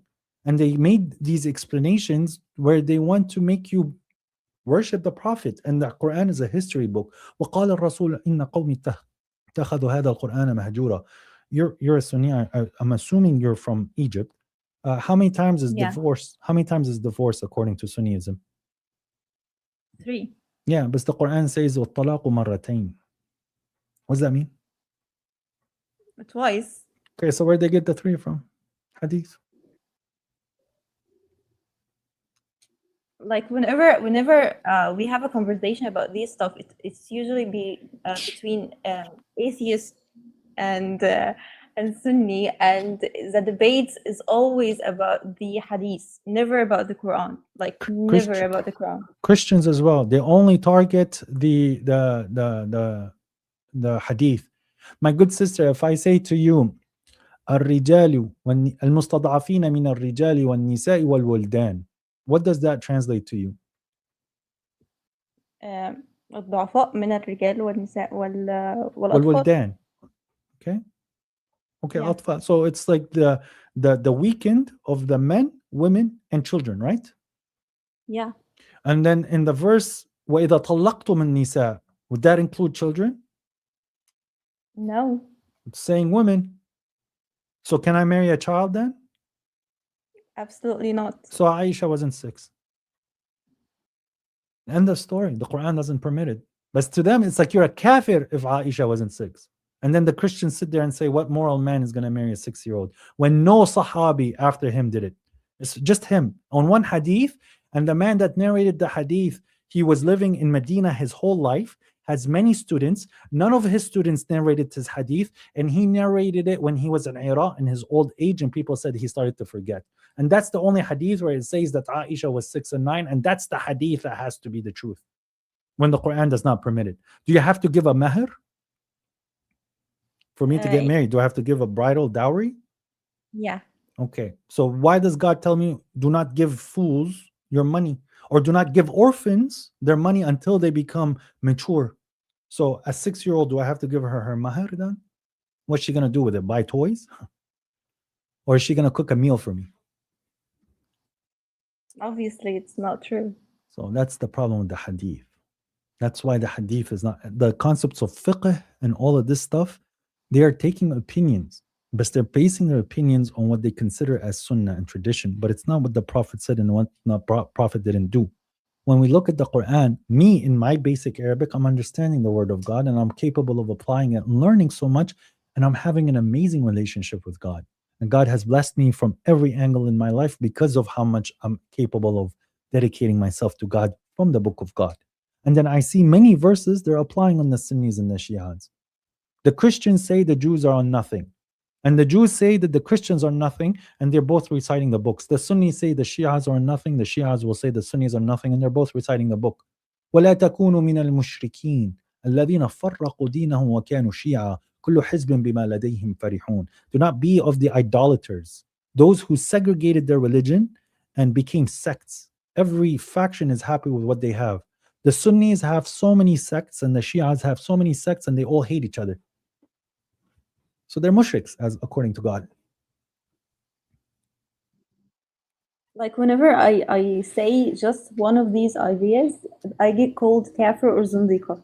Well, This then is tell like them, the base. yeah, and God says, وَلَا تَسْمَعُنَّ مِنَ الَّذِينَ أُوتُوا الْكِتَابَ مِنْ قَبْلِكُمْ وَالْمُشْرِكِينَ much abuse. I'll get you the verse. God says that they're going to insult you a lot. Like, this is normal. Yeah, okay. Thank you. You Thank should. you, Muhammad, so much. You're welcome. You should see my comments that I get from Sunnis. I don't care because the Quran. I see a lot of it. Yeah, exactly. And the Quran solidifies me to a point where I know they're wrong. They have nothing. They cannot argue with me. They cannot debate me. They cannot stand up against what the verses are saying. And the only thing they can do is say, call kafir and zindiq. I do want to take a lot of time, so I'm gonna leave It's a okay. place for someone.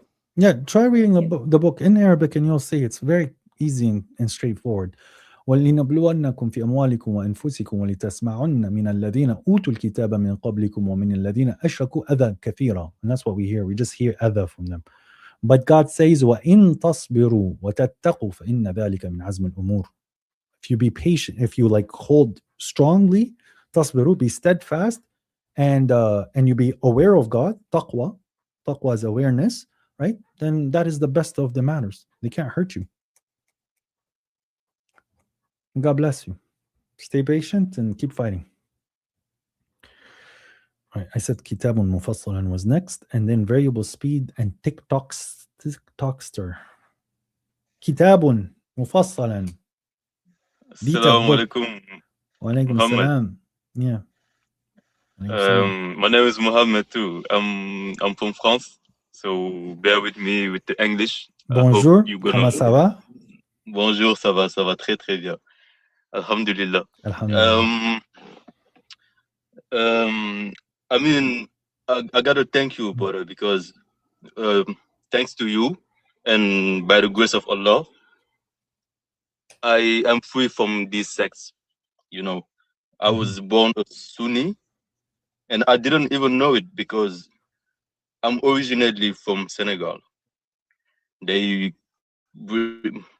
I'm gonna go straight to the point. I'm now a Muslim point, Quran only, and my question was about the Surah 2, verse 239. I think it talks about the prayer when you are in danger, like when you cannot pray. Mm-hmm. So you can pray on foot, or you can pray while riding. Yes. So, for example, for me, when I'm at work, and the people that I'm working with, they do not like Islam, so I cannot pray in front of them. Yep, that's exactly what this verse is for.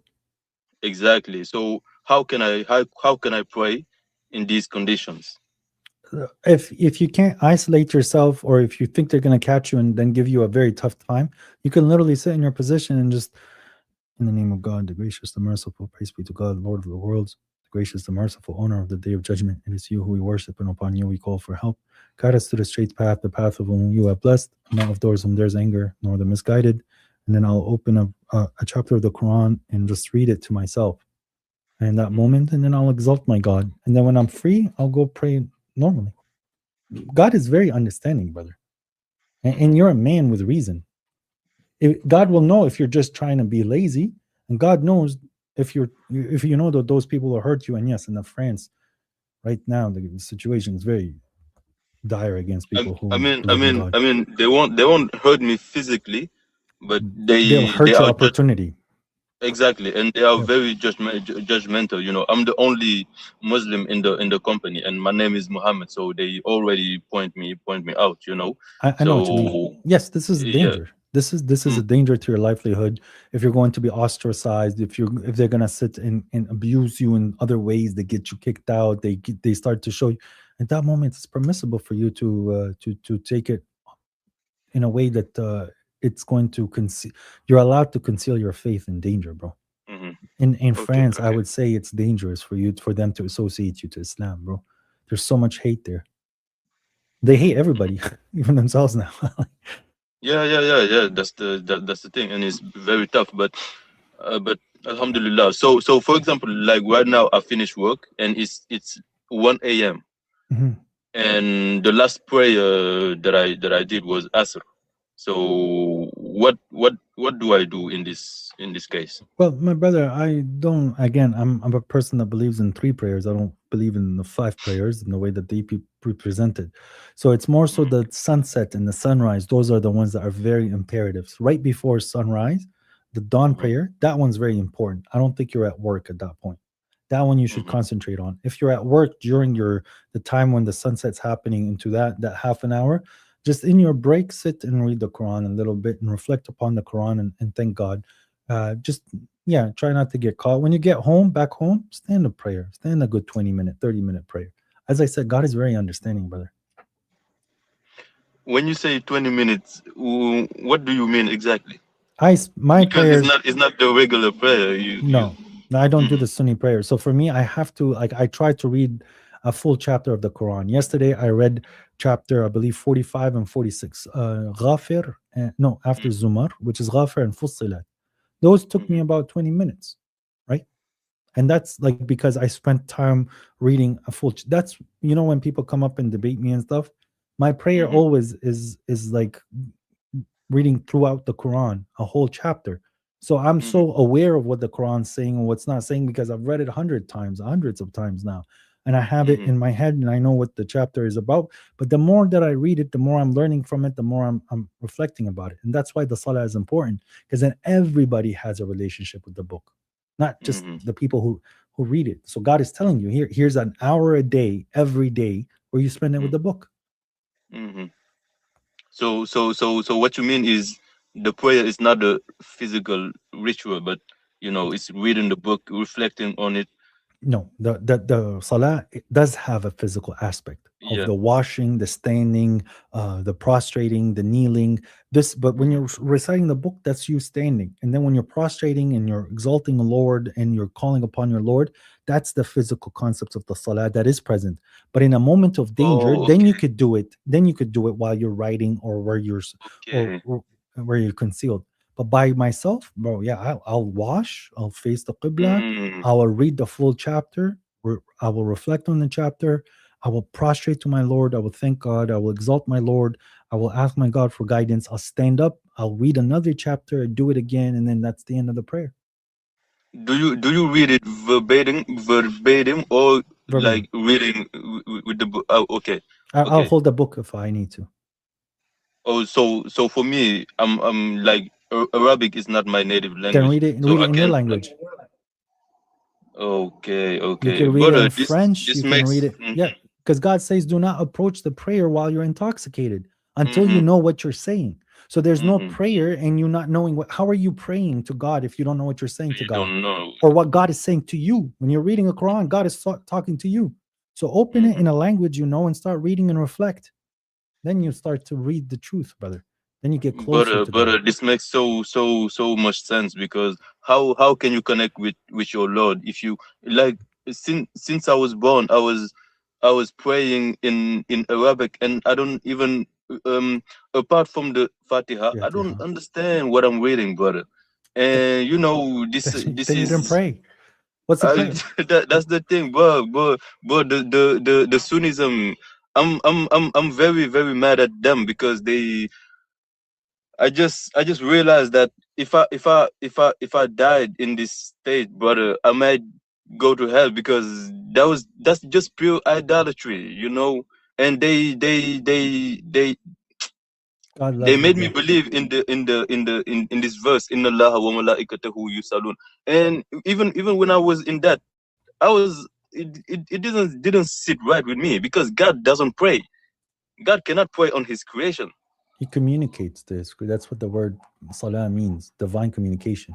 You do salah to Allah, you talk to God, that's salah to Allah, and salah on you, God talks on you. Like when you're reading the Quran, that's salah min Allah at that point, where God is communicating to you, on you. And I want to show you something in the same chapter, in Allah wa malaikatu yusalluna ala nabi. I want to read a chapter with you here, right? Watch this. Watch this verse, okay? This is in chapter 33, verse 43. I'm going to read it in Arabic, and you're going to hear something in this verse, okay? هو الذي يصلي عليكم وملائكته ليخرجكم من الظلمات إلى النور وكان بالمؤمنين رحيما. He is the one, he is God, he is the one who does salah on you and his angels, so he could take you out from the darknesses into the light. So is God doing salah on you as well, or just the messenger? Yeah. On the believers also. Okay then. Yeah. So their way of understanding is wrong. Why don't they say sallallahu alayhi? Clear as day. Alhamdulillah. The Quran is, brother. The Quran is. It's so easy, and they make it hard, brother. That's tough. God bless you, bro. God thank you a lot. I'm not gonna take more of your time, but thank you a lot. God bless you, brother. Thank you. Peace. Bye-bye. The Sunnis are nowhere to be found. They no longer want to argue and debate. They just want me to go on their panel so they could mute me and hate. And then they recognize that other people spectate, and they say their behavior is really bad. It's full of hate. But that's what they want to do, is they want to sit and dictate, make the narrative about themselves, and then they lose their faith. But that's what God said, that no matter what they do, that's the end of their fate. And when these bars are dropped, all you have to do is tell me how much you rate.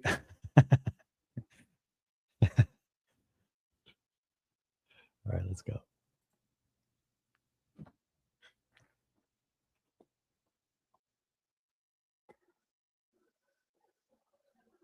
Assalamu alaikum. What's up, bro?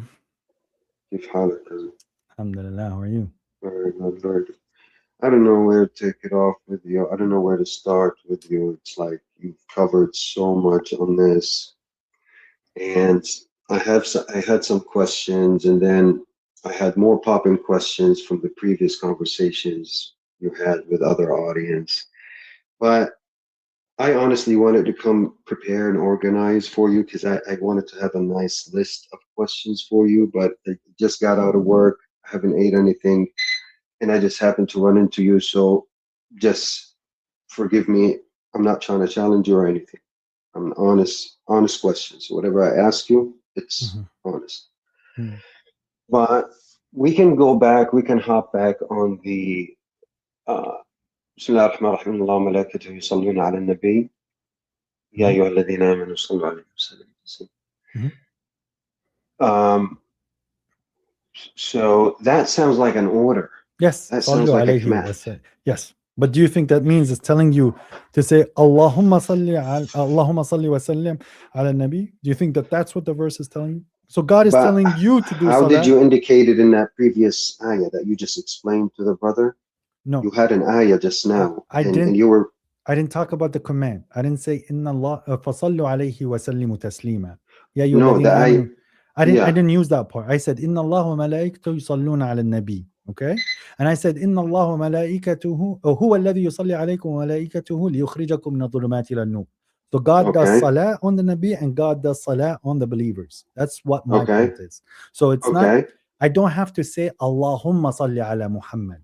I don't have to so basically, if I want to understand it logically from the Quran,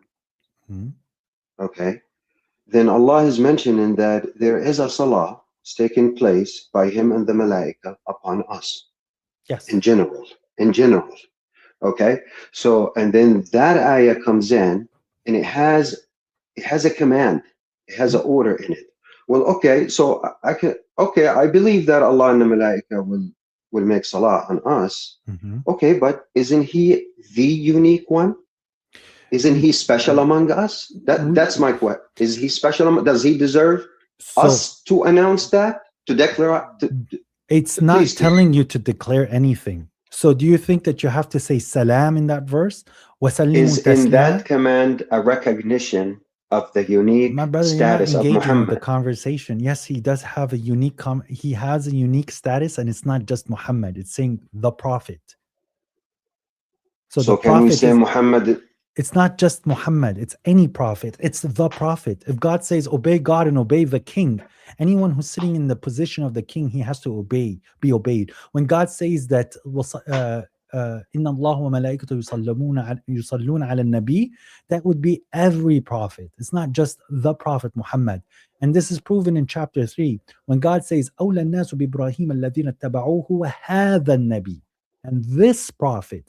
Then this is where God is clarifying and qualifying that the prophet is what the only prophet that's being talked about is this prophet, the one who's bringing the book. When God says Inna Allah wa malaikatu yusalluna ala nabi, any nabi had salah and from God and the angels, and we also have to do that salah to any prophet that is being mentioned.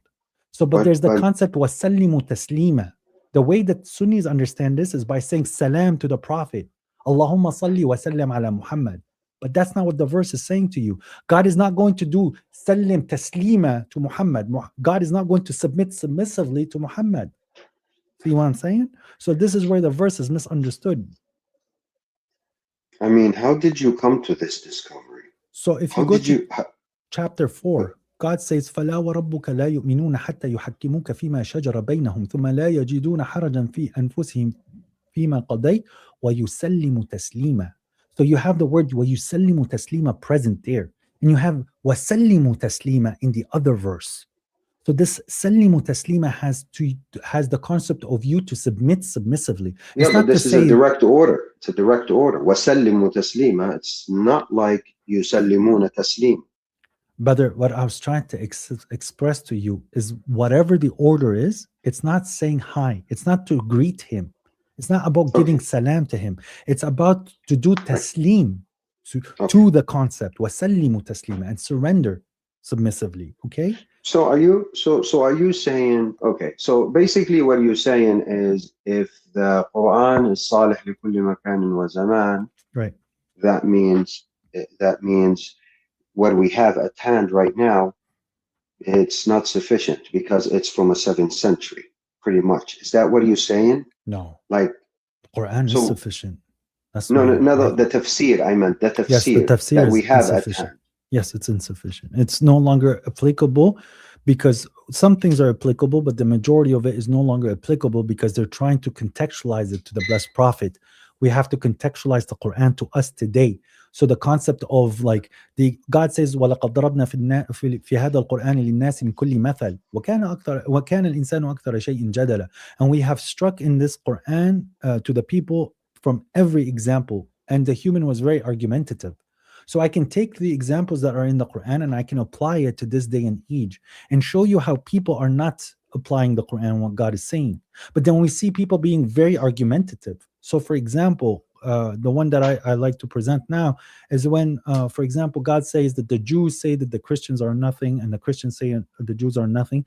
I see the same example being applied between the Sunnis and the Shia, and God told us not to do that. But if I say that, they say, oh, no, you're giving your own tafsir of the Quran. Yeah, the Quran has to be explained to what is happening now.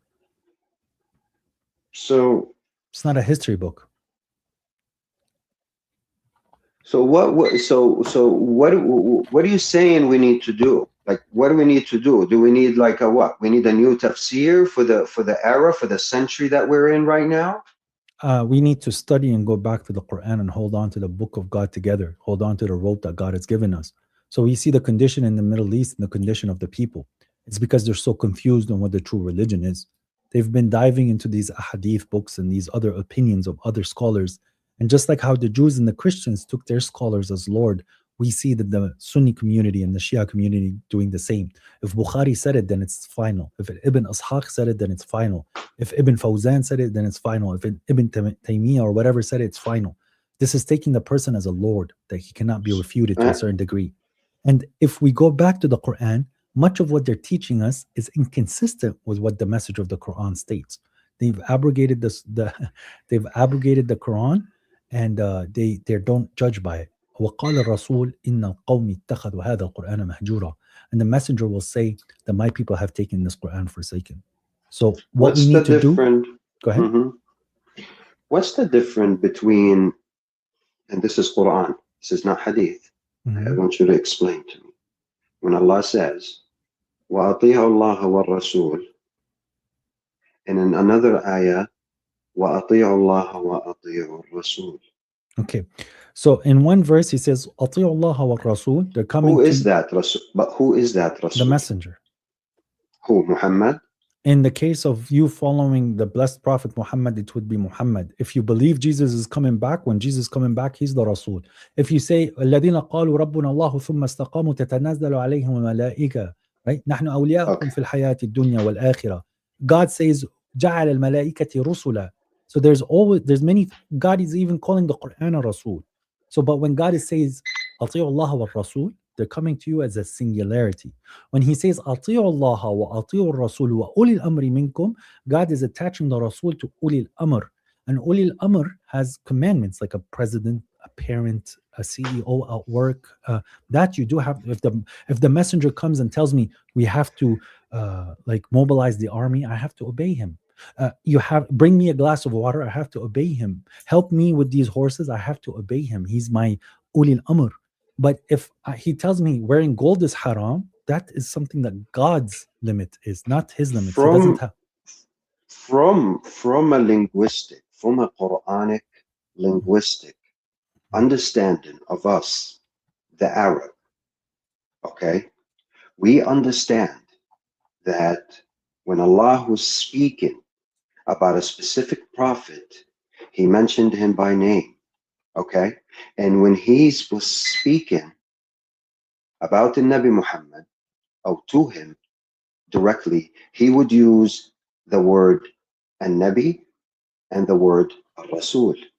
That we know linguistically. We did not need any ahadith or any tafsir to teach us that. I'm talking about the Arab. Yeah. Okay, we found that very clear to us to understand and read. So we recognize when Allah is specifically speaking to Muhammad. So if every time the word Nabi and the word Rasul is not mentioned to Nabi Muhammad, okay, so why did the Quran nizil on Muhammad? So what's the point of the Quran revealed on Muhammad? Can you give me one good reason? Because Muhammad is a messenger and Muhammad is a prophet, and the message of Muhammad is the Quran. And Muhammad is a messenger and Muhammad is a prophet, so those verses apply to him too. God is giving you axioms and examples in the Quran, so it's timeless. Anytime a messenger came, those same verses applied. You had to obey God and the messenger every time a messenger came. You see what I mean? When God says, Ya ayyuhan nabi, then he's discussing to the prophet that is receiving that revelation. When he says, for example, Inna Allah wa malaikatu yusalluna ala nabi, this is not specific to one prophet. And that's why I told you in chapter 3, because of the linguistics, Habib, from the linguistics.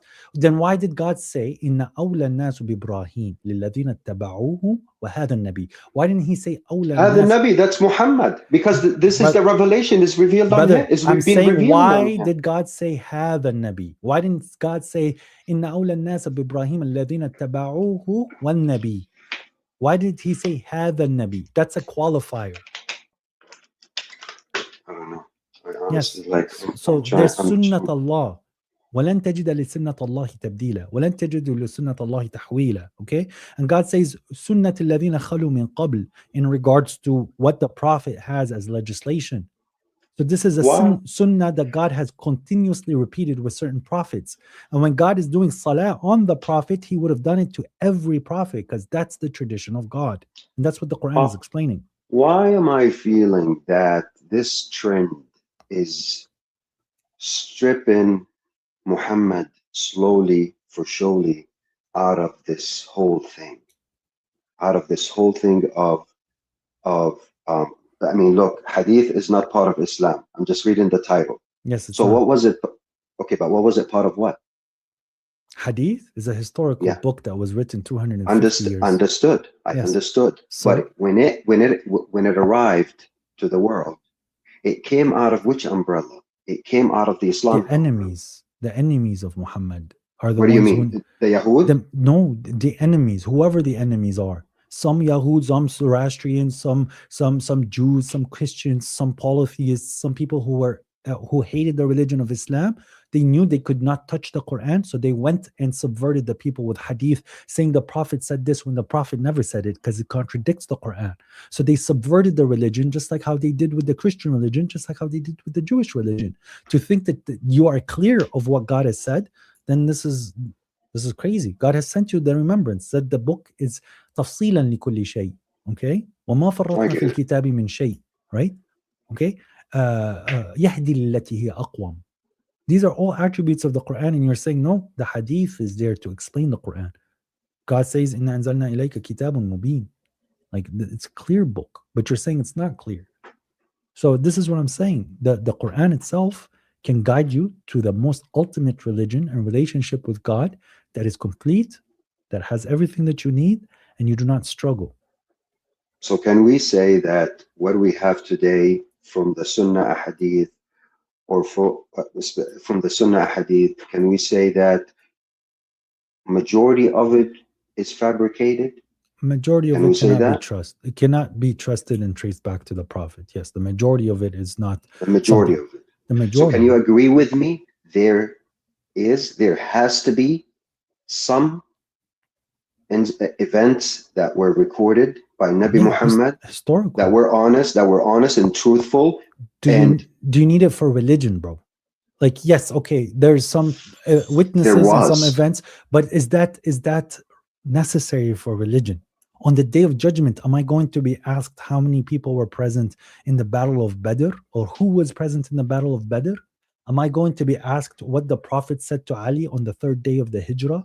Am I going to be asked who's the man who sat with Prophet Muhammad in the cave? Right, no, I get it. Yeah, khalas. So my religion is complete without that. Is that stuff historical and people to understand some of the biography of the blessed Prophet Muhammad? Sure. Is it necessary? Absolutely not. And that's the argument. So it's not part of Islam, it's part of history. So I guess the Muslims did the same thing as the Christians and the Jews did. Is that right? Yes. Can I say that? Yes. They took a book other than the book of God and they started to judge. And there's a verse, my good brother Tadzi is writing, and it's true. ما لكم كيف تحكمون أم لكم كتاب فيه تدرسون إن لكم فيه لما تخيرون. Okay. So basically, the Ummah was diving in the Sahih Muslim, whether this hadith is Sahih or this is not Sahih, and etc. etc. Basically, instead of diving in the book itself, in the revelation, in the Quran. So we have Albani that came in 1970s, who's saying that these are hadith or sahih and these are da'if, and he's still regrading it. Ma'anata, still 1400 years after the fact, we don't know which sahih hadith and which da'if hadith, and there's no complete corpus. So if you go to a sheikh, be like, how many sahih hadith? You get different numbers, 7,000, 5,000, 12,000. How many mutawatir hadith? Some will say 10, some will say 15, some will say 80, some will say 50. So we don't, but how many verses of the Quran? That's not disputed. Is the Quran completely sahih? That's not disputed. So the Quran is complete and it was preserved and it's passed down in a way that is miraculous, while the hadith is just like the Bible, bro. There's the Bible, I can make an argument the Bible is more preserved than the hadith. So it's like it become the hadith, the sunnah style become actually the copy of the Talmud. Christians. Yeah, but here, Christians my brother, or Jew. Do you know why God didn't preserve the sunnah? If the Prophet was alive today, would he live in the same way as he lived 1400 years ago? No. So that's why it's not preserved. I understand. Yeah, it's the dhikr that's preserved, which is the nas of the Tanzil al-Hakim. That's what's been preserved. May God bless you. Right, I believe that 100%. I'm just not really big fan of stripping Muhammad out of this. I'm not stripping because Muhammad. he's well, why did it reveal on him? You know what I'm saying? What's so unique what's so uniquely to reveal a final revelation on a man in the desert? So the man just for no reason. This specific I'm afraid man, with this trend. Yeah, brother, this specific man conquered the Middle East, conquered North Africa, conquered Afghanistan, conquered all the way into India with the book that he was sent with, even after his passing away. Okay, so the book that's attributed to Muhammad is the Quran. And Prophet Muhammad was not a hypocrite. He stood by this book till the day his breath ran out. All the way. He believed in the words, he fulfilled the words, and he strove very hard with God. For me, it's an insult if I bring these other books and try to attribute them to Prophet Muhammad, because this book, God attributes it to the blessed Prophet. So for example, when God says, وَمِن قَبْلِهِ كِتَابُ مُوسَى, that kitab came from Allah. But God says كِتَابُ مُوسَى. So he's attributing the book to Moses. So فَمَا هُوَ كِتَابُ مُحَمَّد?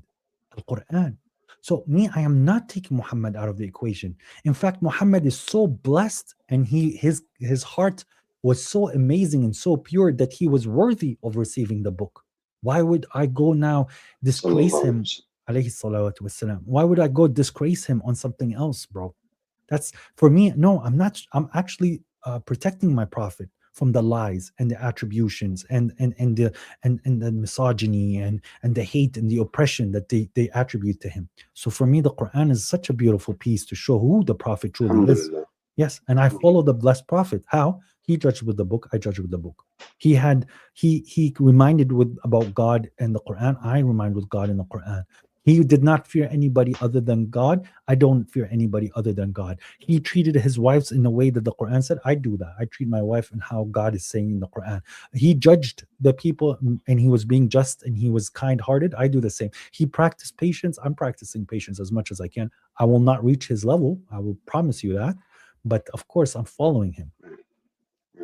Well, listen, it's a lot. You're not an easy one. You're not any Quranic or Qurani or Quranist. I'm not sure what the term that they use nowadays, but you're not an easy one. You have lots of info and you have a lot of knowledge. I just want to come a little bit more prepared and organized for you next time. I don't want to take too much from your stage. I really appreciate you, my brother. May God bless you, bro. I love the book. I've been on this journey since 2010. This book has fixed me drastically. I love it to a point where it's everything to me, bro. So when someone comes and wants to make an argument that I'm not following the blessed prophet or or the book is not sufficient, it just makes me wonder, like, did you really actually read the book? But here's the difference. Now, this is where people don't understand it. I love Muhammad a lot. I really do. Alayhi salawatu wasalam. I don't say it because then I have to say it to every messenger. So when you say it, I'll repeat it. But what I'm saying is that what I also love Jesus to the same level I love Muhammad. I love David in that way, Solomon, Moses, Abraham. And their stories come to my mind often, especially Moses, because God talked about Moses a lot. But this is how, like, you know, the verse we talked about, فَصَلُّوا عَلَيْهِ وَسَلِّمُوا تَسْلِيمًا, the way I understand this, in a situation where I need to judge, I would say, what would Solomon do in this position? From what I know from the Quran, this is how Solomon would approach the matter, and I would submit submissively. How would Muhammad talk to people in this regards here? I would submit submissively. How did Jesus react when those people said those things to him? It's in the Quran. When he felt from them the disbelief, what did Jesus do? Hey, like, do you guys really believe in God? Are you victors to God? Do you want to support God or not? And then I submit submissively. You know what I mean? When I see an ant, Solomon didn't want to step on the ant, and he was so happy that the ant was telling the other ants. So wallahi, when I'm working and I see an ant, I would push it to the side and I would guide it away from me just not to step on it, just because I remembered Solomon in that moment. So there's nothing in the hadith that can compare to this. And there's so many examples of the blessed prophet. So if I was hard-hearted with you, then you would have left me. But you see that now I submitted to what God has told me in regards to Muhammad, and it's working for me. Well, I'll tell you what, if this is to be true, this whole new era of the Quran understanding, it's gonna put the enemy at coma for a very long time. I'll tell you that much. May God bless you. I hope you are doing good and doing good on this, and I hope أن تصيب. Inshallah. أتمنى أن تصيب. I don't wish for you to, because listen, we're not perfect, you know. Yeah. But inshallah, I have more to come for you, bidnillah. I just need to become more prepared. I don't want to take too much from your stage. I really appreciate you for letting me up. Enjoy your food. May God bless you and may God increase you. Jazakallah khair. So, I love honest people, bro. But you see that his passion is like, I feel like you guys are disregarding the prophet because we're taught like this is what the prophet was telling us in these books. So as the other person, a lot of people, this is their contention. It's like, I feel like I'm almost disrespecting the prophet by reading these books. But you really have to, one second, brother. You really have to, but like me, I just don't believe the majority of what was said there was the prophet speaking. Like, especially when it comes to Abu Huraira, the majority of it is just nonsense, man. And that's the disconnect between me and them. He disrespected the prophet. No, he didn't say those words. It's contradictory to the Quran. The prophet will never say that the majority of women are going to hell. That's not something that the prophet would say. You know what I mean? Or you Aisha, are like the women of Joseph. That's not something that the prophet would say. You know, it's not possible because the man that I'm being described in the Quran, gentle, stood for business. He was strong-willed. He was patient. He was loving, compassionate to the believers, and he was stern with the disbelievers. I'm finding him being stern with the believers and cowardice with the disbelievers. No, that's not my prophet, bro. Halab.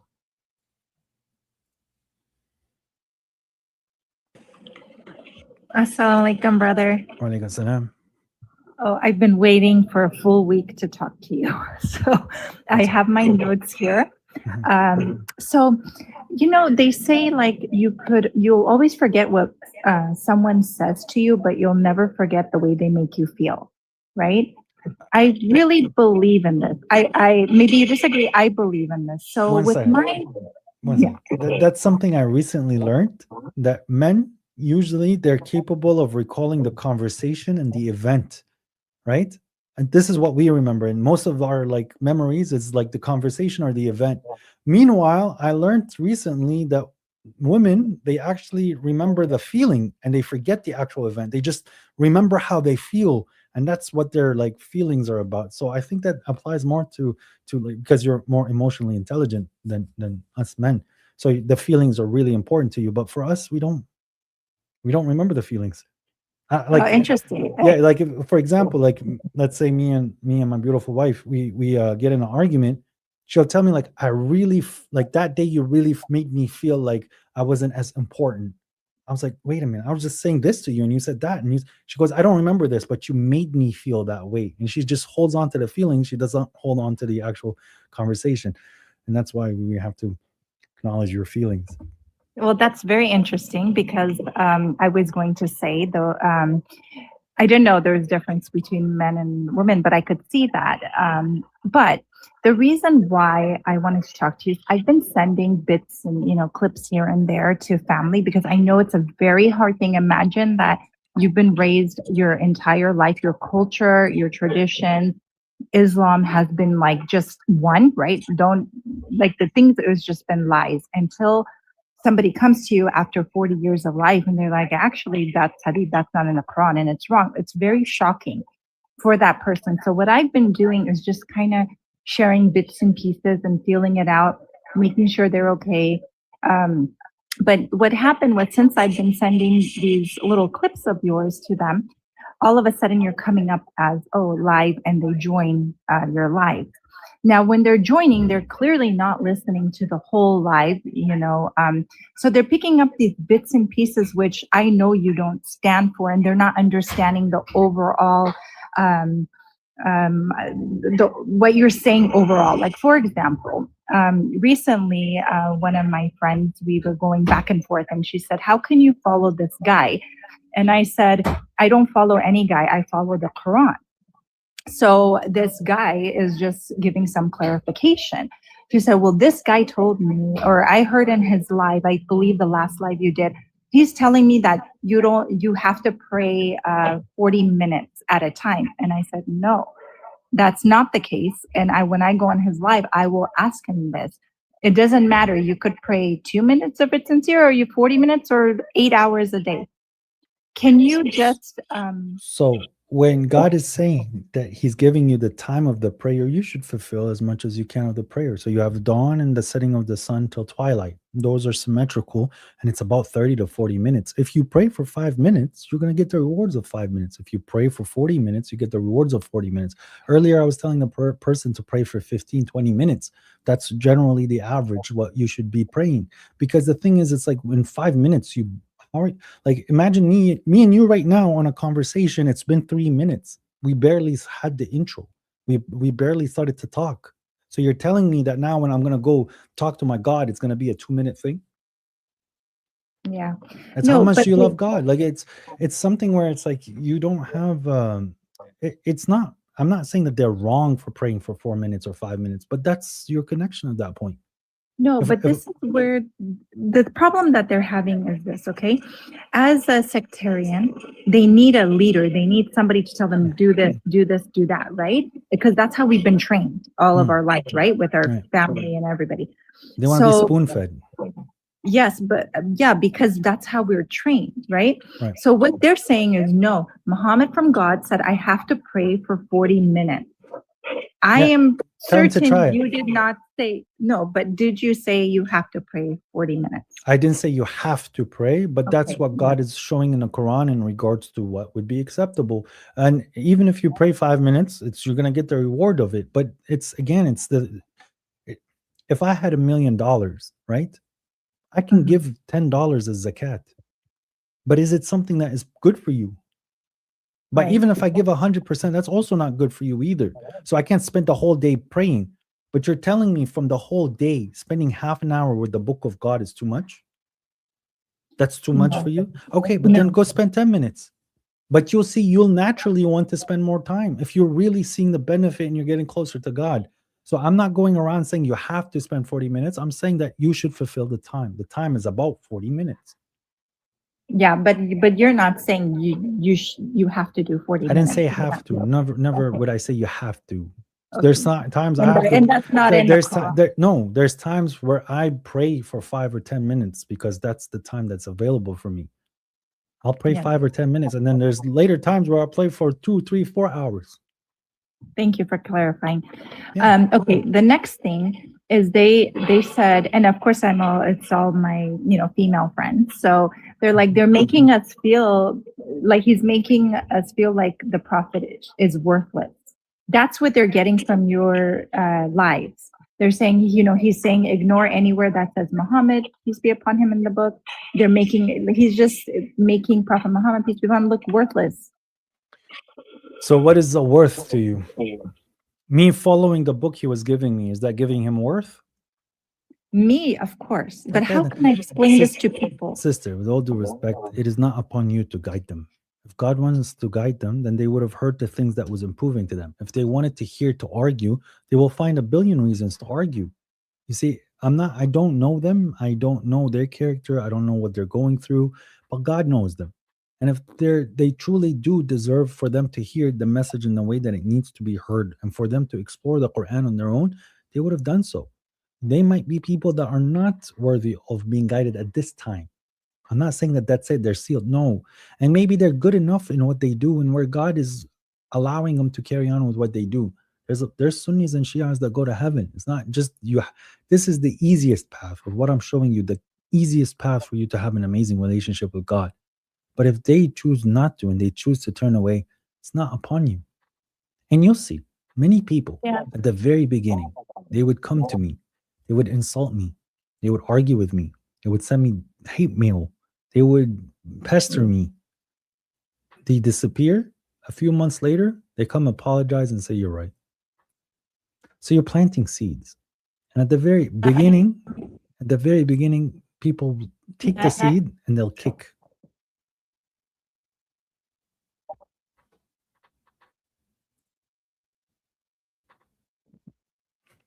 Hello? What when you're made of.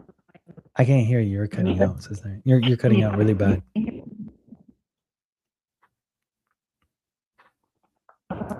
Can you hear me better? Yeah, I can hear you better. Hello? Hey. Can you? Oh, okay, sorry. Yeah, I know, and it's quite offensive to me because I've been following you like just for a couple months, but I've learned so much and I've grown so much in those months that I haven't grown in 40 years of my life. But that's the thing is these people do, and it's just anyway. You're cutting out again, sister. Sorry.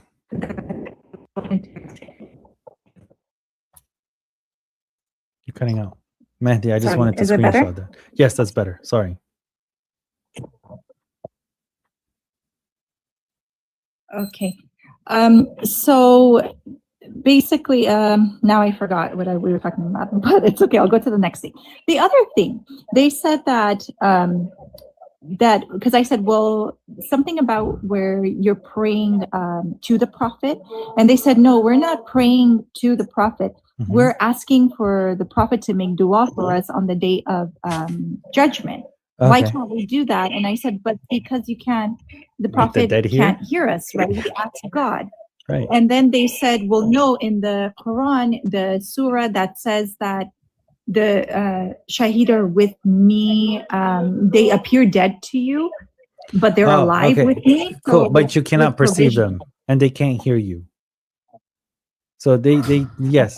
So there's the Shahid, the person who died as a martyr on the battlefield, right? Those people have tasted death but have not died. They're with God. They're getting a lot of provisions. But we cannot perceive them and they cannot perceive us. So they can't hear us and we can't hear them. But in regards to intercession, God says on the day of judgment, there is no intercession. Intercession happened prior to the day of judgment. And you're talking directly to the prophet in your prayer. So when you say, ask them this. Salamu alayka. What's the ka? Ayyuhan Nabi. O prophet. Salamu alayka. What's the ka? It's like you. It's the pronoun of you. Because I'm not an Arabic speaker, but can you tell me what part of this one? Sure. Assalamu alayka wa rahmatullahi wa barakatuhu. Assalamu alayka. The ka is that wrong? Yes, that's the wrong part. Assalamu alayka ayyuhan nabi. So it's like, I'll get you the tahiyyat. So if you just go to the internet, and I'll put tahiyyat. Tahiyyat.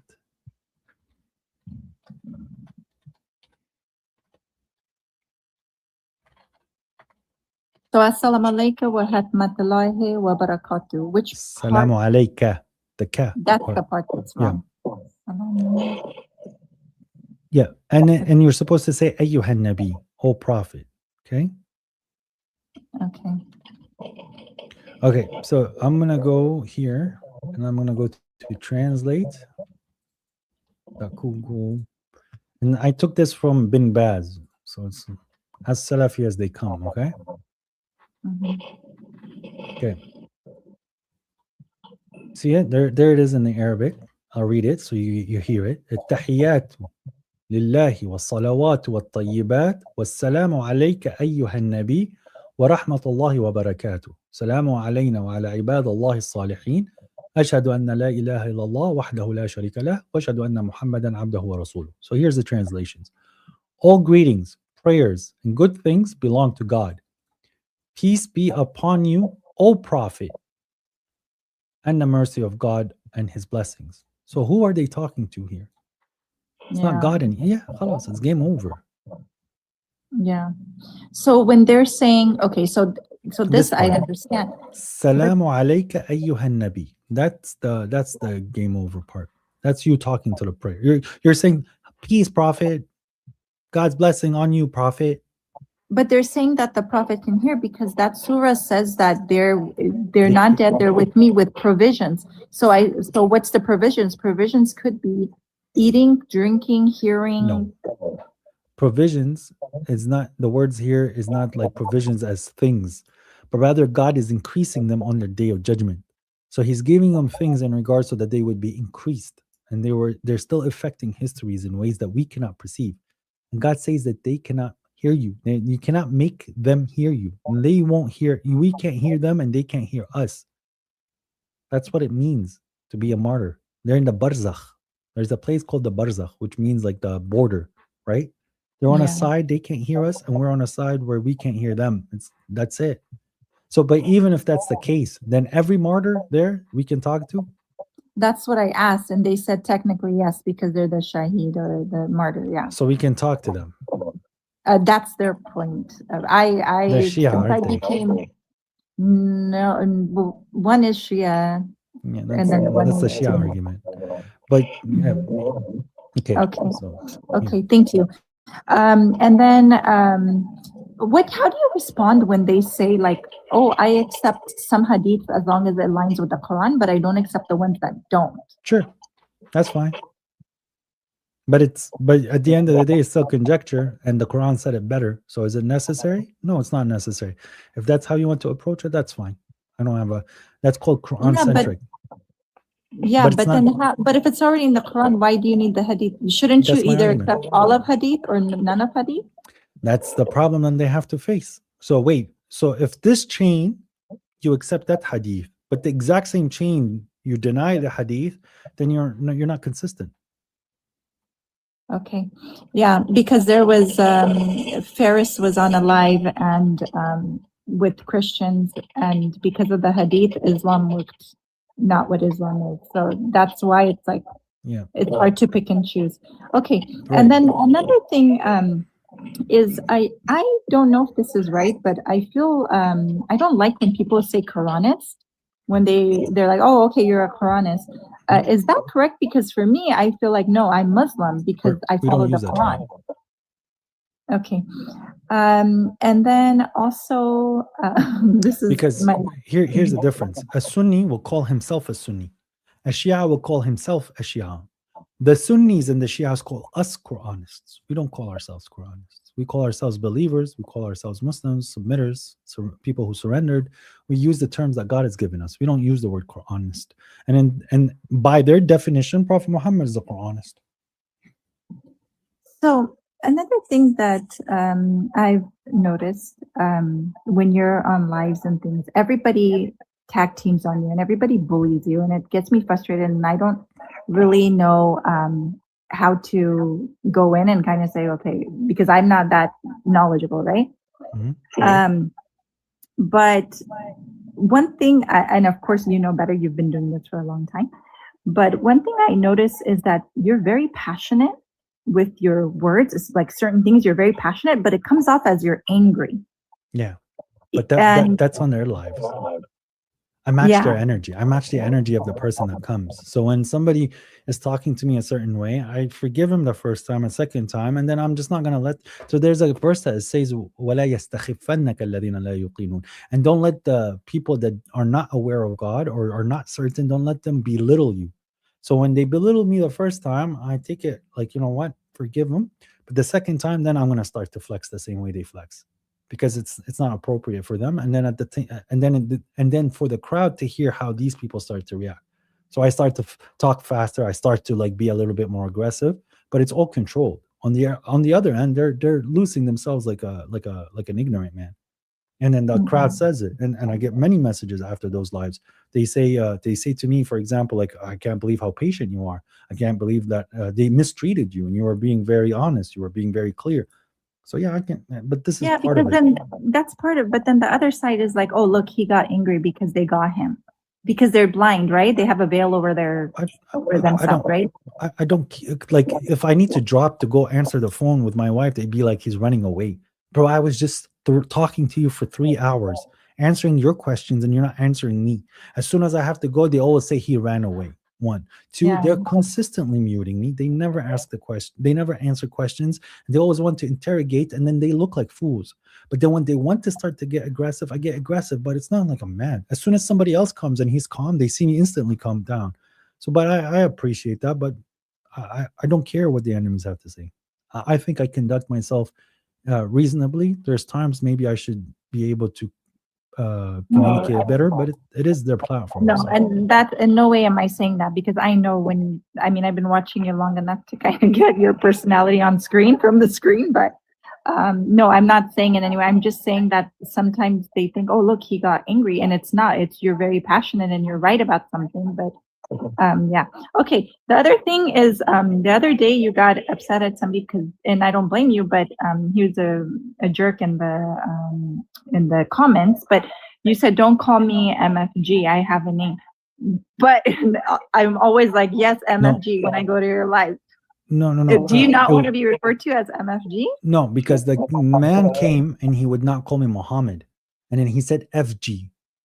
You were talking about the guy Abd something. I can't remember what. And he was saying, I'm not gonna call him Muhammad. I'll call you FG. I said, my name is Muhammad. Call me Muhammad. No, I don't mind if people call me MFG, but the guy was completely rude and he's insulting my name that I don't deserve the name Muhammad. They give me the name Michael as if it's an insult. Oh yeah, that was the That's funny to me. Michael's mentioned in the Quran. Yeah, we're not gonna call him Muhammad. We're gonna call him Isa. Isa. Michael. Call him Gabriel. Call him Gabriel. They're so stupid, bro. Then that other guy, the weirdo there, is calling me Levi, right? That's a Muslim prophet. Yeah. They're insulting the name, a Muslim prophet, Levi. Like, no, it's the Jewish prophet. Then you're dumb. Levi was not a Jew.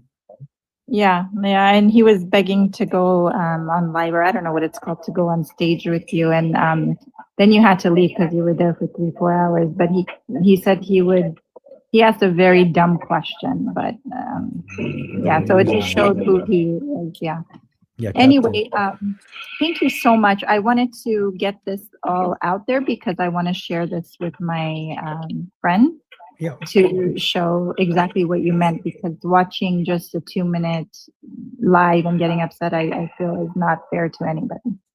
So that's why. I appreciate it, but my lives are on YouTube. Like, everything. No, I think you were live maybe somewhere else. I don't know, but they don't have the patience because they feel like you're disrespecting the prophet. That's how they're like, we don't want to deal with this, right? I know. That's why I wanted to clarify all this with you so I could show this to them after. That's all good. God bless you, sister. Thank you. God bless you too. Thank you so much. Bye. Assalamu alaikum. Alaikum salam.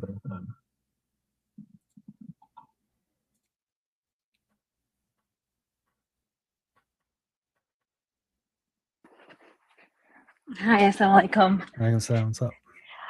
So I have a question, something that kind of doesn't sit well with me with Islam, but I have one friend, she's kind of like what you kind of has a similar views like you do. Take, there you go. It's about woman inheritance. I come from a Yemeni background, so it's majority Salafi, and she does too. I just want to hear what your take is on that verse about women not inheriting as much as men, because I had that in my family, and it was really unfair. One condition. Think of it as like the men are all like trash in their family, and the women are better. Like it's only one condition that when a girl is going to inherit half a man, when there is 2 women and 1 male. That's the only time. When there's 2 women and 1 male, the woman inherits. Where did you get that? I've never heard anybody say that. Because God says, right? لِلذَّكَرِ مِثْلِ حَظِّ الْأُنْثَيَيْنِ. So for 1 male is the same portion as 2 females. Okay, but then God says that if she's 1, she gets half. They never apply that one. They say, no, if she's the only one, that doesn't make sense. Then the math is not mathing at that point. God is saying that if it's only 1, she's getting half of what's left, by the way. And if it's 2 females, then each male gets double, or each female gets half of what 1 male will get. And if it's 3 females, then they share a third. Is that what the verse says? Yeah, the verse is clear. It's really clear, but they try to apply it in a way that is disrespectful to what the Quran is saying. Okay, so you start. This is how it works, and it's so easy to understand. So God states, let's say we have 100%. That's my word. I died and 100%. I have 1 wife. She automatically gets the 8th because I have kids. She gets an 8th of 100%. Okay. She took the 8th, khalas, that's the end of it. Now we're back at 100% minus the 8th, 100%. The parents get a third, the sons get a third, and the daughters get a third. Where did That's it. But okay, so now there's a condition where you have one daughter. You have one daughter and 3 sons. She's going to get half. And then the sons will share the other half. See what I mean? And now if you have 2 daughters and 1 son, then he's going to get a third and they're going to share a third. And if you have 3 daughters, they're going to share a third. And then the sons are sharing a third. So I'm sorry. Why is no one saying this? Because they want to go enforce things that they've heard where it does not apply. But do you know the mother can get double the father in certain conditions? No. Yeah, if the guy doesn't have kids, then the mom will get double the dad. They don't apply that one. I'm okay. Hold on. I just opened the verse up. It got really nasty. My grandpa has 5 boys and 5 girls and 3 boys, and it got really nasty. Third and a third. It's very easy at that point. Third and a third. It's not if they say to you very quickly that it's 2 for 1, 2 for 1. Yeah, they're completely lying because it clearly states right here. Look, God advises you regarding your children. For the male is like the share of 2 females. It doesn't say for each male is the share of 2 females. It says for the male is the share. Okay, so that's the condition when there's 1 male and 2 females. And then God says if there are women beyond 2 females, so for them is 1/3. So if it's 3 or more, you get 1/3. They share 1/3. And then what's left is for the sons. Guess what that is? A third. So it's 50-50 between the sons and the females. It's not everyone's divided equally. It's 50 for the sons, 50 for the women. And then it says, and if there's 1 female, then for her is half. 1 female. It's not saying just 1 female. It's saying 1 female. It doesn't matter the numbers of sons. For 2 parents, to each of them is 1/6. So if the mom is getting 1/6 and the dad is getting 1/6, that's 1/3, right? Right? If he has children. But if he does not have children, then 1/3 is for his mom. And then 1/3 is for his mom, 1/6 is for the dad. But if he has brothers. Yeah, I'm just trying to grasp this. I thought all my life that's all I've heard, and it was really playing with my iman. I was kind of getting angry with Islam at that point, because those 3 boys that are in our family, they're like not good. So it's like, what? How is that fair? My sister, 1 second. This one for me, I understand how imperative it is, but you have to truly read what the verses are saying. So the verse is saying it's not to each son. It's saying lil dhakar مثل حظ الأنثيين, to the dhakar, lil dhakar. So it has to be 1 male and 2 female. In that condition, then the son is getting double what the female are getting. Okay, so let me give me a second. Is this no thing? Yes, it is. Okay, so we have here mom and dad, mom or parents. Let me just give me a second. Let me clear this out. But good luck convincing them.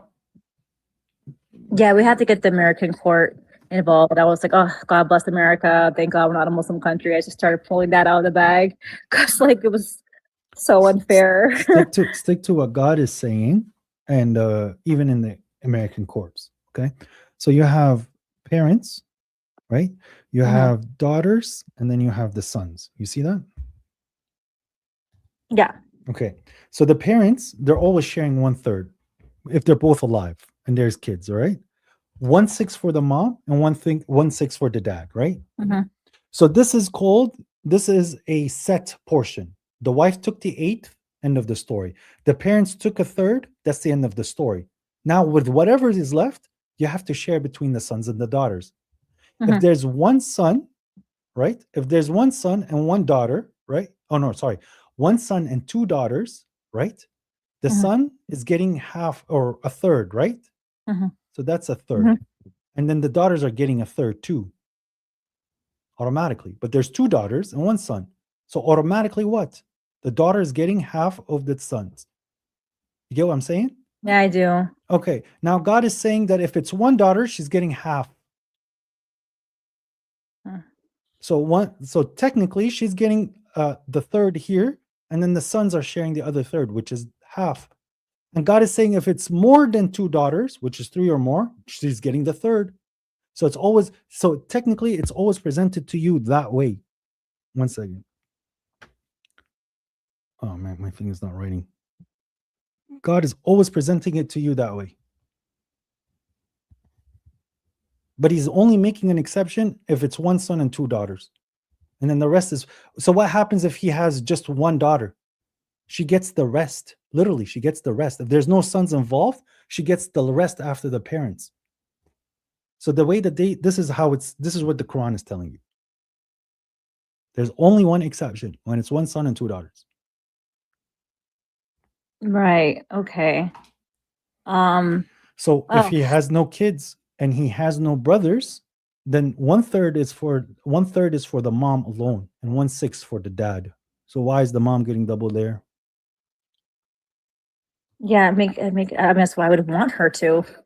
What I've just always heard growing up over and over again is because men take care of their women. And I'm like, my uncles don't. So why do you have that rule for everybody? Is there a will? What's the will say? Yeah, it was actually to be equal, but he tried to pull out the sharia on us, right? No, but he's allowed to leave a will. So this stuff is after a will. You see what it says here in the Quran, right? After a legal will has been prescribed or a debt, min ba'di wasiyatin yusa biha aw dayn. Oh geez, where are you? I'm trying to follow you on my computer. Oh, I see it. After min ba'di wasiyatin yusa biha aw dayn. If he made a will, the will stands, and whatever's left, then it goes into the cut. And he himself, when he was doing the wasiyah, he should have had that in mind. Oh my God. And they're very religious. Oh my God, what is this? Oh my God, they're so religious. So, but God says in the wasiyah that if the person is being excessive, like he's giving everything to the wife, that's not allowed. That one you have to reconcile with. If he gives everything to 1 son, that you have to fix. That one is in chapter 2. Min khafa min mawsin jufin. So if you go to chapter 2, it says that if there's an excess in the wasiyah, which verse? I'm going to bring it to you. Okay.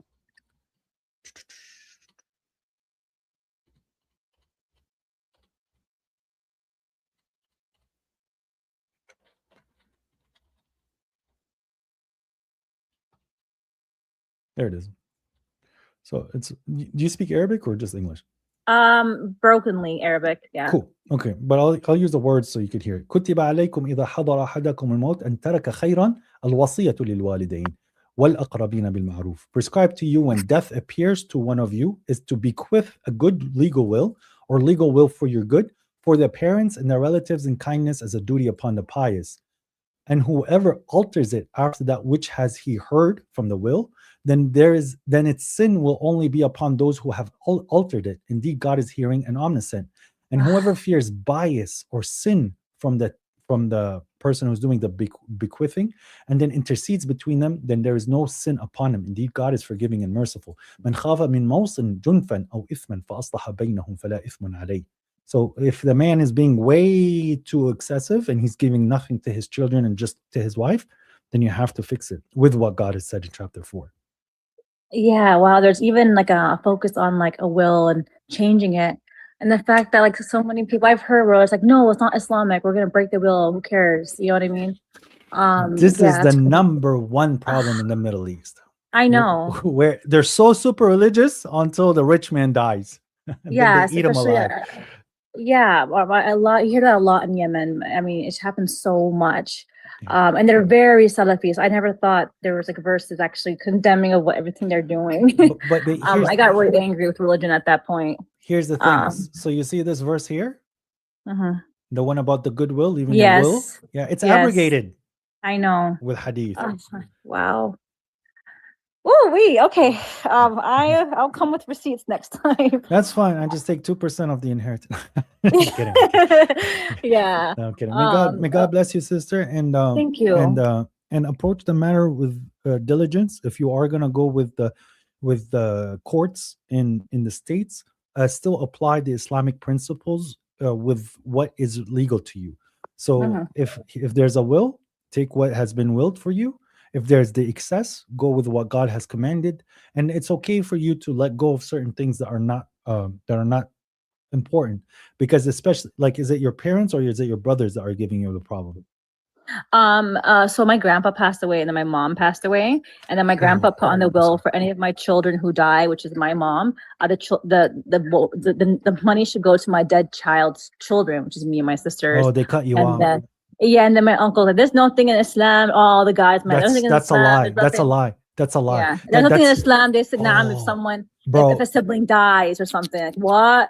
So they got call it. They call it son ibn al mahroom, which they're saying this is such a terrible way of approaching it. Yeah. So they say that inheritance is not trickled down, guys. So let's say grandpa is here, okay? And then father is here, and then two sons are here, okay?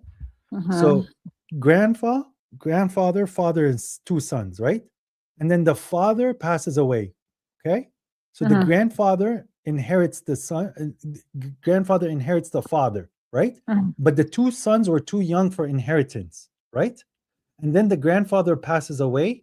These guys are cut off the inheritance. Yeah.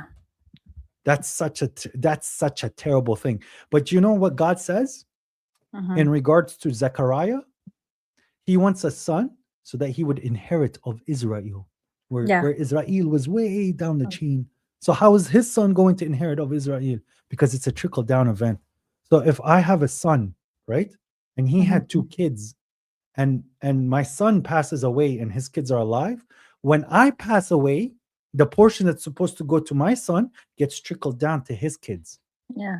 That's what my how grandpa it's supposed wrote. to be. It's crazy my grandpa wrote that. I was like, oh, where did grandpa get that from?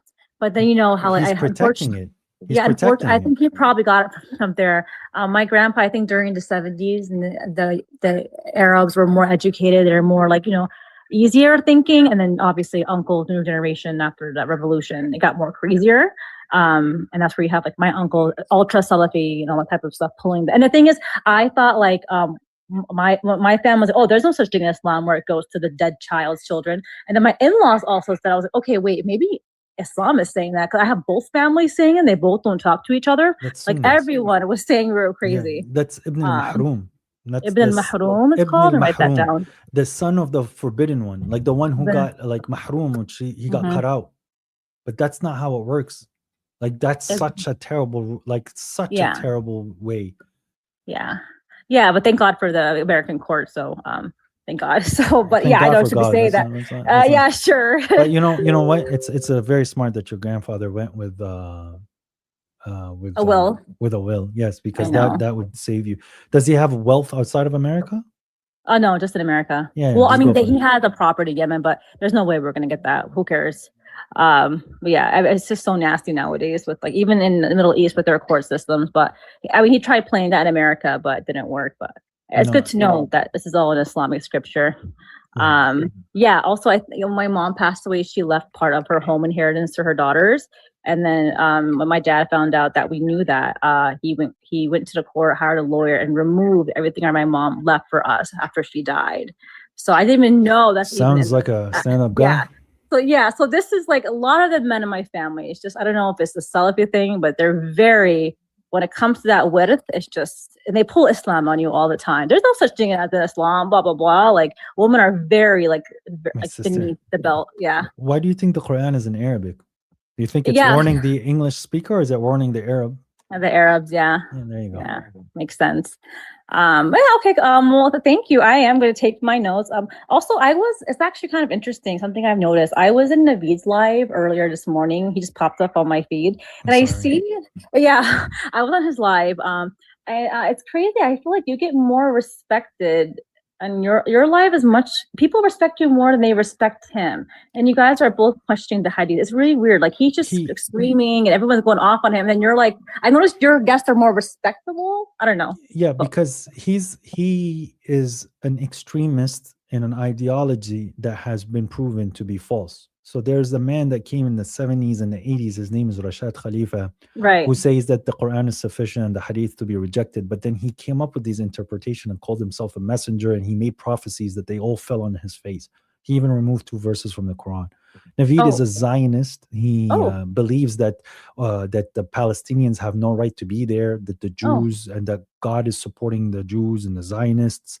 He believes that Rashad Khalifa is the final messenger, or as a messenger of the covenant, and anyone who doesn't believe is going to hell.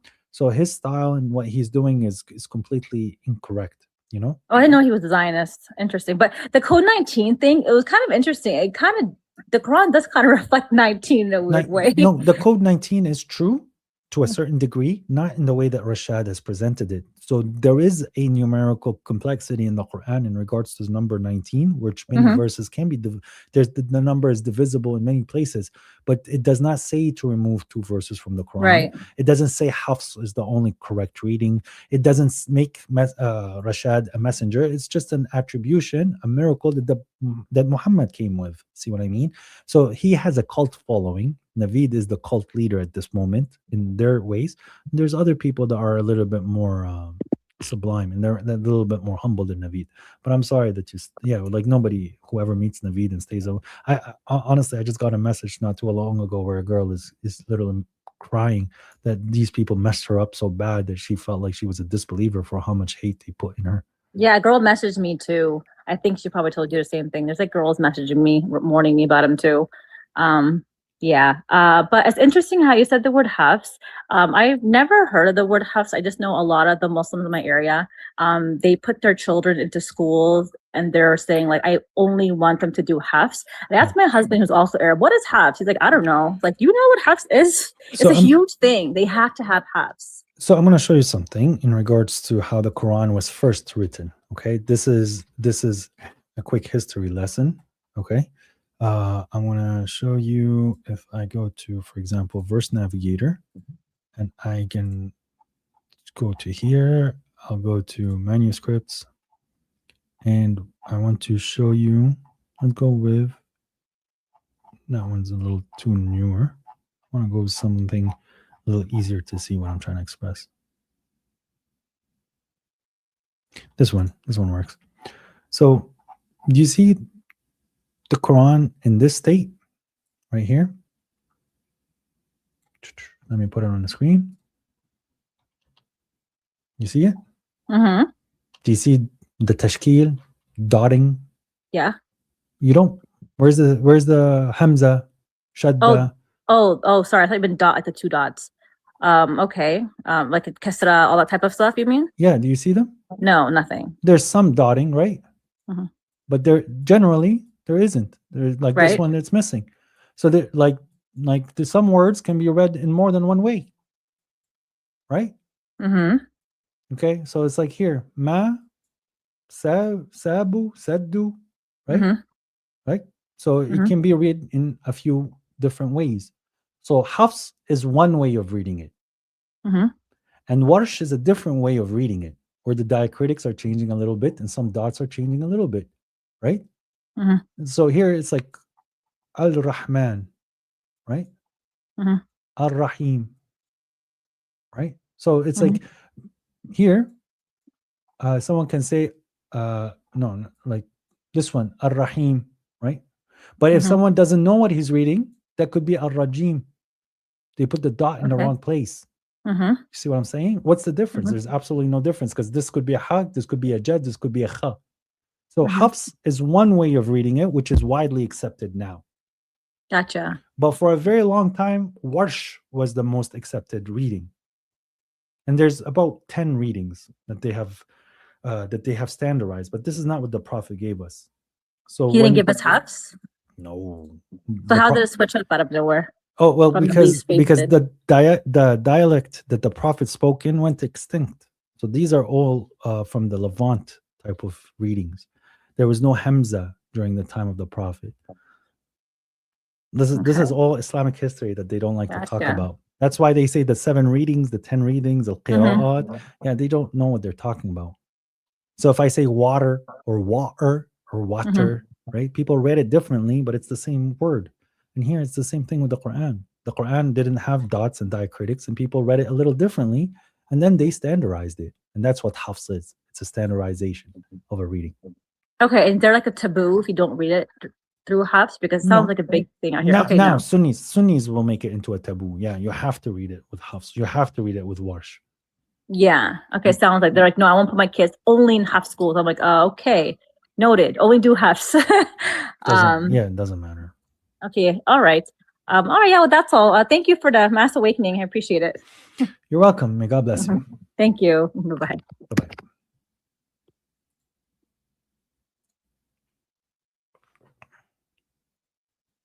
I have 15 more minutes, brothers and sisters. Hello. Yeah, How are you, brother? I'm all good. How are you? Good, thank you. I needed to thank you. What did I do? A good thing. You helped me clarify in my mind about the hadith. And you know where it struck me? With the Surah 66, Ayah 1. Oh, Prophet, why do you forbid what God has made permissible? Exactly. Yeah. I was like, no. Game over. It wasn't a game over. It was like a whole system over. Yeah. And the fact is that I was like, why I didn't saw this before? Because we're programmed to overlook it, bro. Yeah. And I was like, because we were taught not to read that. We were taught to read other things. Mm. Like the hadith, you know. And I was like, he's so right. I always had this assumption in my mind that about the hadith, but I wasn't so much clear, you know. But thank you, brother. Thank you. May God bless you, bro. God bless you too. Thank you very much. But I have a short question. Yeah, go ahead. Paul, at Friday when Muslims pray, I want to go to the mosque, for example. Yeah, How that's can I fine. pray with people there? You can listen to what they're saying and filter what's being said to the Quran. And if you want to stand a prayer with them, you can. Just there are certain parts you don't have to say, right? That's when they say Sami Allahu liman hamida, I say Sami Allahu li kulli shay. I respond to them in that way, Sami Allahu li kulli shay. Like, and then at tahiyyat, I don't say the tahiyyat that they way to do. 1 second, Abu Sulaiman sent me something I want to read. He says, may God bless you, brother, by the way. Grandchildren inherit from grandfather their dead father portion as mandatory by Quran. I didn't say it's mandatory by Quran. I don't think so, but it's surely encouraged at the end of the inheritance verse. I do believe that they have a right to it, right? I'm not saying that God is explicitly saying it. It's implicitly understood. To cut the person out from what would be due to the father if the father is alive, I don't think that that's extremely fair, bro. So I think me and you are saying the same things, but yes, I do agree it's not explicitly mentioned that way, but it's implicitly understood. To you, you're saying that it's surely encouraged at the end of that verse, in which I do agree. Sorry, bro. Go ahead. So I need just to do the ritual, but not to say certain words. So you know what they say, tahiyatu. Salamu alayka ayyuhan nabi. You know when they say that in the tahiyyat? Yes. You could say tahiyyatu ala nabi. Tahiyyatu wassalamu ala nabi. Now you're not talking to the Prophet, you're saying peace and blessings on the Prophet. But I would say tahiyyatu wassalamu ala nabiyyin, which is plural to all the prophets. Yeah, brother, but I don't speak Arabic. So. Okay, so then you don't have to even say that. Because you should say something you understand. Oh, okay. Oh, okay. So I can pray in my own language. 100%. That's God says in the Quran, do not approach the prayer intoxicated until you know what you're saying. So knowing what you're saying is something that's extremely important in the salah. If you're praying in Arabic and you don't know Arabic, then you haven't prayed. Yes, because I don't understand it. If I don't understand what I'm saying, then what are you doing? So basically, so it's like exactly it's the same thing as I'm drunk. No, exactly, bro. Like, what are you doing? Yeah, I mean like the same thing. Right. Okay, but when I pray, for example, I cannot speak Arabic. Can I read the book during my prayer? Yeah. I open a book and I read it. You can open it in the language that you feel comfortable and read it. You have to, bro. Then you start to understand, and then you know, when you said like that verse that opened your eyes, you'll start finding a lot more verses that are applying to Sunnis, brother. And you start getting closer to God and loving God more, bro. Because I have a discussion with a friend, and he told me that, you need to pray with hadith, and I was like, wait, but the book says that I can pray like this. Yeah, they won't believe you. No. You are wrong. I'm like, don't worry about that. No, the Quran is telling you that there's a good results from the prayer. If you find the results, then you prayed. Yeah. Thank you, brother. May God bless you. You too. Peace.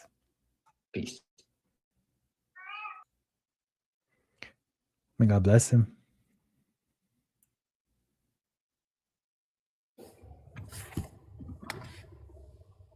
It's a humble Muslim.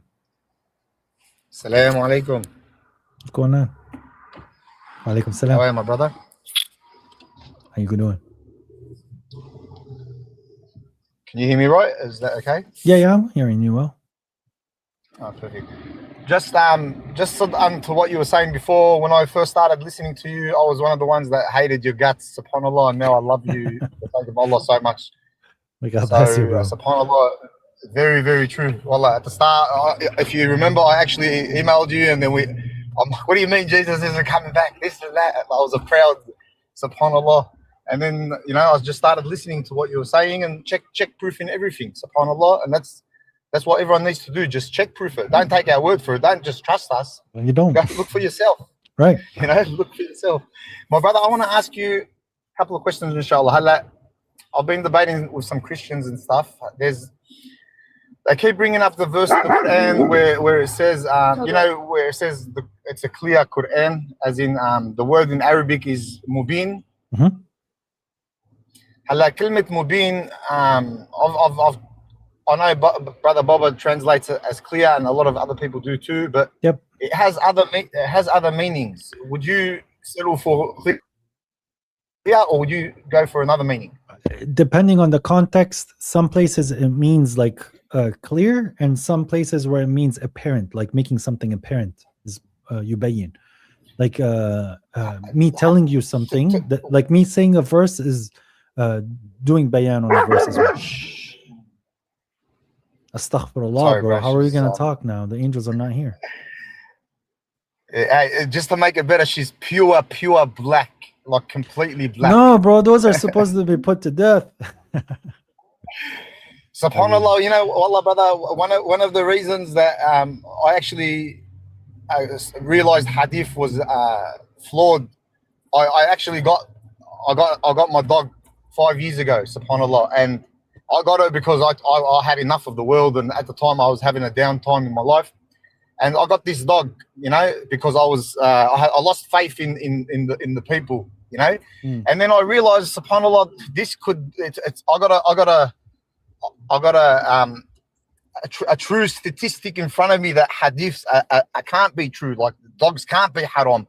She can't be filthy. I can't have to wash with mud every time I touch her and stuff like that. It's like, SubhanAllah. And then I looked into hadiths because of that. Like that's one of the reasons actually that made me one of the main reasons that I looked into hadith, like, and I stopped believing hadiths. Like that's what made me get started. But anyway, so can we? Yes, I know tubayyina means to show, but like to maybe to clarify. But if it's like just hada kitabun mubin, that is a clear book at that point. I would understand it as a Can we say like this is an explanatory book? That would be the word tafsil. Mufassal. Kitabun mufassal. Okay, so when you're talking to these Masihi in that, and then go to chapter 3. You know what I mean? Like clear, to clear comes from bayina. Yeah. So, but God says al-bayinat, for example. And the word bayina is to show. More so to prove. So the word bayinat, like the messengers came with bayinat. These are like evidences or proofs, okay? So when God says kitabun mubin, that this book is a proof. This book is clear enough for you to see what needs to be said. See, the same thing was said about the Torah. I'm with you, but when you come to like a literal translation of the word, like clear, it means clear, and then They're going to be like, why are there so many? That's contradictive. What? Where's the contradiction? Like, as in, you know, if it's a clear book, then why is there like the verses alif lam mim? Like, but there's mutashabihat and there's verses that aren't even understood. So how? No, but alif lam mim is not words where they're clarified. I know. I will tell him. I will say that those are signs of the book. Those are not verses in regards to the language of what's being described.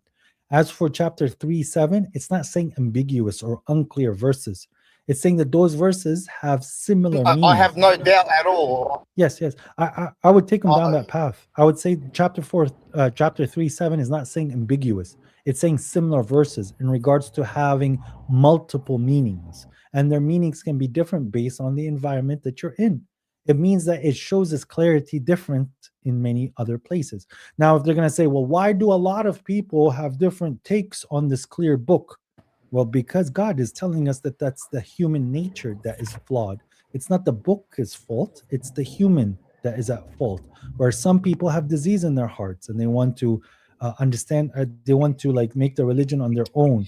And then there's some people that are deluded and they want to talk about the verses. That's different. Being clear does not necessitate guidance. Being clear doesn't. I'll give you the exact. Go ahead. Babe, I'll give you the exact conversation. All right. So the conversation was Surah 9:30. I think 9:30. Can you open up that? Yes.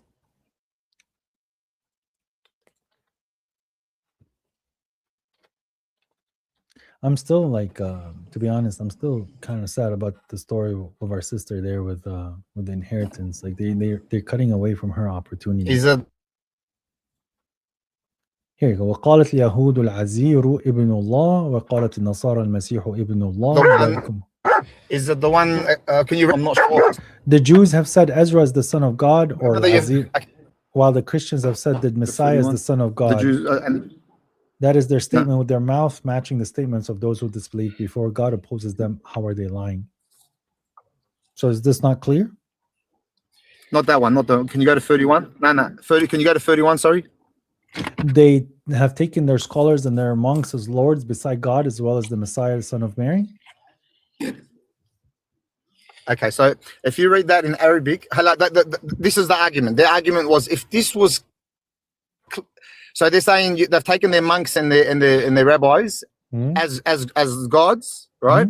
Min dunillah wal masih. Okay, so they're saying that it's unclear if God is saying that. Brother, it's very clear. They've taken the monks and the. I know the argument, bro. Rabbis as lords besides God and. Brother, do you know Arabic? The Messiah. Brother, it's very clear. Okay, you see this, right? I know the argument. And if it's like I just want to get rid of the word clear because like in they're in on the word clear. Do you know Arabic? Yeah, of course I do. Okay. Okay, you see this? Sorry, I'm getting I'm getting an error and there's a delay. Okay. Sorry, I'm getting an error and there's a delay. Bro, I'm gonna drop your request again. There's a delay. Bro, I'm gonna drop your request again. There's a delay.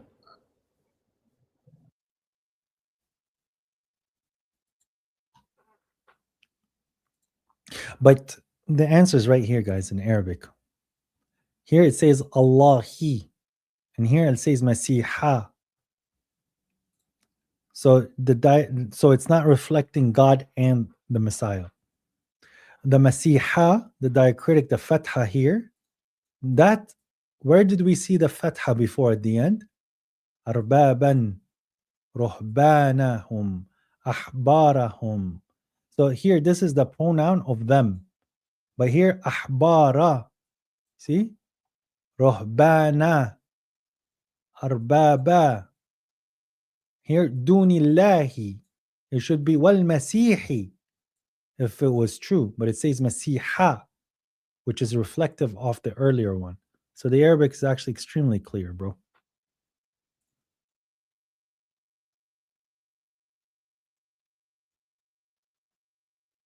I will, Muhammad. I'm just waiting for the brother to come back. Yeah, good. Go ahead, Muhammad.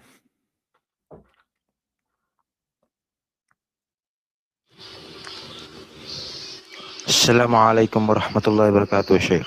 Wa alaikum assalam wa rahmatullahi wa barakatuh. Yeah, I have a question. According to your belief, Ayn Allah, where is Allah subhanahu wa ta'ala? Everywhere.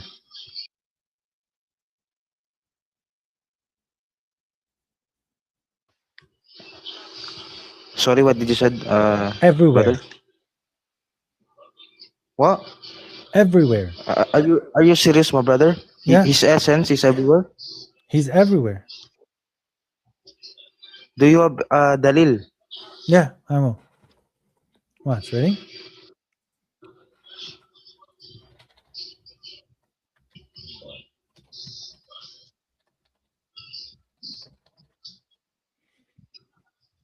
I thought you believed that Allah exists without place.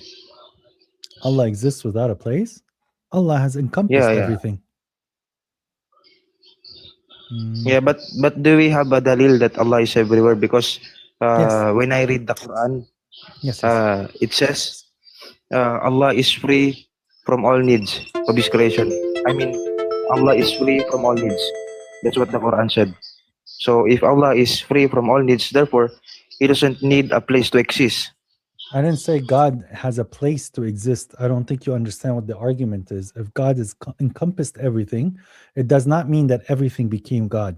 Quite the opposite, that we're all within the presence of God. So you said, where is God? God is not a physical object. See what I mean? God is much more than we can understand, comprehend. But God is saying to us here in this verse, right? Very clearly where he is. So it says right here, and he said dalil, right? So here's the dalil. هو الذي خلق السماوات والأرض في 6 أيام ثم استوى على العرش يعلم ما يلج في الأرض وما يخرج منها وما ينزل من السماء وما يعرج فيها وهو معكم أينما كنتم. He is the one who created the heavens and the earth in 6 days and then sat firmly on the throne. He knows whatever penetrates into the earth and whatever comes out of it and whatever descends from the heavens and whatever descends therein. And he is, what is it? And he is with you all wherever you may be. So he's with us everywhere. So if I go into the ocean, he's with me there. If I go into the wilderness, he's with me there. If I go into space, if I go under the ground, if I go wherever, But the he's with verse me. also says, ثم استوى استوى على على العرش. Okay, and God says نعم. استوى على السماء. So God says when the sama was dukhan, استوى على السماء. استوى in Arabic means that he took control of it. And was there a arsh before the creation? No. So where was God at that point? Everywhere. So God created the heavens and the earth, and then استوى على العرش. He took over the throne. The throne means the kingship or the sovereignty of the of what God has created. Okay, but there was a time when God was not on the arsh because the creation was not there, and therefore God was still has encompassed everything. When God says استوى على العرش, He took over the throne of these 7 skies and the land. It does not mean that it's a physical arsh. It becomes physical on the day of judgment. That's different when God is going to show you something for you to relate to God. But what does Jesus say about God? Okay, so you believe that His essence is everywhere, not His knowledge, right? My God never qualifies it. God doesn't say my essence is everywhere. He doesn't say my knowledge is everywhere. He says I am everywhere. So you don't know how God is with you. Good. God says, Jesus says to God, Jesus says to God, you know what's in me and I don't know what's in you. So why are you trying to make me explain something about God which I cannot explain to you, nor will you be able to understand? So that's a mystery, right? It's God, your bro. belief is a mystery. Habibi, think of it this way. Does God have a start? No. Star? A start. No. Does God have an end? No, he is no. So God has encompassed all of time. He's in the past, he's in the future, and he's in the present at the exact same moment always. Is there infinite space around God for him to keep creating? Is there a limit to the space God has encompassed more than we can understand? Yeah, I get your point. Yeah. Yes. So when God says he's with us, khalas, he's with us. If God has took over the throne, istawa ala al-arsh, istawa ala al-arsh, the way that you want me to say where God is, if I point up, God is there. If I point down, God is there. If I go to the east, God is there. And if I go to the west, God is there. That's what I know. Wherever you turn your face, God is there. So, yeah. Is that the belief of Salafus Saleh? I don't know what they believe. Do you know what they believed? Yeah, they believe that prove it. Allah mawjudun bila makan. Yeah, they believe that. Prove that. Where do you see that? Yeah. Imam Abu Hanifa, rahimahullah ta'ala, said that Allah exists before the creation. And place is his creation. Yeah, Imam Abu Hanifa said that. So is that where he? So where therefore, did he he learn exists that without from? a place. Where did he learn that from?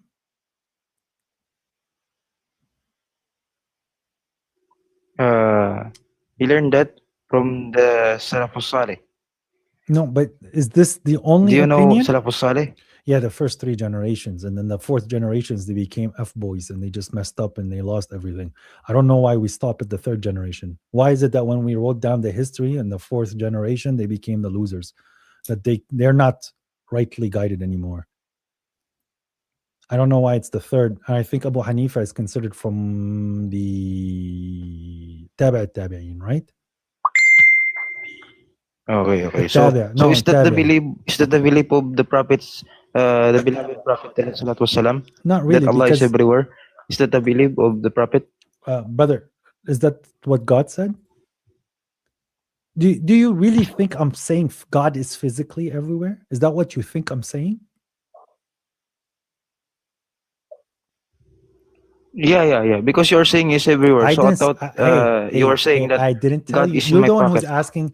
He's all right. Yo, do you think? Okay. Are you talking to me right now on the phone? Yes. Yeah. Am I in your house? I am. No. Okay, but I'm talking to you on the You're phone not. while the phone is in your house. I have a presence to you while you're in your house. How are you hearing me in your house? Okay. So good So point, I have, man. Good point. yeah. So, but if you put your pocket in your phone and my picture is still there, am I in your pocket? No, you're not. Yeah, but my presence is still there. Yeah. I get your point. Yeah. Thank you for bringing me up. Now I know about your belief. Cool. Thank you. Thank you. Jazakallah khairan. Assalamu alaikum warahmatullah. Alhamdulillah. Alaikum salam wa rahmatullah.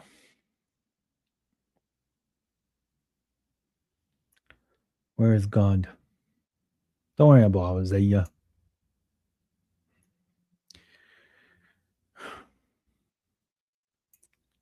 If you're a Muslim, where is Allah?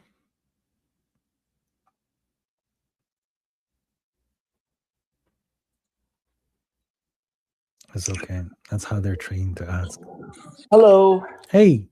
How you doing? Good. How are you?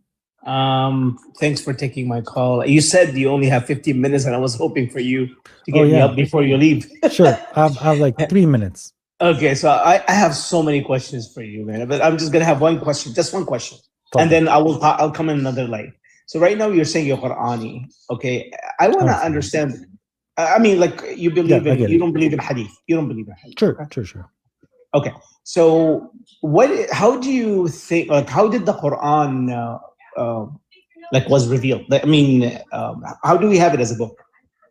So God sends the Quran through Gabriel to Muhammad. Muhammad and his people that he chose as scribes wrote it down. It got preserved in history on the hands of the messenger with the guidance of God. And then the people who followed the messenger propagated the preserved book. So Uthman, do you believe in Uthman did it? Or Uthman no? codified something that was already existing.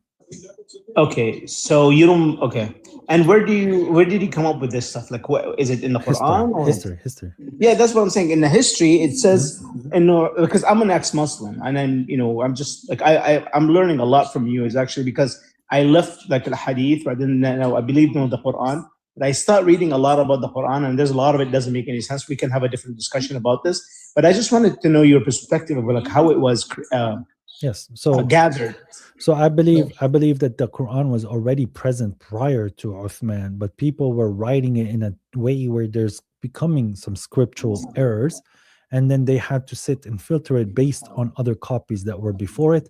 Uthman codified it so that doesn't happen anymore. There's still some scriptural discrepancies, but God says that I'm preserving the dhikr. He didn't say that I'm preserving the Quran word per word. So that's why there's differences in diacritics, there's difference in some scriptural positions, but overall the message is preserved, and that's what God has promised us, and that's what we observe throughout history.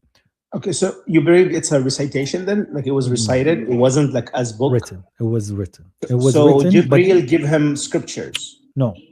Jibreel told him, he wrote it down. Okay, so it was recitation. It was recited and then from Jibreel to Muhammad, and then Muhammad, he told his, I know there was a guy that he used to write it. No, Muhammad himself was part of the process. And that's why the disbelievers in the Quran, they say, أَسَاطِيرُ الْأَوَّلِينَ اكْتَتَبَهَا فَهِيَ تُمْلَى عَلَيْهِ بُكْرَةً وَأَصِيلًا. That it is the that is the fables of the old that he had it written down, or he wrote it down. تَتَبَهَا. So they think it's the legends of the old. Obviously, it's the Quran, it's the word of God. That's their lie. But they're witnessing that he wrote something down. What did he write down? And because like when it happens back then, it was written in Hijazi script originally, right? Yeah. No hamzat, no fathat, wala nuqat, nothing. So some nuqat, some tanqeed. Yeah, I know, but then it was start adding these things like 200, 300 years But that's ago, why right? we have the qira'at. That's why there is the concept of qira'at. But generally, the remembrance is the same. There's better ways of reading it than others, but the message is still passed, even if you're reading it with its deficient qira'at. Right, I understand, but still there's qira'at, and there are different meanings sometimes, right? Yatama, yatim, but then Malik. Malik and Malik is the same remembrance. It's not changing what is being understood. The Yatama and Yatim, this one where there is a deficient reading, and overall the Quran with its preciseness, it shows that it's supposed to be single and not plural, and the plural reading is incorrect. And there's like 100 more, right? It's not like just a couple of them. That's but fine. There's like 100 more. There's just differences. Okay, I would love to talk to you more about the Quran. Actually, some of the verses, and I know you have to go. Probably you have to go pray. Yes. Thank you for actually taking my call. You're very respectful. I love talking to you. You're very I'm not here every time I talk to a Muslim like Salafi. Oh my God, they hate me because I always give them like questions and they just don't like it and they just want me to believe whatever I believe. So I thank you for your respectful comments and the way you talk to people. You're a very, very good guy. And inshallah, I will talk to you later, man. Have a good day. Bye-bye. Thank you. Bye. Bye.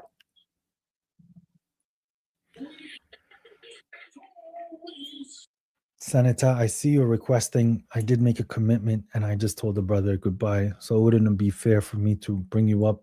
I did bring you up earlier, so I apologize. I don't think it would be fair for me to carry on the conversation. I do want to pray as well. God bless you, though. Thank you for also coming up. I know you have a lot of questions. Abu Azaya, I'm sorry, bro. You didn't even request. All right. May God bless you. Obviously, all my brothers and sisters on I just pocketed my phone on YouTube as well. Thank you guys for joining. I hope you guys enjoyed the sermon today. If you guys missed it, it's available on my YouTube. We talked today about the evolution of the exegesis on how the Quran is a living book. It's supposed to go on from generation to generation. And we do have to reinterpret the Quran to what is happening in front of us. We see nowadays that much of the Quran is against the people that we grew up with if we were Sunnis and Shias. It's actually speaking against them. We had a heartfelt story today where somebody's being cut out of the inheritance, saying that that's what God commanded, that God commanded in oppression.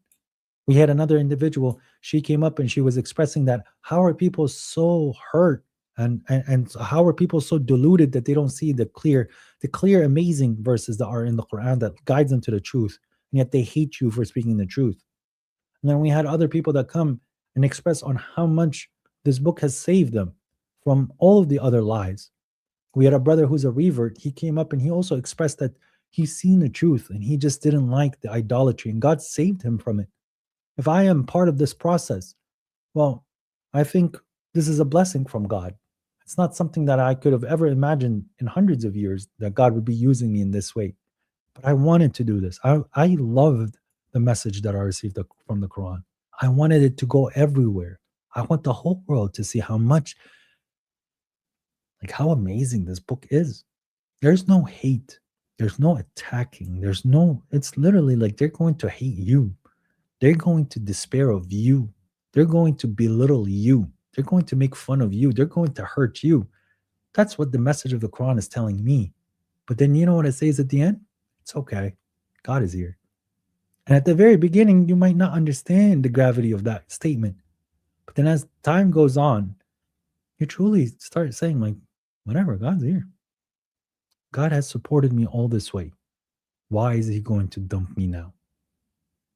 Why, if my father did not give up on me after 36 years, God is going to give up on me? Even if I do some stupid stuff or I fail or I make a mistake, I'm going to give up now? God is going to turn. I might be worthy of a punishment here and there because I made a mistake and I repent and I turn back to God because I don't want to lose that relationship. But I see all these people attacking each other, bringing each other down and saying, God told me to do this.